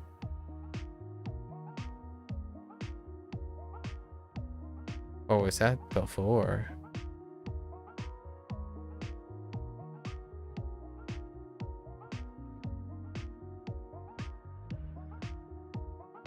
De verdad? Oh, that's from our previous one. Okay, so let's add the other ones, because there wasn't much in this unit in terms of way of new vocabulary. The previous one felt like preferences and stuff. So they focus on tener, using things in conjunction with tener, like puesto, ganas, frío, calor,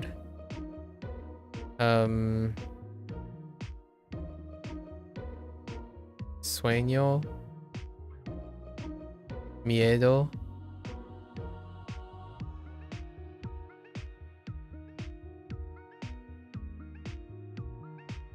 I got miedo this time, but I feel like I'm missing something else now. Jeez. And then we got adjectives like largo, jóvenes, which contrasts with old. Oh no, more like adulto. And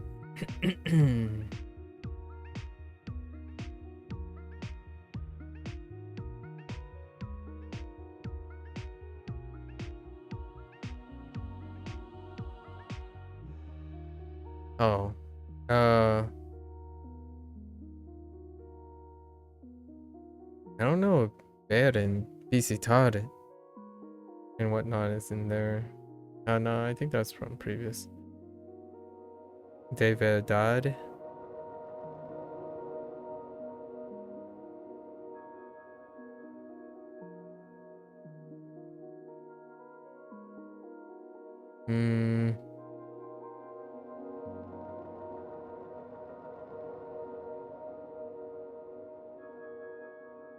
There's something else that's paired up. Yeah, those are pretty good. Right. Reiteration. Okay.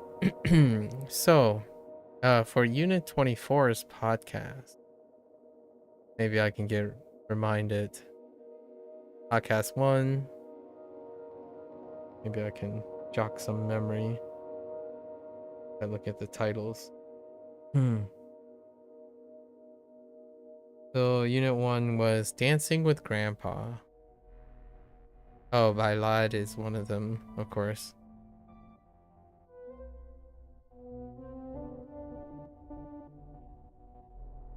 Probably even listen. Yes, yeah.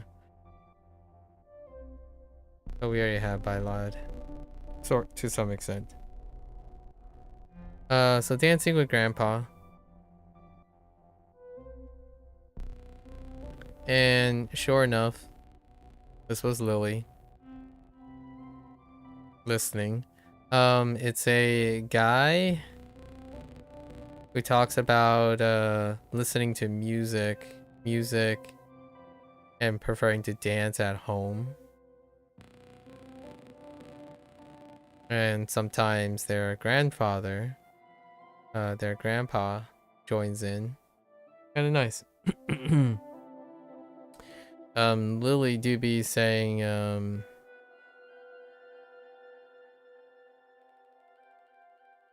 it's dancing. It's not that riveting. It's not that interesting, right? Dancing's not interesting. Which is pretty low-hanging fruit. It's fine. Part 2. Moving right along. I think part 2 is Oscar. Oscar. Yep. Just a coat. So it's the Oscar's Antique Roadshow. And I believe the guest described a largo, and marron, long brown coat. Yeah. Abrigo. And they like it. That's it's good for the cold, you know, it's good for the Gulf, frio and whatnot. And Oscar was, he pauses and say, how ordinary, right? That's pretty much how he goes. And then the last one, part 3, which checked out too, so to some extent, it's music and dance. So I was kind of hoping for Falstaff, but it was Lynn. And it's actually very much like the Dancing with Grandpa. So it's someone at home who enjoys dancing and listening to music at home. And the only thing Lynn likes to do is up her lounging game. You know, that's what she want to invest time in, which checks out. And then for Unit 4's adventure, Unit 4's adventure was so Lucy's gift. She's okay. Actually, let me see where this is. How much real estate do I have? Okay. So we're at, so there's some shoes here. And then here, oops. Here we have some pants.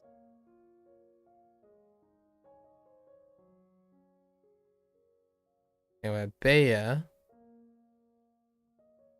and Eddie, I think. And then Falstaff is manning the counter. Here, Lucy. So Lucy goes up to Bea, and no reason for her motivation to buy a gift, but it's like, yeah, I need a gift for Lin, her nieta, right? Su nieta. Then Bea is like, well, como, como es tu nieta? Tu nieta. So like, what is she like? And all Lucy said was like, well, she's tall and have short hair. And Bea's like, oh, why don't you buy her a pair of pants? So Bea gives her a red pair of pants. I was like, what the heck? And then they're like, oh, if you're gonna buy a pair of pants, you should buy some zapatos, right? So you go to Eddie and like, hey, can I buy some shoes? And Eddie's like, sure, here are some red shoes. And I'm like, nah, this can't be, that must be intentional. So, and then Eddie says, don't forget to pay at Falstaff. Oh, and there's a little thing to the right. Hold up, gotta fix this. So there's the counter, and there's another counter, and there's a bag here. And Falstaff is chilling in here. They go, like, hey, I would like to pay for these. And Falstaff, like, what are these for? Right? Well, it's a gift for my granddaughter. It's like, does your granddaughter like red things? And she's like, nope. Yo no sé. Right? Maybe I don't know, or it's just no. And Falstaff's like, well, then you might want to buy something else, because that's kind of weird. And Lucy's like, she likes food. Yeah, you should go buy some food. So all of a sudden, you just go to the left and you have this bag there. It looks like food, like it's a food bag, a paper bag. And you discover there's a sandwich in it. And Lucy's like, can I yoink this sandwich from you? And Falstaff's like, my sandwich? Sure.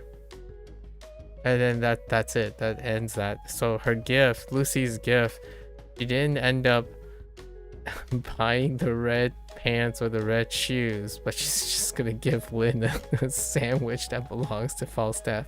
It was weird. I thought it was pretty funny though. Okay, all right. And then we're moving on to the three podcasts for this unit 25, and childhood dolls.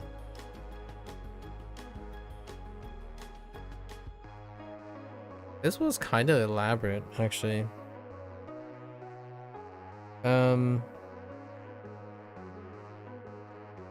Sure enough, it's Lynn.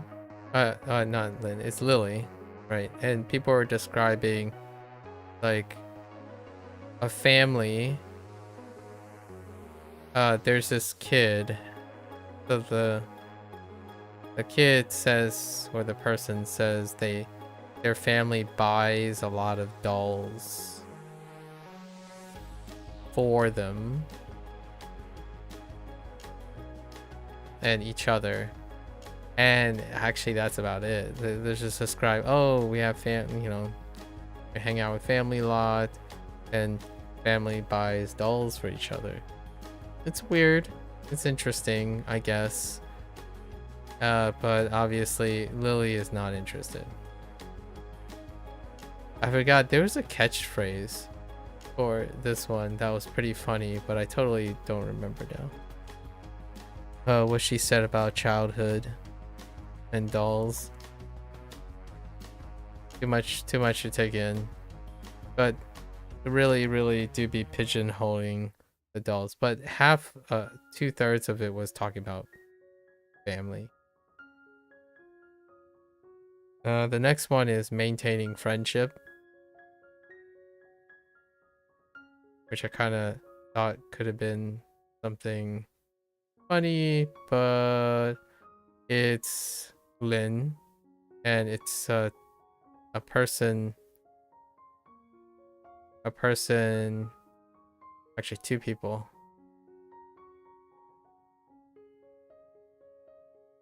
Two people. They're talking about hanging out, listening,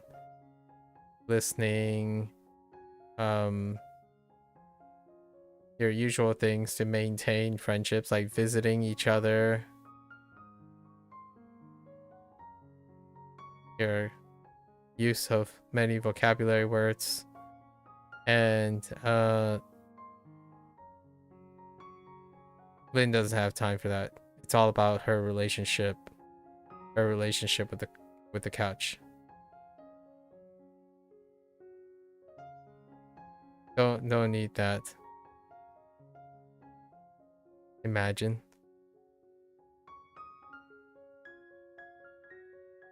And then we have secret messages. Was this one any weirder than it? Not particularly. Oh, this is ordinary. So, Lucy, whenever there's secrets, there's Lucy. Is a person. It's a person explaining to another person how his mother, I think, buys him lots of books. Oh, it's either his mother or his grandmother buys him a lot of books because they're teaching them Italian as opposed to German, which was introduced this unit. And Lucy basically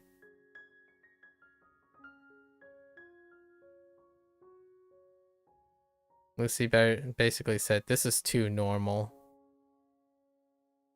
Clearly, his mother or his grandmother is a spy sneaking in secret messages by buying books. You know, clearly, that's how that works. What was the adventure for this one? I don't remember. Zadi's new classmate. Oh, it turns out it's not Miguel. Nor is it Lily. And it was kind of weird too. Some of these interaction points are really funny. So you're in the classroom environment. So this is the classroom scene. We have one desk here, one desk here, desk, and then an offset desk with the computadora. Okay. And then we had like a backpack here that becomes interest. Right. Maybe like there was a laptop here. And down here was Lily. And over here was Falstaff, because a bear also part of the class. Blackboard. There's this like blackboard here, a closet or a locker.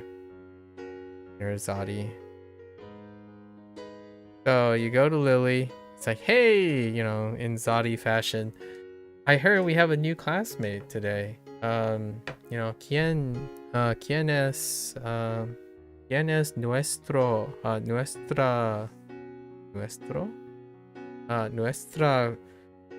cumpleaños?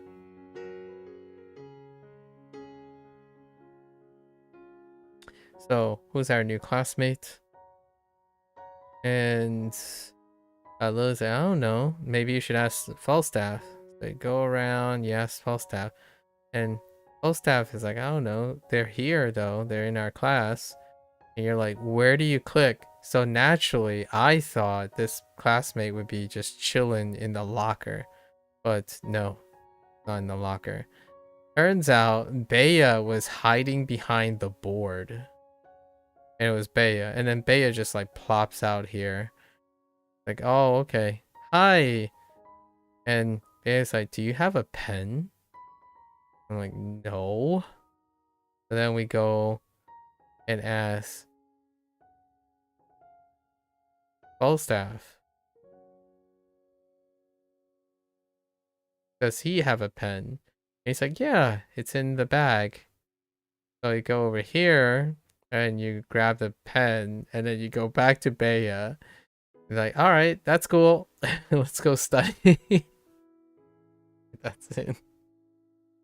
All right. You can definitely tell that some situations are quite restrictive and some situations are a little bit more elaborate. Overall, I think they're getting slightly more elaborate.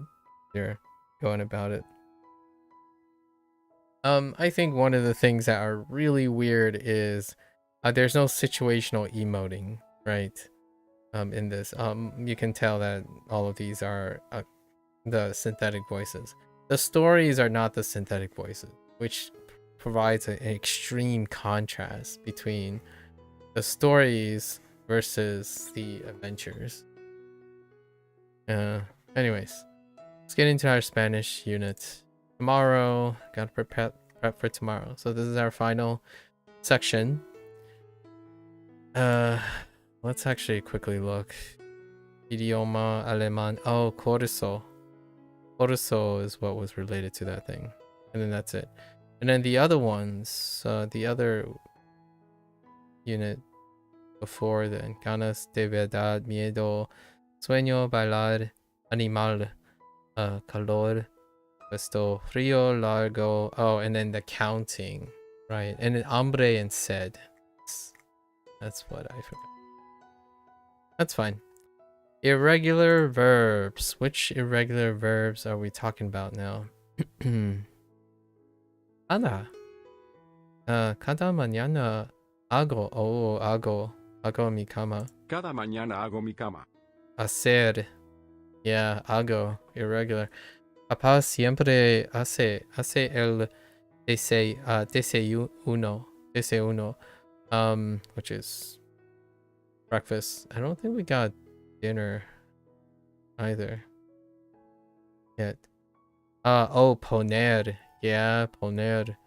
Te pones el vestido nuevo hoy. Yo salir? Yeah, salir is irregular too. Yo salgo de casa de las 8:30. Okay. Siempre estoy, and of course estoy en casa después de las...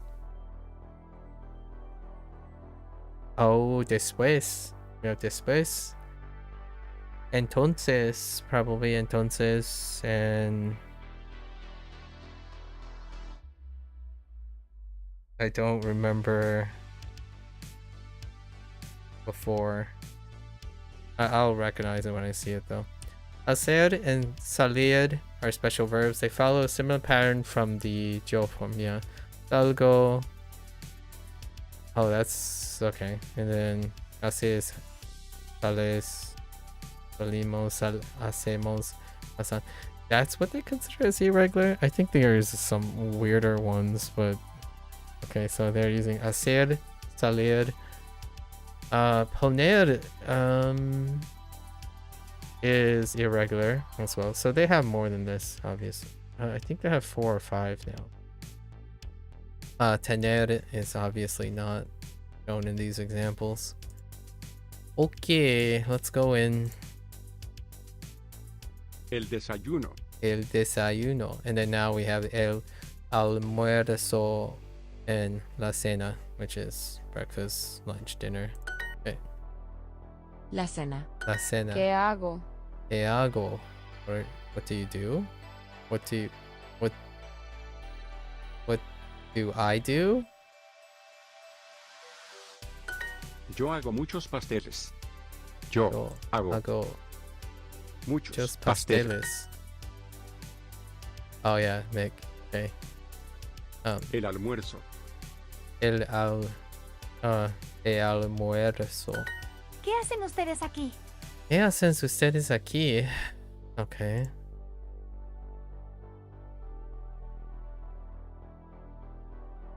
Guess making, pivot, context, or oh, right, making and doing are the same thing. I didn't even realize that doing was a choice. In this case, I picked the first choice, but making and doing, or hacer. ¿Qué Yeah. quieres para la cena? ¿Qué quieres para la cena? ¿Cena?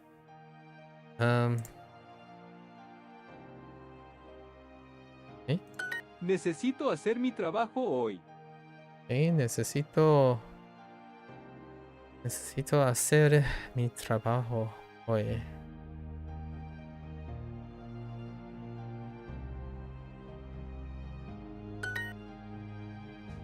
Hacer Usualmente yo tengo mucha tarea. tarea late. Oh no, not late. Homework. But tarde is late, or a version of tarde. Usualmente tengo mucho tarea. Usually I have a lot of homework. Okay. A él le gusta hacer el almuerzo. A él le gusta hacer el almuerzo.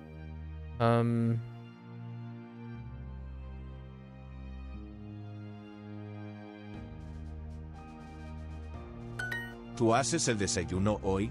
¿Tú haces el desayuno hoy?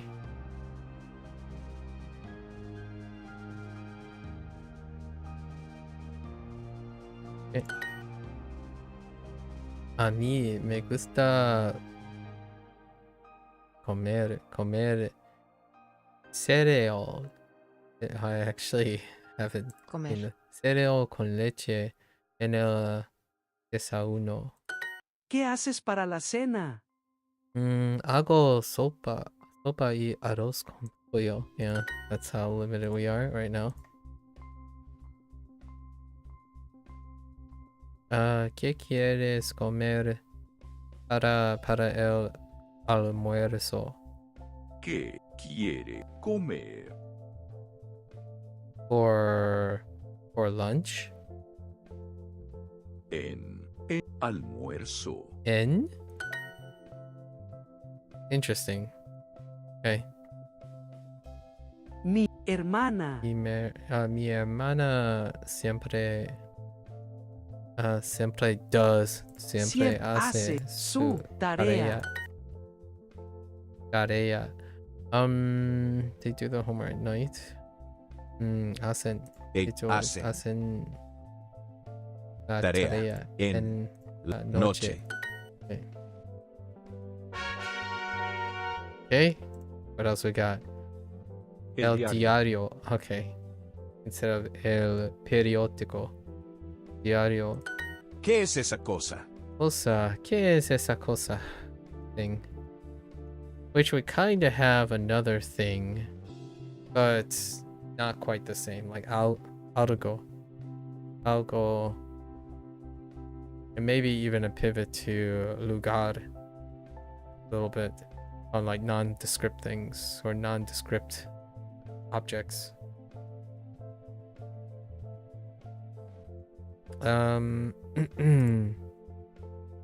What is that thing? Yo solo hablo español. Solo, okay, only. Ella solo trabaja 2 horas hoy. Ella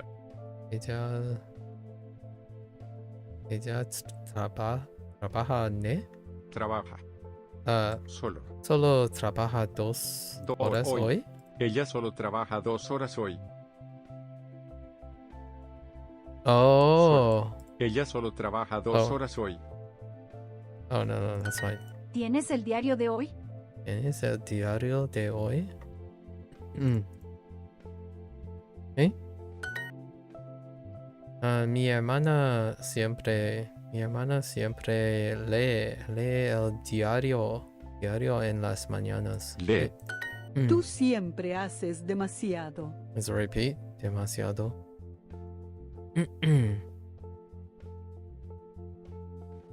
Too much.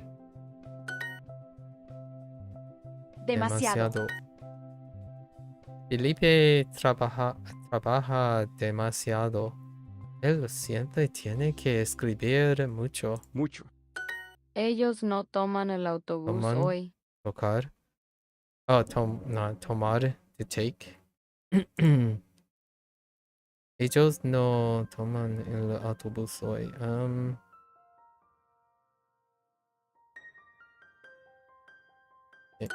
Yo hago mi tarea antes de la Antes. cena. That's before. Antes. Yo hago mi tarea antes de la cena.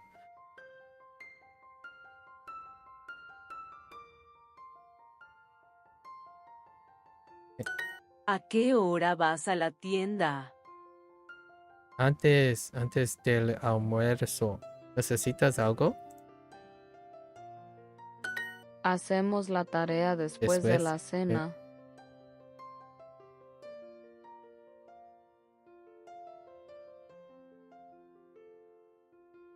¿Antes o ¿Antes o después? Yo tomo un taxi todos los días. Yo tomo tomo taxi. taxi Todos todos días. días. ¿Ne? Yo tomo un taxi todos los días. Oh, un taxi. Un. I forgot about. Ah! Oh, got these switched. yo Man, that tomo el startles me so autobús a much. las Yo tomo el autobús a las 8:30. Okay, good enough. Cosa. Cosa. Llamar. Llamar. Almuerzo. Almuerzo. Tiempo. Tiempo. País. País. Yo tomo un taxi todos los días. Un taxi todos los días. Alright. ¿Qué haces cada tarde? Gotta. Every. So, what do you do every tarde? Me pongo una camisa Me azul. pongo una camisa azul. Well, that's one way to think about it.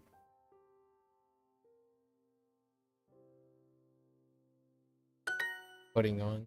Yeah. Yo me pongo este abrigo. Yo me pongo este abrigo cada día. ¿Qué se pone la niña hoy? ¿Qué pone la niña hoy?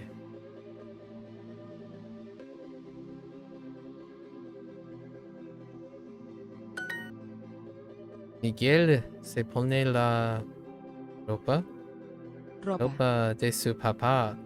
Su papá es médico. That's cute. Ella tiene que ducharse hoy. Ducharse. Okay, shower, but ducharse. Such a grammar. Ducharse. Grammar. This is a grammar thing. Ducharse.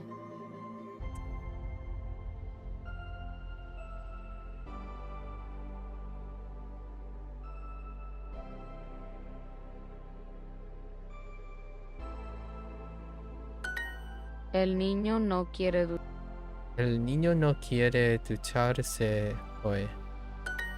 La niña tiene que ducharse. Sí, pero después de la cena. A menudo te pones esos zapatos. A menudo te pones esos zapatos.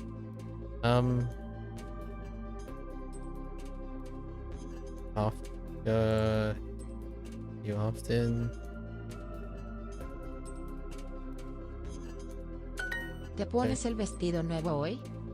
Te pones. Vestido. Vestido. Vestido. Nuevo hoy? Nuevo. Hoy. ¿Te pones el vestido nuevo Oh. hoy? I've got an article again. Tú siempre te... Tú siempre te pones ese vestido. La niña quiere ponerse un vestido. Yep, they're really doing the se. Ponerse. I'm doing the se. That's a grammar point. Usually they introduce grammar points a little bit later. Like what I mean is they talk about the grammar point a bit later. I'm sure we'll hear about how poner became ponerse. It's kind of not in the English.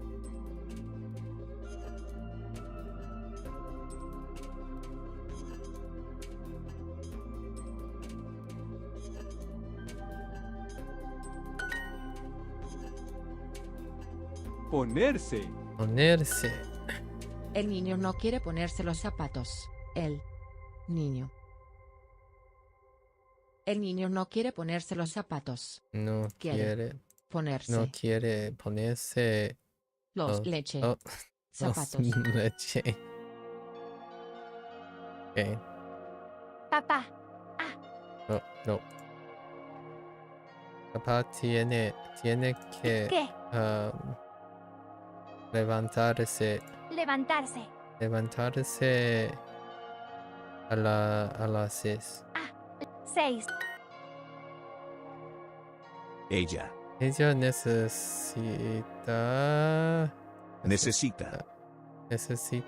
levantarse a las 7. ¿Por ¿Por qué? qué Manuel Manuel no quiere levantarse. quiere levantarse? Okay, I'm gonna have to remember how they're viewing that. Es un poco tarde ahora. There's tarde, late. I was wondering, es un poco tarde ahora.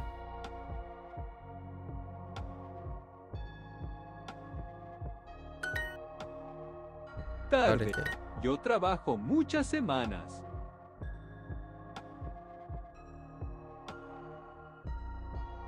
I work a lot of weeks.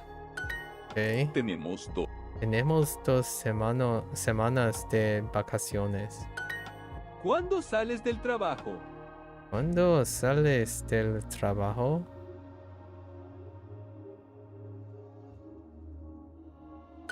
¿Tú sales del trabajo a las 5?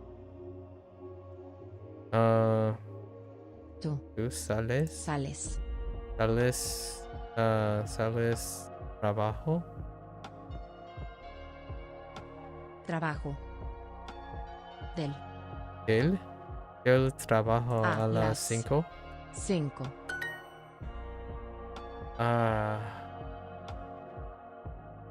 From the... Okay. Ella solo trabaja 2 semanas. Yeah, ella solo trabaja 2 semanas. Siempre me levanto temprano. Temprano. Temprano. Early?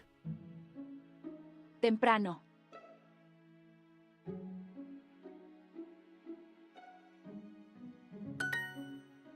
Oh, to pair with tarde. Salgo del trabajo a las 5. Salgo del trabajo. Trabajo a las 5.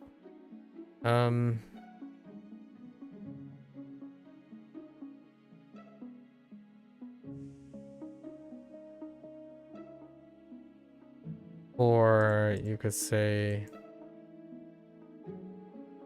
nope.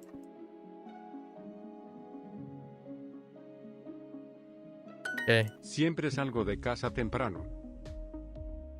Siempre Salgo salgo a casa.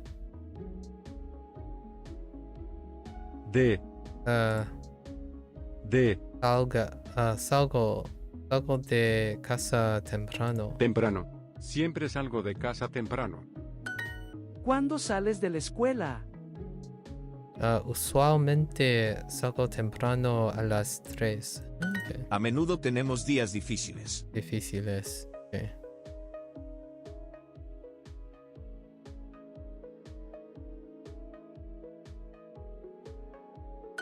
A veces tenemos días fáciles en la oficina. Fáciles. Okay.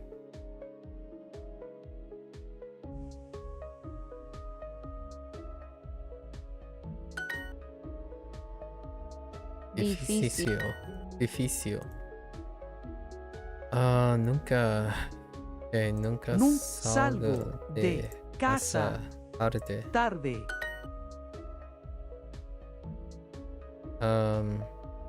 Es fácil o difícil. Queremos comer. Queremos comer tarde. Más tarde. Tarde. Later. Queremos comer más tarde. That's kind of a grammar point to some extent. All right. Not too bad. Not too bad. Yo tomo un taxi todos los días.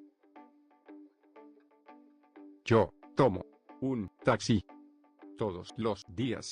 Tengo 2 semanas de mucho trabajo.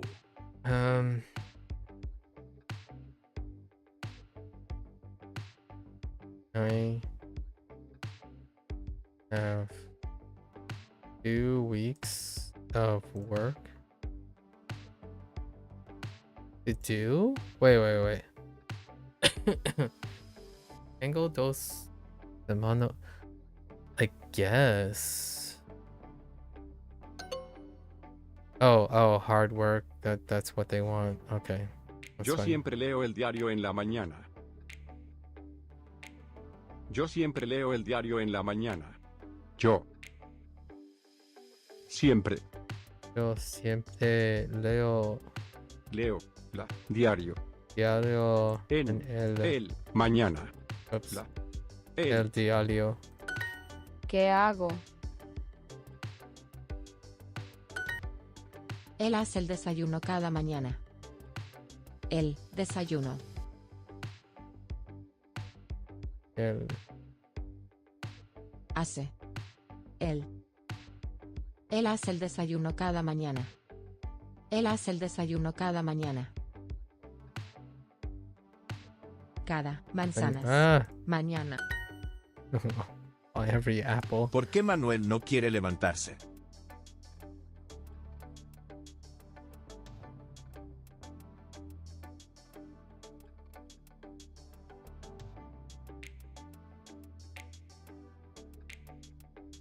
Quisiera el diario de hoy, por favor. Quisiera. Quisiera. What? Quisiera el diario de hoy, por favor. Quisiera diario el. Oh no. De El hoy. hoy, por favor. Por favor. El. I would like today's newspaper. Okay.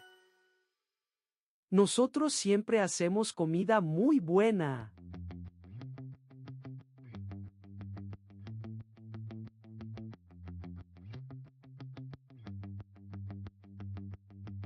Mi abuelo hace el almuerzo. Mi abuelo hace el almuerzo a menudo. Oh. A él le gusta. A él le gusta hacer el almuerzo. A él. Él no quiere levantar. Él no quiere levantarse antes de las 8.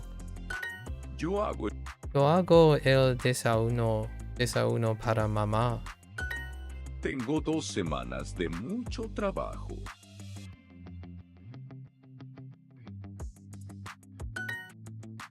So mucho turned out to be hard. Okay, that's fair.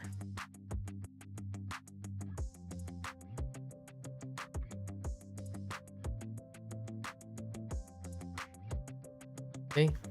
A veces tenemos días fáciles en la oficina. Nunca salgo de casa tarde. Nunca salgo de casa tarde. Ella solo trabaja 2 semanas. Cada lunes tomamos un taxi. Cada Tomamos un taxi. Cada lunes tomamos un taxi. Cada lunes. Usualmente Usualmente yo tengo mucha tarea. Mi hijo tiene que levantarse. Levantarse. Bruno, ¿a qué hora tomas el desayuno? Antes de las 8. Siempre me pongo me. La niña tiene que ducharse. La niña tiene que ducharse. Sí, pero después de la cena. Queremos hacer cosas diferentes. Casas, cosas. Pedro usualmente se pone una camiseta.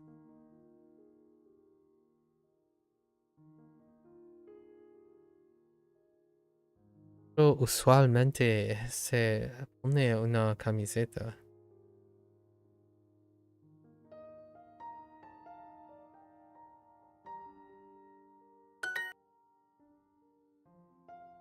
Bruno solo trabaja en la tarde.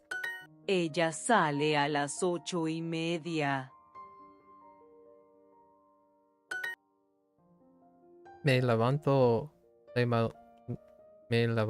muy temprano a la tarde porque tengo que salir de casa a las 7. In the morning.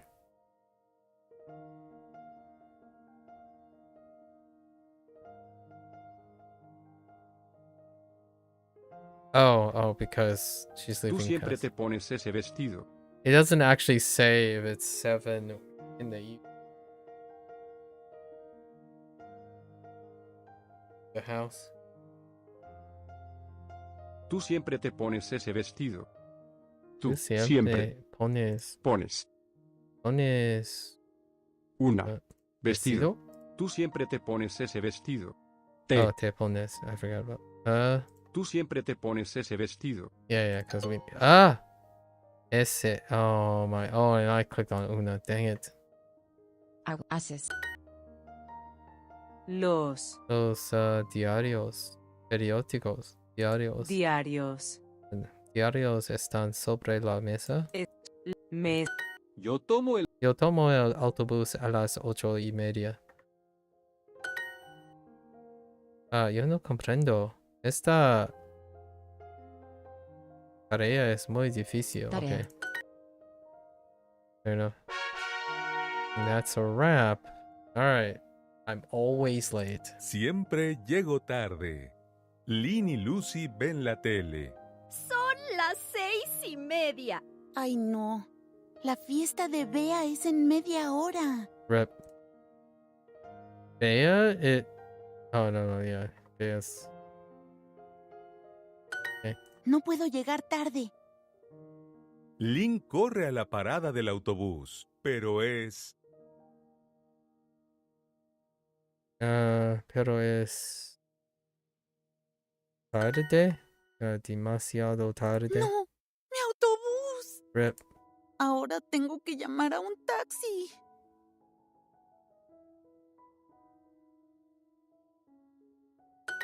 El teléfono de Lynn no funciona. Of course. ¡Ay, no! ¡La batería! Rip. Lynn corre al restaurante.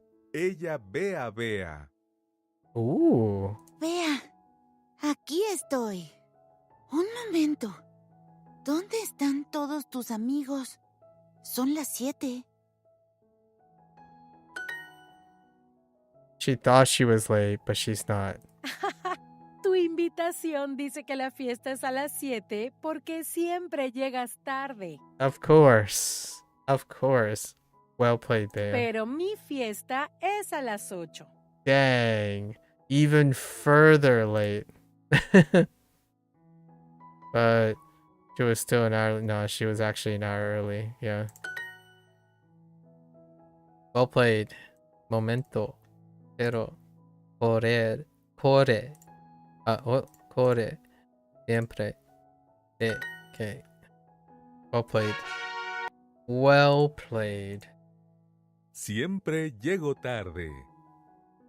Yeah, those are Lynn friends y Lucy right there. ven la tele. Son las 6:30. Ay, no. La fiesta de Bea es en media hora. No puedo llegar tarde. Lin corre a la parada del autobús, pero es... ¡No! ¡Mi autobús! Ahora tengo que llamar a un taxi.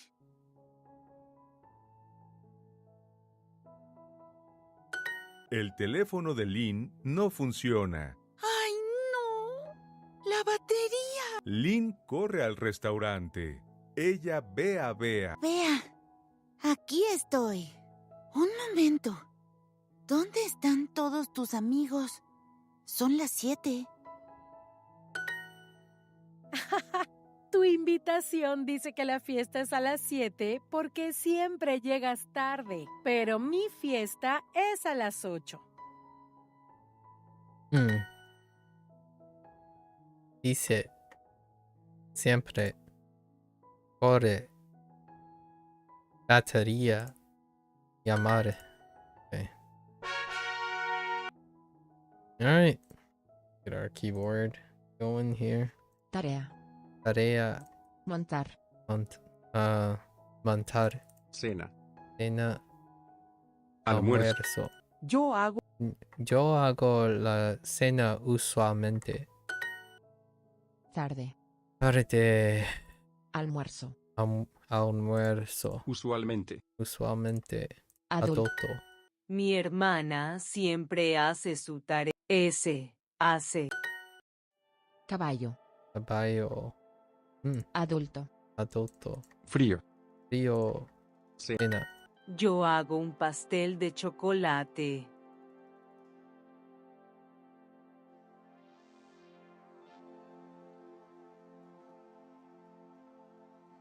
¿Qué quiero hacer hoy? ¿Una tarea muy difícil o ir a la playa y pasar tiempo con mis amigos? Voy a la playa. ¿Qué te gusta hacer los sábados?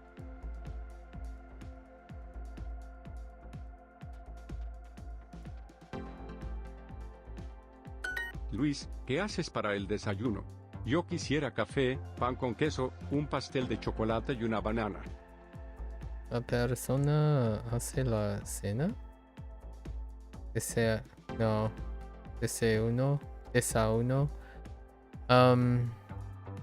Tiene mucha hambre. That works. ¿A qué hora es el desayuno?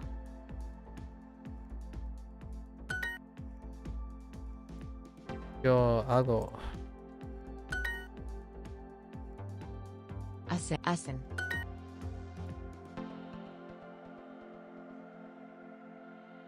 No quiero.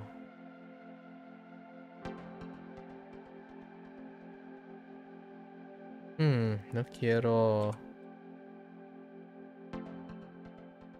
A uno. ¿El? ¿Un? Do I need one?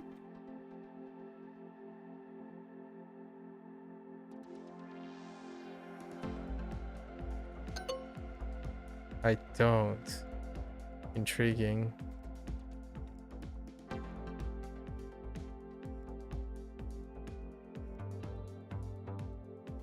¿Qué quiero comer?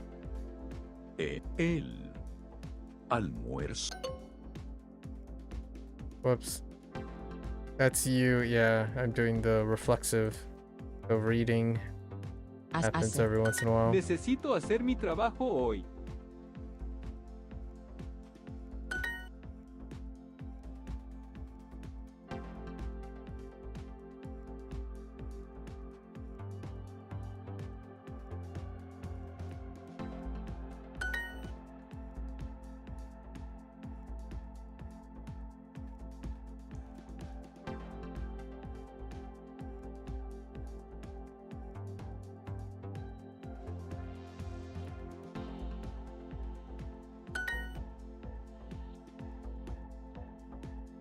¿Qué quieres?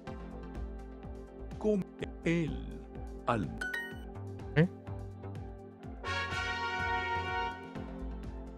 Frío. Amar. Frío. Amar. Cosas. País. Yo solo hablo español. Cero. Solo. Caballo. Caballo. Cena. Cena. Abrigo. Demasiado. ¿Antes o después? Haces. Antes. Tú siempre. Tú siempre haces demasiado. Yo solo. Hablas Español. Hacemos la tarea. That was wrong. Hacemos la tarea después de la cena. I clicked on whatever I saw in the beginning, but that had an S at the end. Yo hago mi tarea antes de la cena.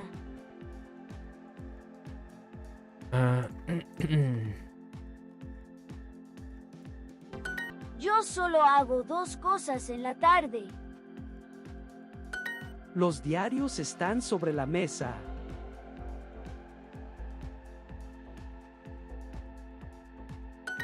Mis abuelos compran el diario todos los días. Después, ellos buscan artículos en internet y, en las tardes, leen sus libros en la playa. That's a lot of reading. Mi padre trabaja demasiado. Él necesita unas vacaciones. Ellos, ¿dónde? Tomo. Tomo un taxi todos días.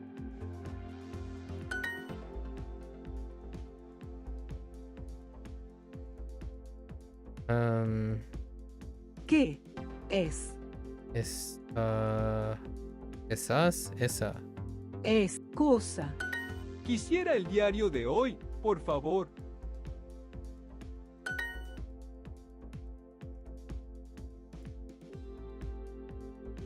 Hago mi tarea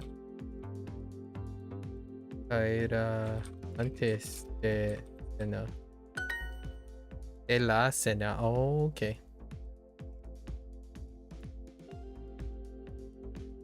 Yo solo. Yo solo hablo español. Okay. All right. Siempre me pongo La niña se pone un vestido blanco. ¿Qué haces cada tarde? Cama. El niño no quiere ducharse hoy. ¿Te pones el vestido nuevo hoy? Ella necesita levantarse a las 7. Pedro usualmente se pone una camiseta.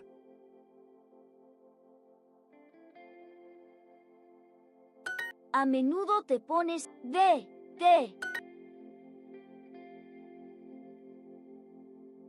Necesita ducharse todos los. Por él. Pedro.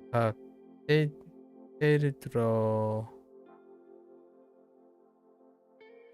quiere ponerse su abrigo rojo. Ella tiene que ponerse un vestido.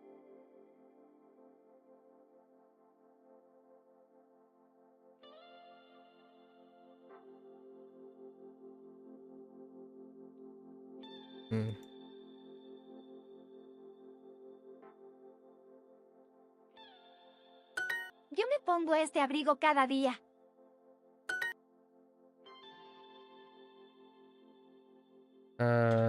Tiene que ducharse por ella.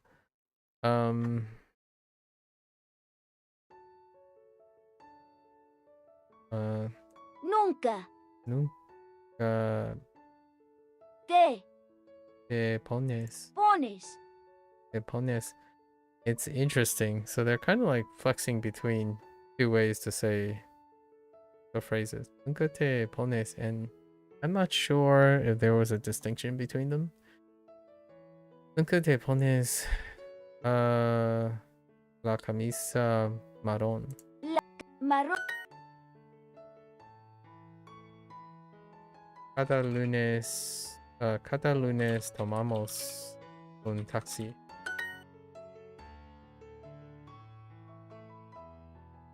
Hoy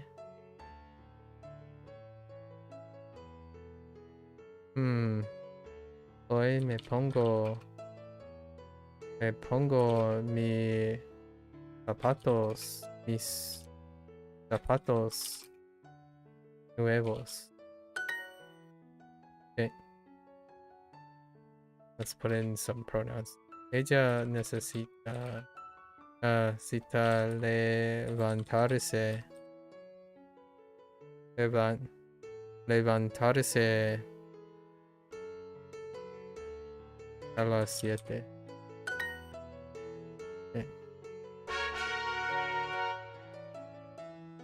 Fácil.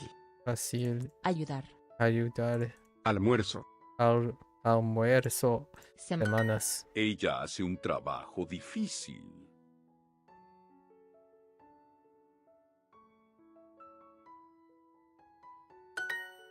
Oh, wrong.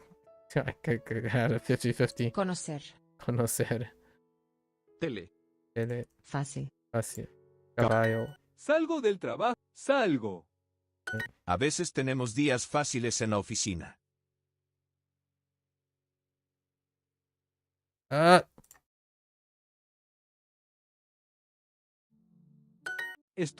Estudiamos todas las semanas.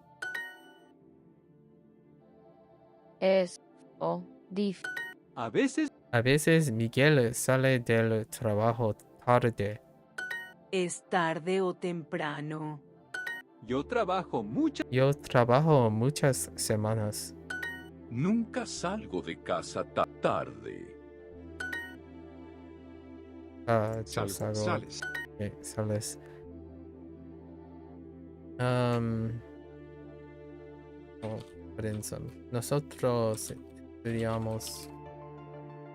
Nosotros estudiamos cada semana.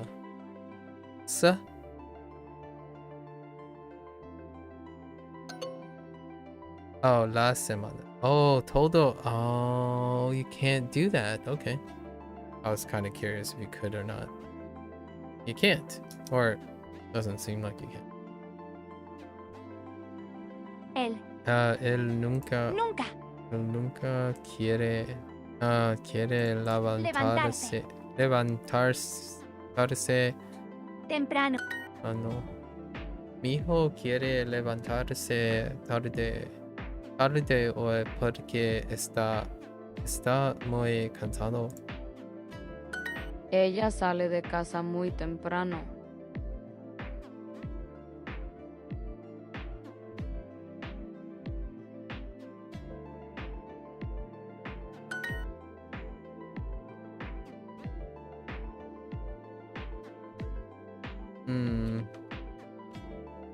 Nosotros a menudo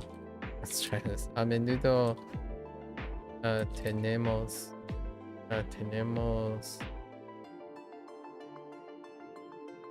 los días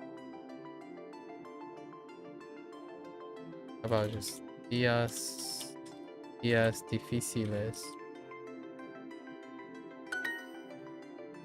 A menudo, yeah, okay, fine. That's just adding for practice. Todas las semanas. Okay. All right. What do you want to eat? ¿Qué? ¿Qué quieres Comer. comer? Oh, yes. Almuerzo. Estudiamos todas las semanas. Yo solo hablo español. No quiero almuerzo. Gracias. Oh, desayuno. Oops. Él nunca quiere I was levantarse thinking lunch temprano. here.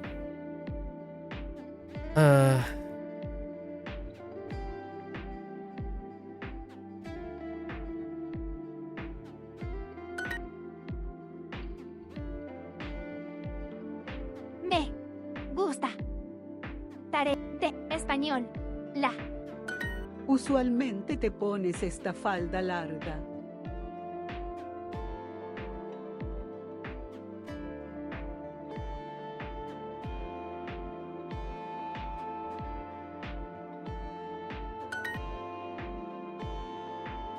¿Cuándo? Cuando sales Sale de trabajo. ¿Por qué Manuel no quiere levantarse?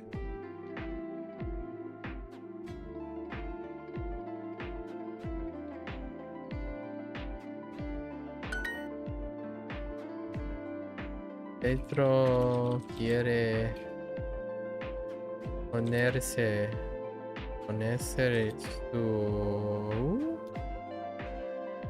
su abrigo rojo. ¿Te pones el vestido nuevo hoy?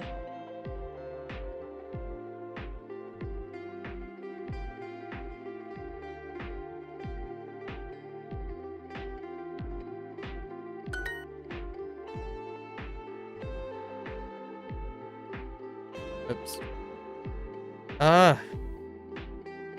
Él no quiere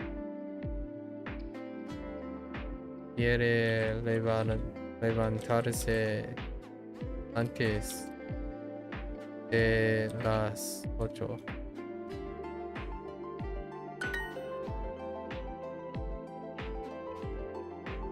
No quiero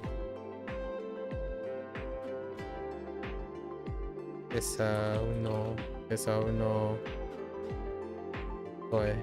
Gracias. Okay. All right. Off we go.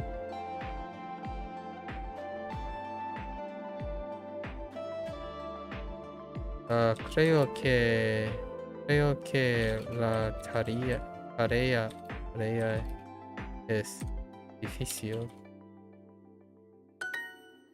Yo hago la cena usualmente. Ah.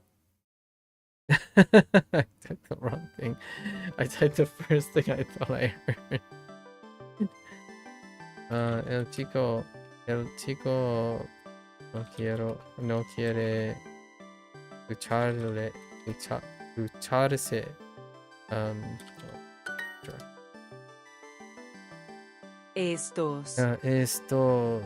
Estos niños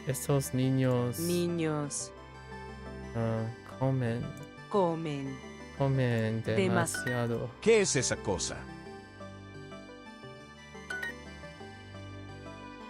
Ponerse.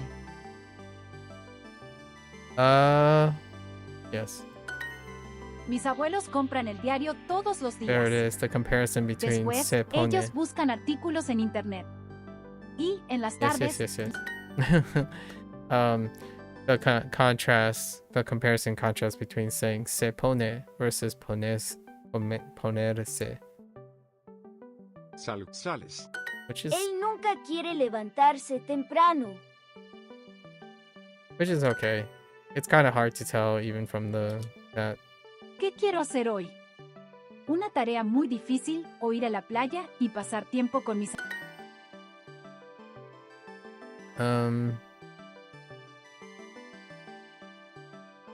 ¿Qué haces? ¿Qué haces cada mañana? ¿Qué haces cada Oh, tarde. Evening.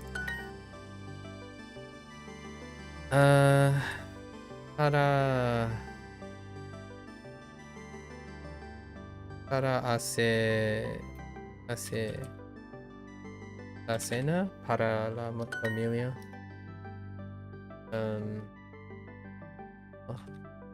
Desayuno. Tengo 2 semanas de mucho trabajo.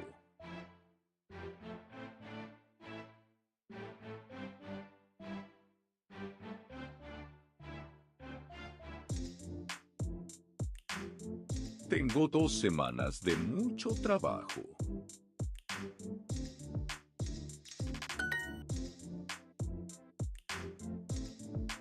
Tengo que salir antes de las 7.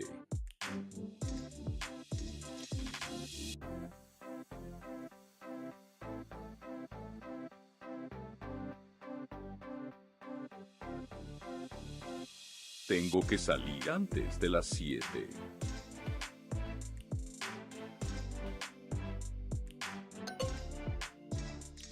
Heckin' lost. I've got lost.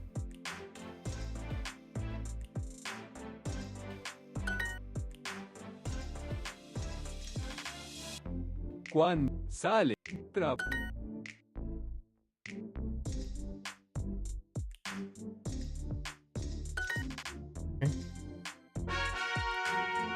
Alright, time for our listening and El reading. retrato. Oscar y su amiga, Lucy, están en un parque. Oscar pinta un retrato de Lucy. This one's Está cute. bien, ahora puedes mirar el retrato. ¿Te gusta?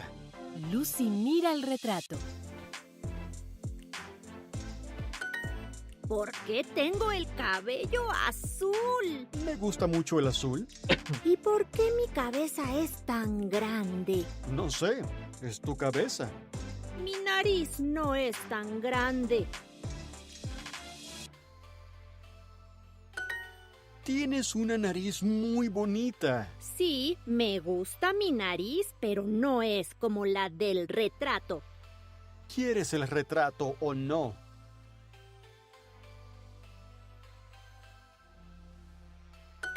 Lo siento, pero no lo quiero. Un hombre pasa y mira el retrato.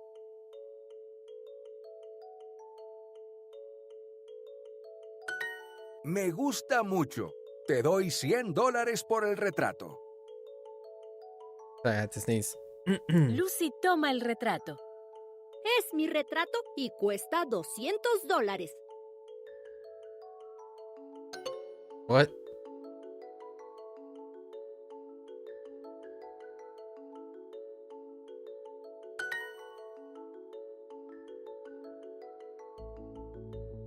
Did they change the amount of money it was? I could have sworn it was more than that. Yeah, now it's a reasonable cost. Parque Azul. I could have remembered it was like 500 or something, like $500. And oh wait. Oh no. 200. Oh no, 200 is right. Never mind. I thought it was 500 for whatever reason. El retrato. Oscar y su amiga, Lucy, están en un parque. Oscar pinta un retrato de Lucy. Está bien, ahora puedes mirar el retrato. ¿Te gusta? Lucy mira el retrato. ¿Por qué tengo el cabello azul? Me gusta mucho el azul. ¿Y por qué mi cabeza es tan grande? No sé, es tu Es tu cabeza. cabeza. Mi nariz no es Tan grande. Tienes una nariz Es muy bonita. Sí, me gusta mi Mi nariz, nariz, pero no no es como la del retrato. ¿Quieres el retrato o no? ¿Quieres el retrato o no? Lo siento, pero no lo quiero. Un hombre pasa y mira. El retrato. Me gusta mucho. Te doy $100 por el retrato. Lucy toma el retrato. Es mi retrato y cuesta $200. Oops. Nariz. Cabello. Lo siento. Mirar. Hombre. Okay. Alright. Let's do our personalized practice. Practice. Let's go. And then we get a treat. Me gusta. Me gusta este piano porque es elegante. ¿Te gusta la ¿Te gusta la carretera roja? Okay.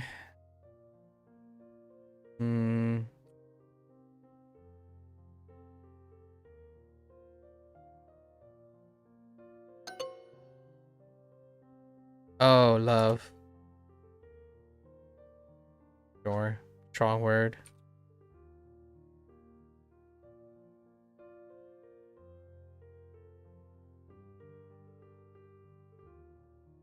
Should I add something?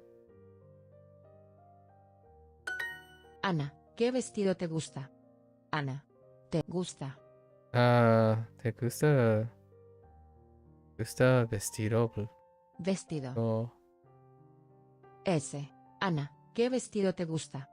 Oh. Just S. kidding. Guste. S. ¿Qué? Ana, ¿qué vestido te gusta? ¿Te gusta? Nos. En esta casa. ¿Te gusta ese vestido?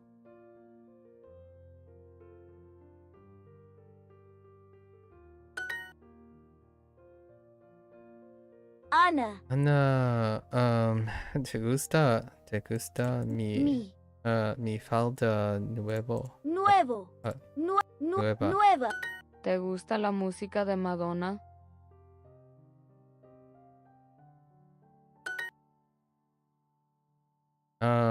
Me gusta esa camisa porque es bonita. Camisa. Es. Camis, ¿por qué? Bonita. Oops. Es. I put Es. yes. Señora Castro, me gusta mucho su falda. Señor Castro, Me gusta su falda. Mucho. Yo su falda.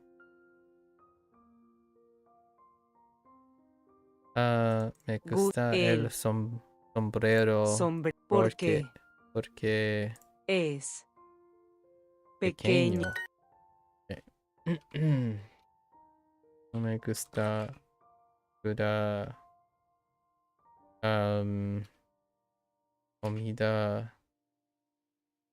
comida. La comida frita. Me encanta tu jardín. Me encanta la música de Enrique.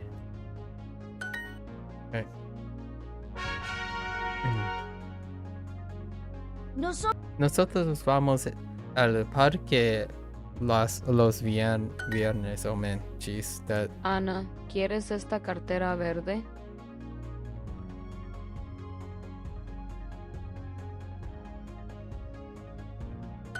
Mis hermanas no están preocupadas. Camila y yo necesitamos vestidos nuevos. Ellos van al trabajo a las 7. Ellos van a la biblioteca todos los días. Van a la biblioteca. A la biblioteca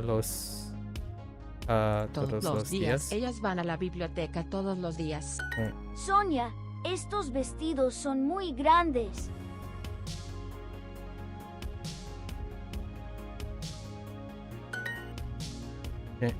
Trabajo, carta, mujeres, verde, leer. ¿Por qué no vamos al parque? Vamos. ¿Por qué ellas están preocupadas? ¿Qué? Ella es preocupada. Manuel va al concierto con Patricia.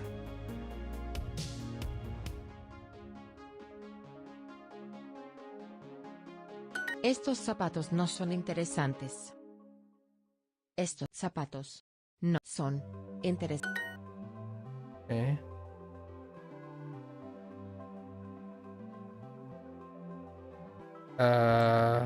Whoops.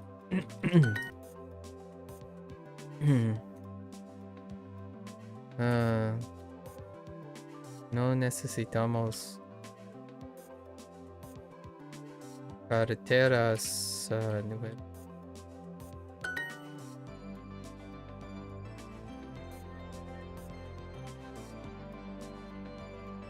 Vamos al parque los viernes.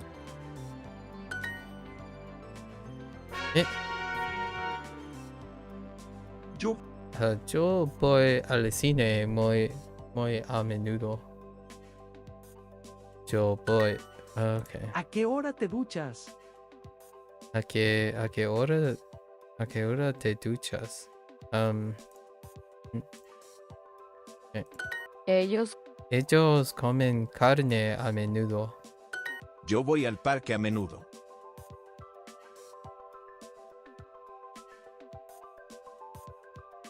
Los vestidos verdes son grandes. Señor Herrera, estas son sus camisas.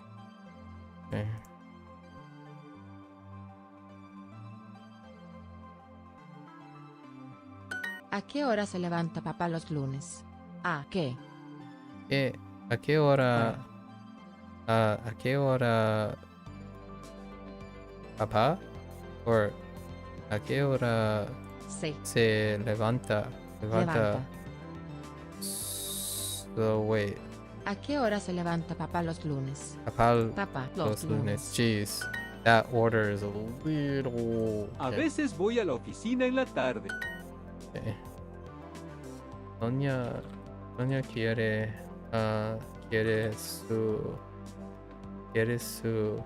sus carteras verdes ahora. Rafael no es muy simpático conmigo. Okay. Necesita muchas camisetas verdes. Hola, Isabel. Soy Lucía. El estudiante nuevo es divertido y muy estudioso. Se llama Marco y es muy simpático. Rafael no es muy simpático conmigo. No, es muy simpático conmigo. Estas camisetas son pequeñas.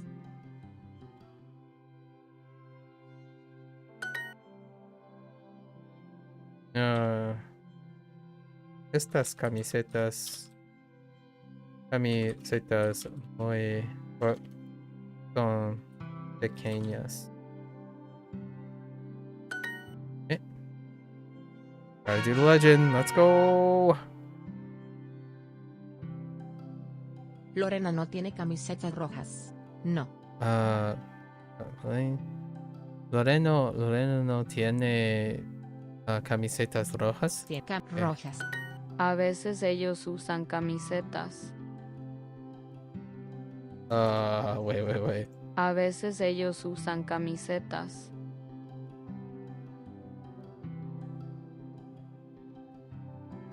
A veces ellos usan camisetas.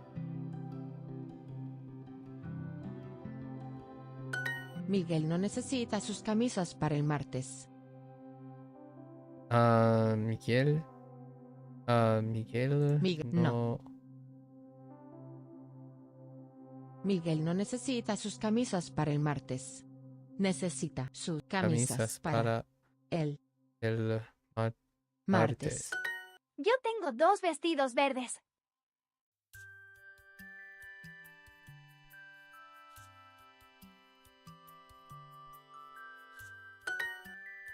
Okay. Tus camisetas. Tus camisetas están sucias. Sucia. Sonia, ¿Sucias? tú tienes unas carteras bonitas.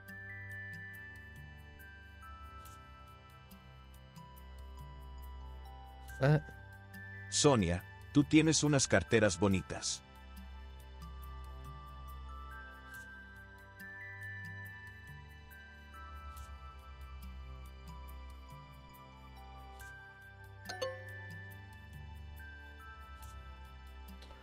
I heard. I thought I heard too. Man, jeez, wow. Mi novia tiene tres carteras carteras nuevas. Felipe, no eres estudioso. ¿Ne? Oh, tú. Tú. Sure.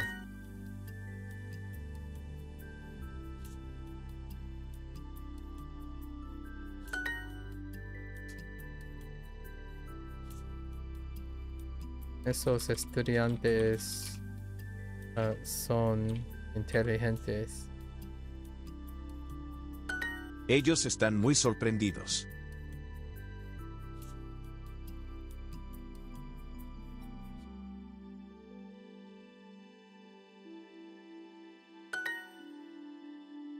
Oh, I missed that R. Pedro, ¿quieres usar mis pantalones?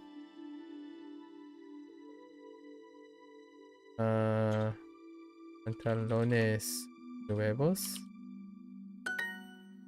Estos zapatos no son interesantes.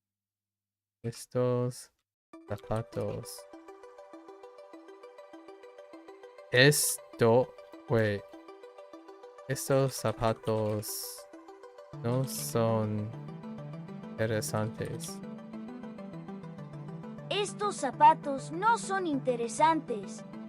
Esos zapatos están muy limpios.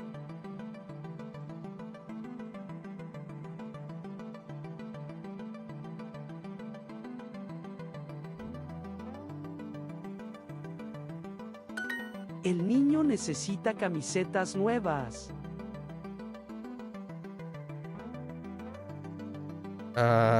El niño necesita camisetas nuevas.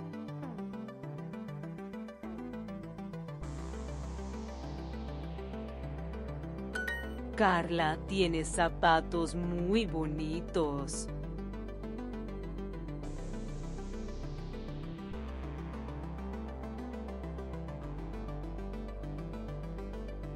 Carla tiene zapatos muy bonitos.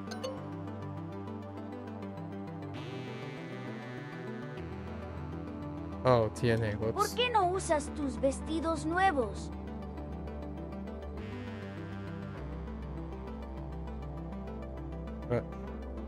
¿Por qué no usas tus vestidos nuevos? ¿Por qué no usas tus vestidos nuevos? Roberto y yo nunca usamos camisetas.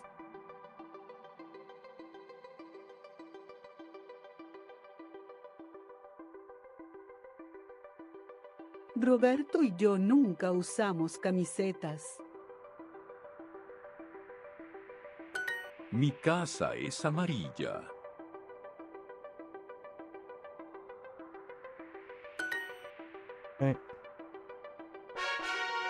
Alright. Last story treats. Let's go. I don't work today. Hoy no trabajo. Vikram está en la cocina. Su esposa Priti llega. Buenos días, Vikram. Un momento. ¿Por qué estás en casa? Es martes. Hoy no trabajo. Tengo el día libre. A free day? A day off? Estoy muy emocionada. Quiero hacer muchas cosas. Priti va al gimnasio. Más tarde, ella visita un museo. Dang.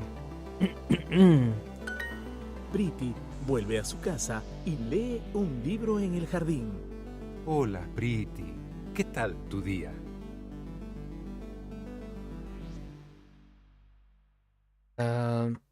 ¿Qué tal tu día? Bien, pero estoy un poco aburrida. Oh, really? ¿Hacemos la cena? What? ¿La cena? Pero son las 2 de la tarde. Es muy temprano. ¿Qué puedo hacer? ¿Por qué no te sientas aquí y descansas? Why do you not sit here and talk? Rest? Oh, descansa. Priti se sienta unos minutos.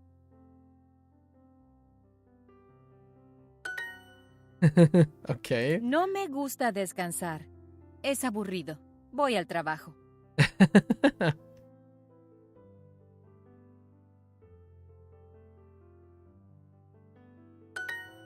Okay.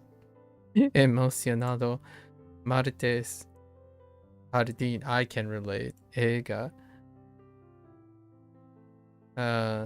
Llega. Descansar.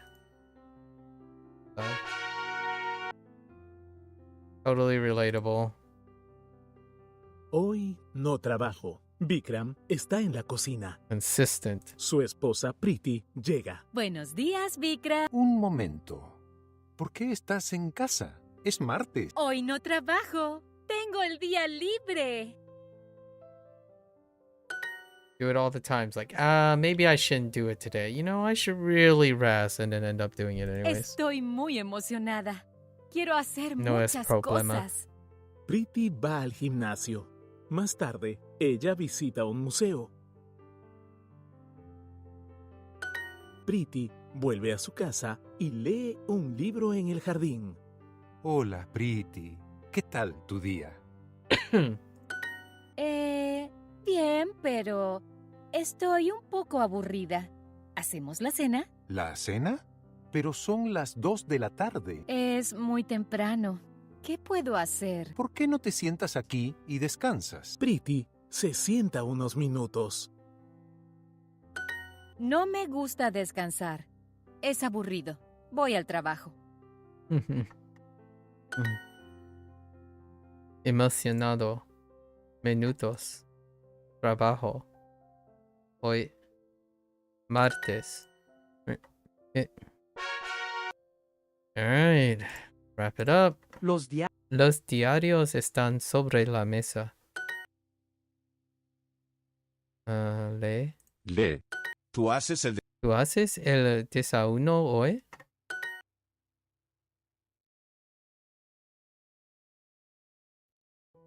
Antes o después.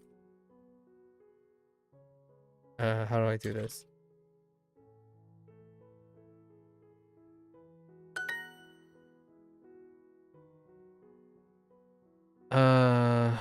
Let's see. Nosotros siempre hacemos la tarea. ¿Qué quieres hacer esta tarde? We'll throw in. Ellos hacen la tarea at night. I'm kind of curious, no, en la noche. Tú nunca haces las cosas bien. Cosas. Queremos.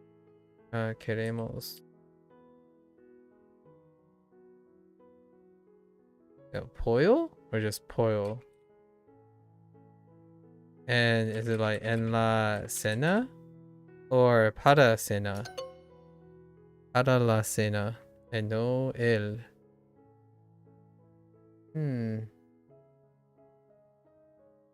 Sara hace la cena para la familia.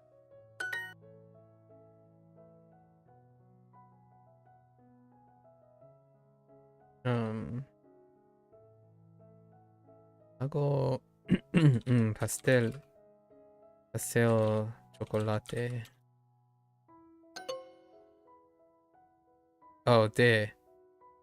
Oh, that's interesting too. I'm not sure if I agree with that. Papá trabaja demasiado usualmente.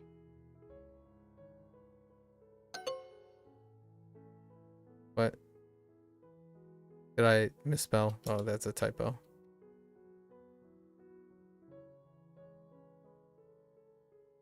Trabaja tarde. Sure. Ellos toman el autobús a las 10. Tomás. Oops. The wrong one.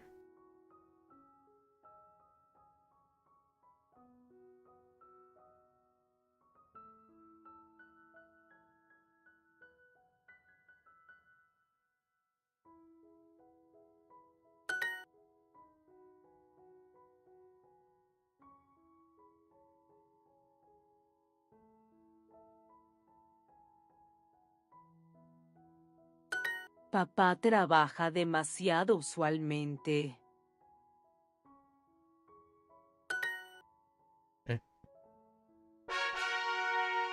Alright.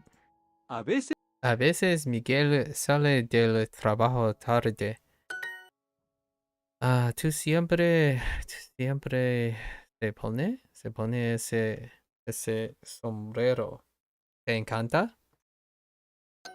Oh,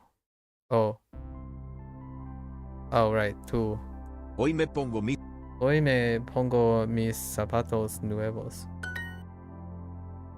Luz necesita levantarse. Levanta.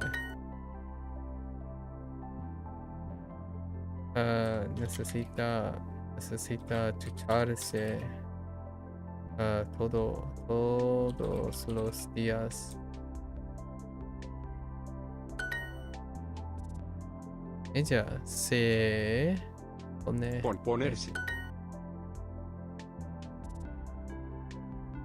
Mamá no tiene un trabajo fácil. Sales.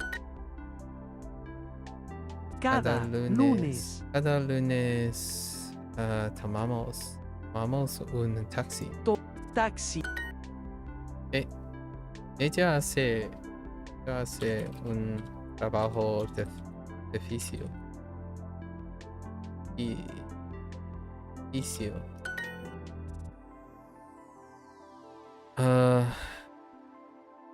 Siempre salgo. Siempre salgo de casa temprano. La niña quiere ponerse un vestido.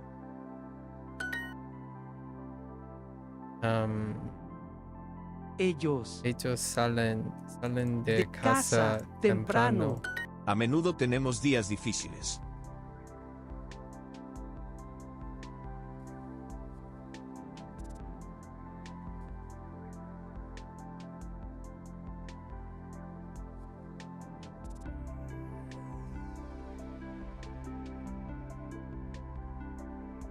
A menudo tenemos días difíciles. A menudo tenemos días difíciles. Sara, lo siento. Yo usualmente no salgo tarde del trabajo, pero estas 2 semanas son difíciles y tengo que trabajar demasiado.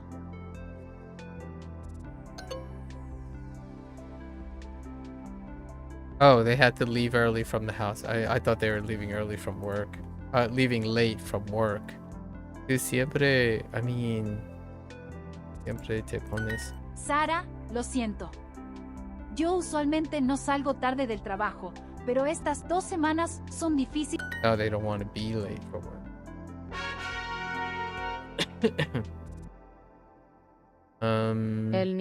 El niño no quiere ducharse hoy. Ella solo trabaja 2 semanas.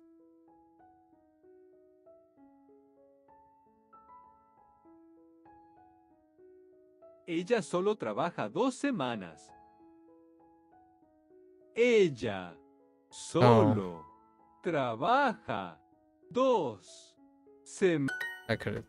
I thought they said. Yo hago mi tarea antes de la cena. Mi trabajo no es fácil a veces.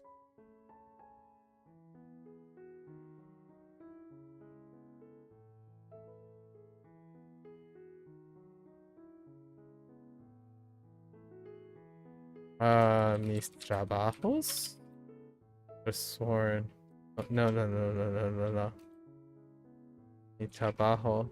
Jesus. Mi trabajo no es fácil a veces.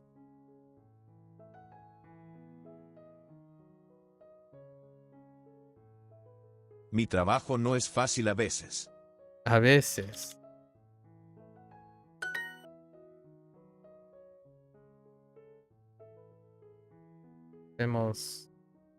Hacemos la cena temprano en la tarde. O en la noche. Either. Oh, okay. Te pones el vestido nuevo hoy. No quiero desayuno hoy, gracias.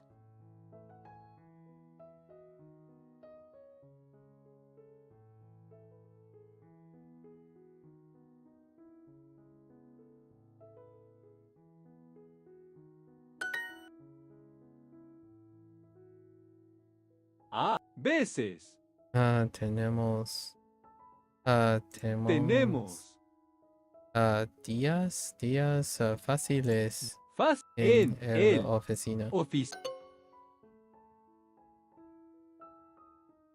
I didn't. Oh, why did I have that ale of all things?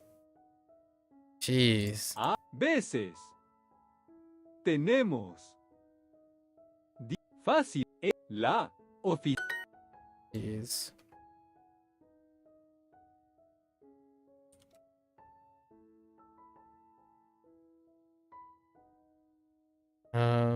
Él nunca quiere levantarse temprano.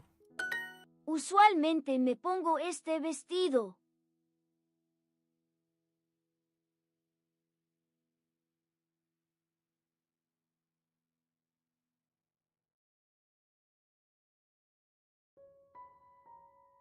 Usualmente me pongo este vestido. Mi abuelo hace el almuerzo a menudo. Pedro quiere levantarse tarde hoy.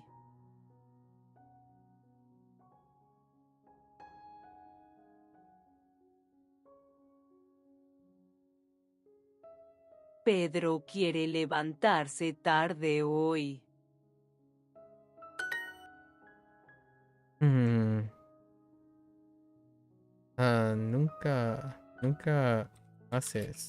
Nunca haces cosas ahora. You never do things right?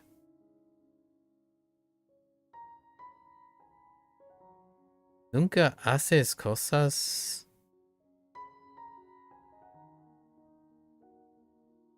bien? Okay. Oh, las casas, okay. Sure. Papá trabaja demasiado usualmente. Papá trabaja demasiado usualmente.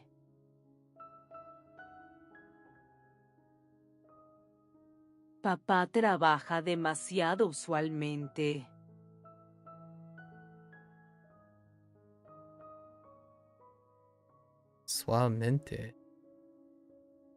Usualmente. Papá trabaja demasiado usualmente. What is going? Papá trabaja demasiado usualmente.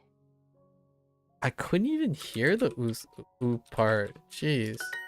La niña se pone un vestido blanco. La niña. La niña se pone un vestido blanco. Se pone vestido blanco. I didn't even hear the L. La niña se pone un vestido. Yo trabajo muchas semanas.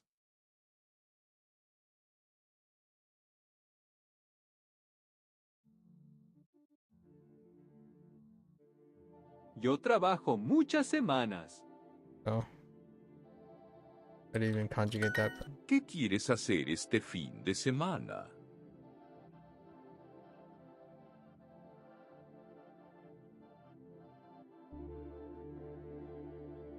¿Qué quieres hacer este fin de semana?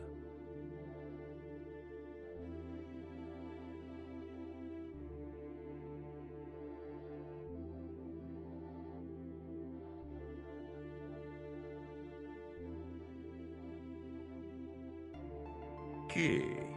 quieres hacer este fin de semana? Okay.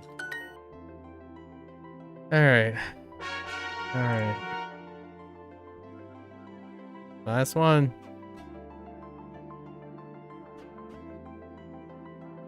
Queremos hacer cosas diferentes. Ups. ¿Diferentes? No, diferente. Yo hago un pastel de chocolate. Yo hago un pastel de chocolate. Please, ayudar, parte, ver, cosa. Okay. El niño no quiere ponerse los zapatos.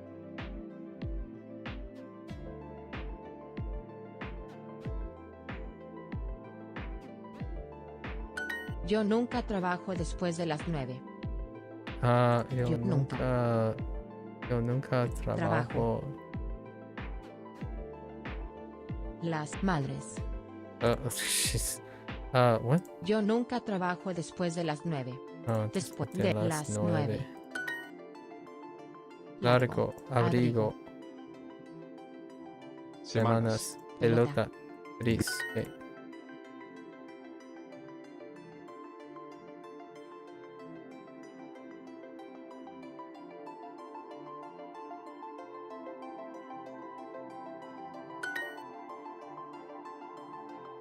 Abuelo. Mi abuelo, mi abuelo hace el almuerzo a veces. A menudo.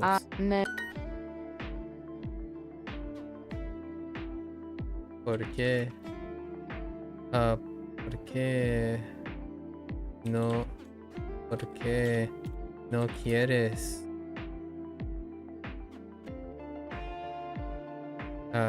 ¿Por qué no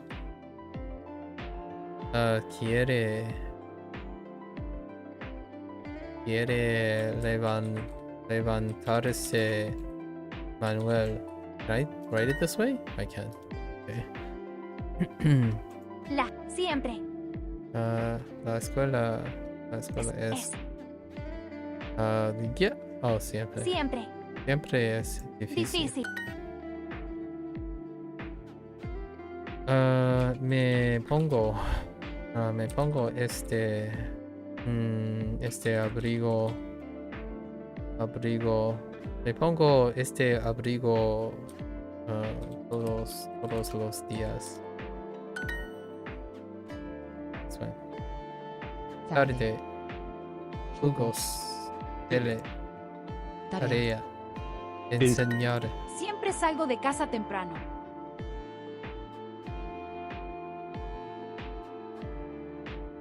What? Siempre salgo de casa temprano.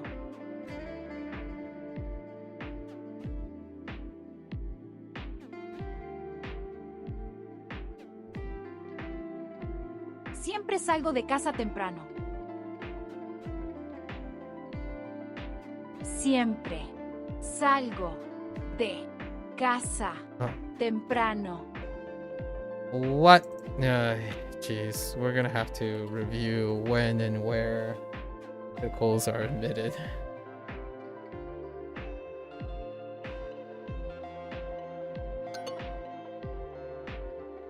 I put an extra day. ¿Tú tomas un taxi o el autobús?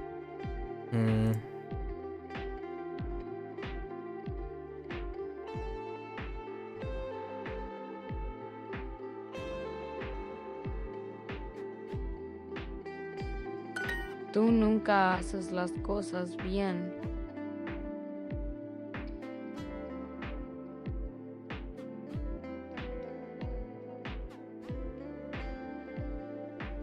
Siempre salgo de casa temprano.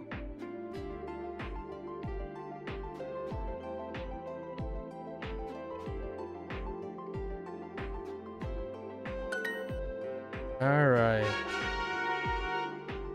And that's a wrap for section 2. And we got all of the stuff. Yeah. So tomorrow we'll try to do a review. I think I'm gonna pass on the lesson probably. What do we got for lessons? It's drive activities. All right. Let's see if anything. We can glean if anything changed on the track. No, looks like it's structured. Oh, but I do see something. No adventures anymore. So I guess there's still. Oh no. Just kidding. There's never adventures on this track. It's only in the mobile thing. Just kidding. Same structure, right? It goes back and forth between. Oh, actually, the majority don't have double stories, or double novel stories, but repeating. Yeah. So it's more or less normalized now. We want to kind of get through A1. See where A2 takes us. But I want to do a tentative since it's kind of close to 30 days. Why not? Otherwise, it'll be another 28 days, which moves us way past, somewhat past 50. And then we kind of see now we have monster 50s. So we'll do like, once we get here, like 50 after the end of each section. That's probably how we're gonna go about it. That'll probably take us. We're still gonna do these 52 1 unit a day, and then I'll probably slow down into 2 days or something. 2 day rotations for section 5 and 6. All right. De algunas palabras. I know some words. You certainly do. Okay. What do we have from today? Salir. Oh, to do the irregular eye, right? All of these have irregular eyes. So we have the salgo, pongo. Didn't actually use tengo. Tengo. Maybe. And then we got a bunch of things. So ago is a new one. So asir. And then we have the 3 meals, right? Desayuno, almuerzo, and cena, which creates the trifecta. Then we have hacer joining in the go party. Tomar is a repeat. Then we have diario, which is random. Diario, but we have después and antes. Antes and después. And then tarde and temprano. Temprano. Got cada. Cada is a little weird. I tried something and it didn't work, and that's kind of interesting. And then the se, the levantarse, and ponerse, and levantarse. That's kind of a grammar point, which I feel that they're going to cover later down the road as a guidebook thing. Not that much, actually. Not that much. So still pretty smooth sailing. All right. And then what do we have for the last day of our stuff? Evening. And tomorrow, no unit, but I will be doing a retrospection for that.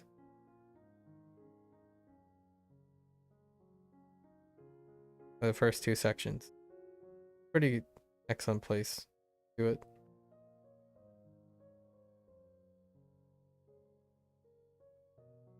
Got some thoughts, but we have to iron out our current like routine, right? Since we were really working it by ear the whole time. Eyeballing. Let's see. Walking commute. Odd one. Walking commute. That sounds like a...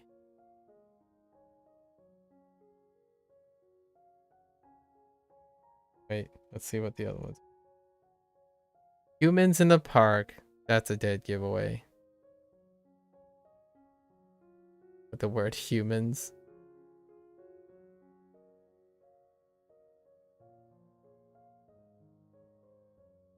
And leaving with brother.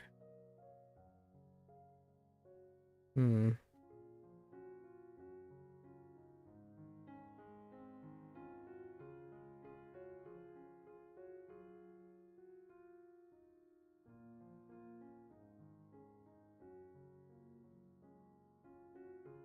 then we have Junior's morning. Interesting.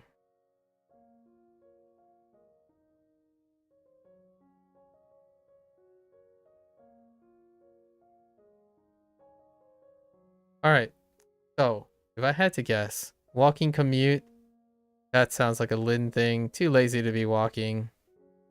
Sounds exhausting already. Humans in a part, Falstaff, hands down. Humans is the keyword. And then leaving with brother. There's no secret involved. That's kind of hard. We're gonna say Lily. Big whoop. Right. Oh, so I'll probably go over these. Yeah, I don't even know what I'm gonna do going over this. Yeah, we're just gonna start the summary, see how the summary goes, and we'll resume as though the day will take a leap day tomorrow, right? Where I'm gonna summarize what the... I have like a format in my head for it, where we talk brass tacks, right? All the statistics that are more readily available from Duolingo, like just quantify most of the things, then go over the current routine, like the most recent routine, like this routine, and then do some retrospection on words, Spanish, maybe some compare and contrast a little bit with Japanese course, Chinese course in Duolingo, and then like Japanese and Chinese in a more general sense, and then do some reflections on some hot takes along the way with Spanish. I think there were some ups and downs. I think it was expected that you would encounter these kind of pedantic moments, and we'll move on from there. It's going to be relatively short. I think Duolingo in general has a lot of angles that are covered even stronger in the Spanish course, and if though, in my opinion, if those things did exist down the line for engaging in like Japanese and Chinese, that's fantastic. They would have to implement like compatibility, whatnot. Let's see. I think the whole idea of constructing where like you hear something and then you're imitating it, that's perfectly fine. Obviously, you're not doing any construction at all, but construction could come later in terms of what the other features are, where you add max to the top. But I think the foundations are pretty solid to get you past the early stages, if this is the pace they're going, to engaging in whatever your choice is. You know, the fun part, the part where you wander the desert and hone in using your foundations to capture something that interests you. It's something that I emphasize, and I'll continue to emphasize, that you don't view a product as the whole cycle. You view it as a stepping stone, right? And this Duolingo is often seen as a stepping stone, and criticizing it for being something other, what it isn't, or what it's trying not to be, is lacking perspective. It's lacking perspective, and it's also incredibly emotionally biased and myopic. Especially if you're already experienced and you look back, that's even more myopic, because now you have an emotional detachment from how you started. You have forgotten how decisions are being made in my opinion. I start a lot of things, and yet I can still become a bit detached. Like when someone asks me a question about Duolingo now, or asks me a question about WaniKani or HanziHero, it's very difficult to elicit the same emotional intelligence without sounding a little bit esoteric and or unfeeling. Like, oh, how do you describe HanziHero? Well, I have a very refined way of describing what a HanziHero is, as opposed to, oh, you know, you use tricks and things, like something very simplified. And I think using Duolingo for such a long amount of time with an analytical approach makes it so that I really have low empathy or sympathy at this point. But starting a new language kind of helps with that all over again. In my opinion, people have a lot of hot takes. It's largely because their attention span do not exist with discipline. So usually when you make trite remarks, I'm probably going to retort and ask you to explain. And if you don't explain, that usually comes with some of the interactions I already had with Spanish, right? Especially people who think that just stating that they're a native speaker qualifies them to be some sort of resource for expertise regarding how one should learn things. That is something that we'll discuss a little bit later based on my interactions. I think that still paints the vast majority of my experience, where someone comes around and laughs as though being a native speaker qualifies you to be able to have intelligible, emotionally intelligent conversation with someone who is actively learning a language.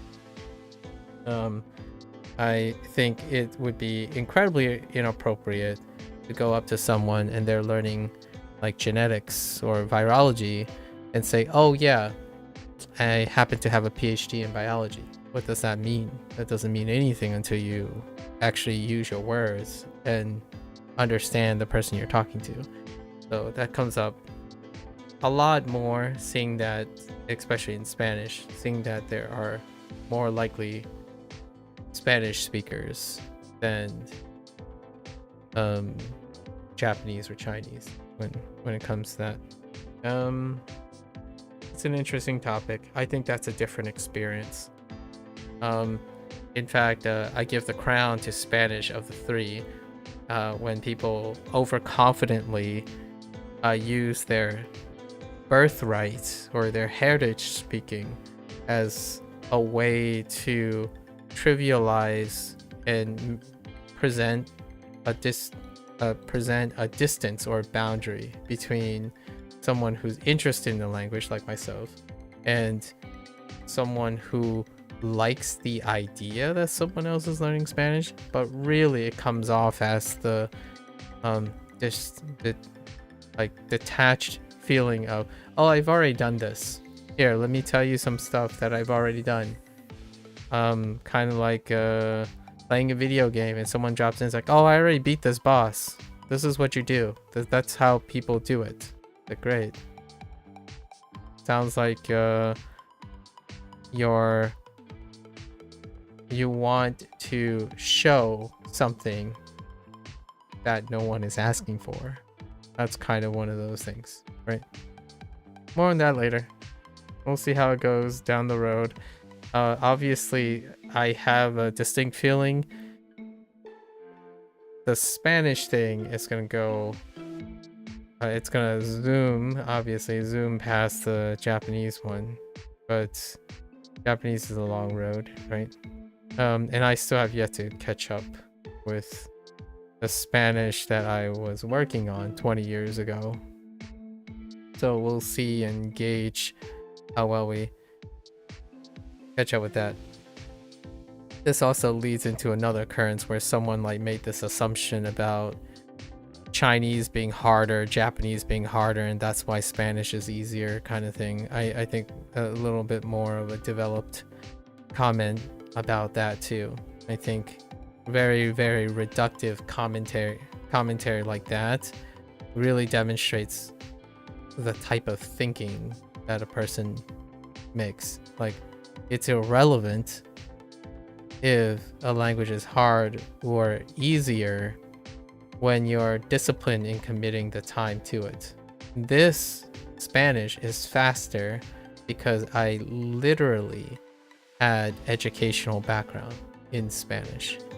It's interesting that when someone speaks for you, they can speak for you based on assumptions that I reveal all the time and try to iterate, and yet there are individuals who claim they're here, they listen, they know, and yet they speak entirely erroneously and have intensely logical, fallacious, logical reasoning. I'm often curious, is that how you go about learning and detecting and advising people? Like, oh yeah, let's step back. This guy hasn't said anything in Spanish yet. So clearly there's no way this guy could have a background in Spanish. That's kind of one of those things. And I actually think I think of this for myself as well. When you're a native speaker of a language, do you actually notice more or less things about what you can do for someone who is learning a language? I don't think the answer is that clear, and it's left for rhetoric. I would actually contend 60 to 40%, a person who's a native speaker that does not specialize in lecturing is more likely to point out things that are not part of or influential on that person's learning experience. It's a close bit, but I would say 60-40, maybe even 70-30. So something about that maybe tomorrow. All right, with that said, that's the end of our Spanish and our session today. If you can watch this later, muchas gracias. All right, as always, stay safe, stay healthy, engage in the creative process, make time, or if you have time, definitely choose to invest some 5 to 10% in creative process. Sometimes creative process leads to problem solving, and I guess until next time, right? Happy learning. I'll catch you guys on the next one. Hasta luego.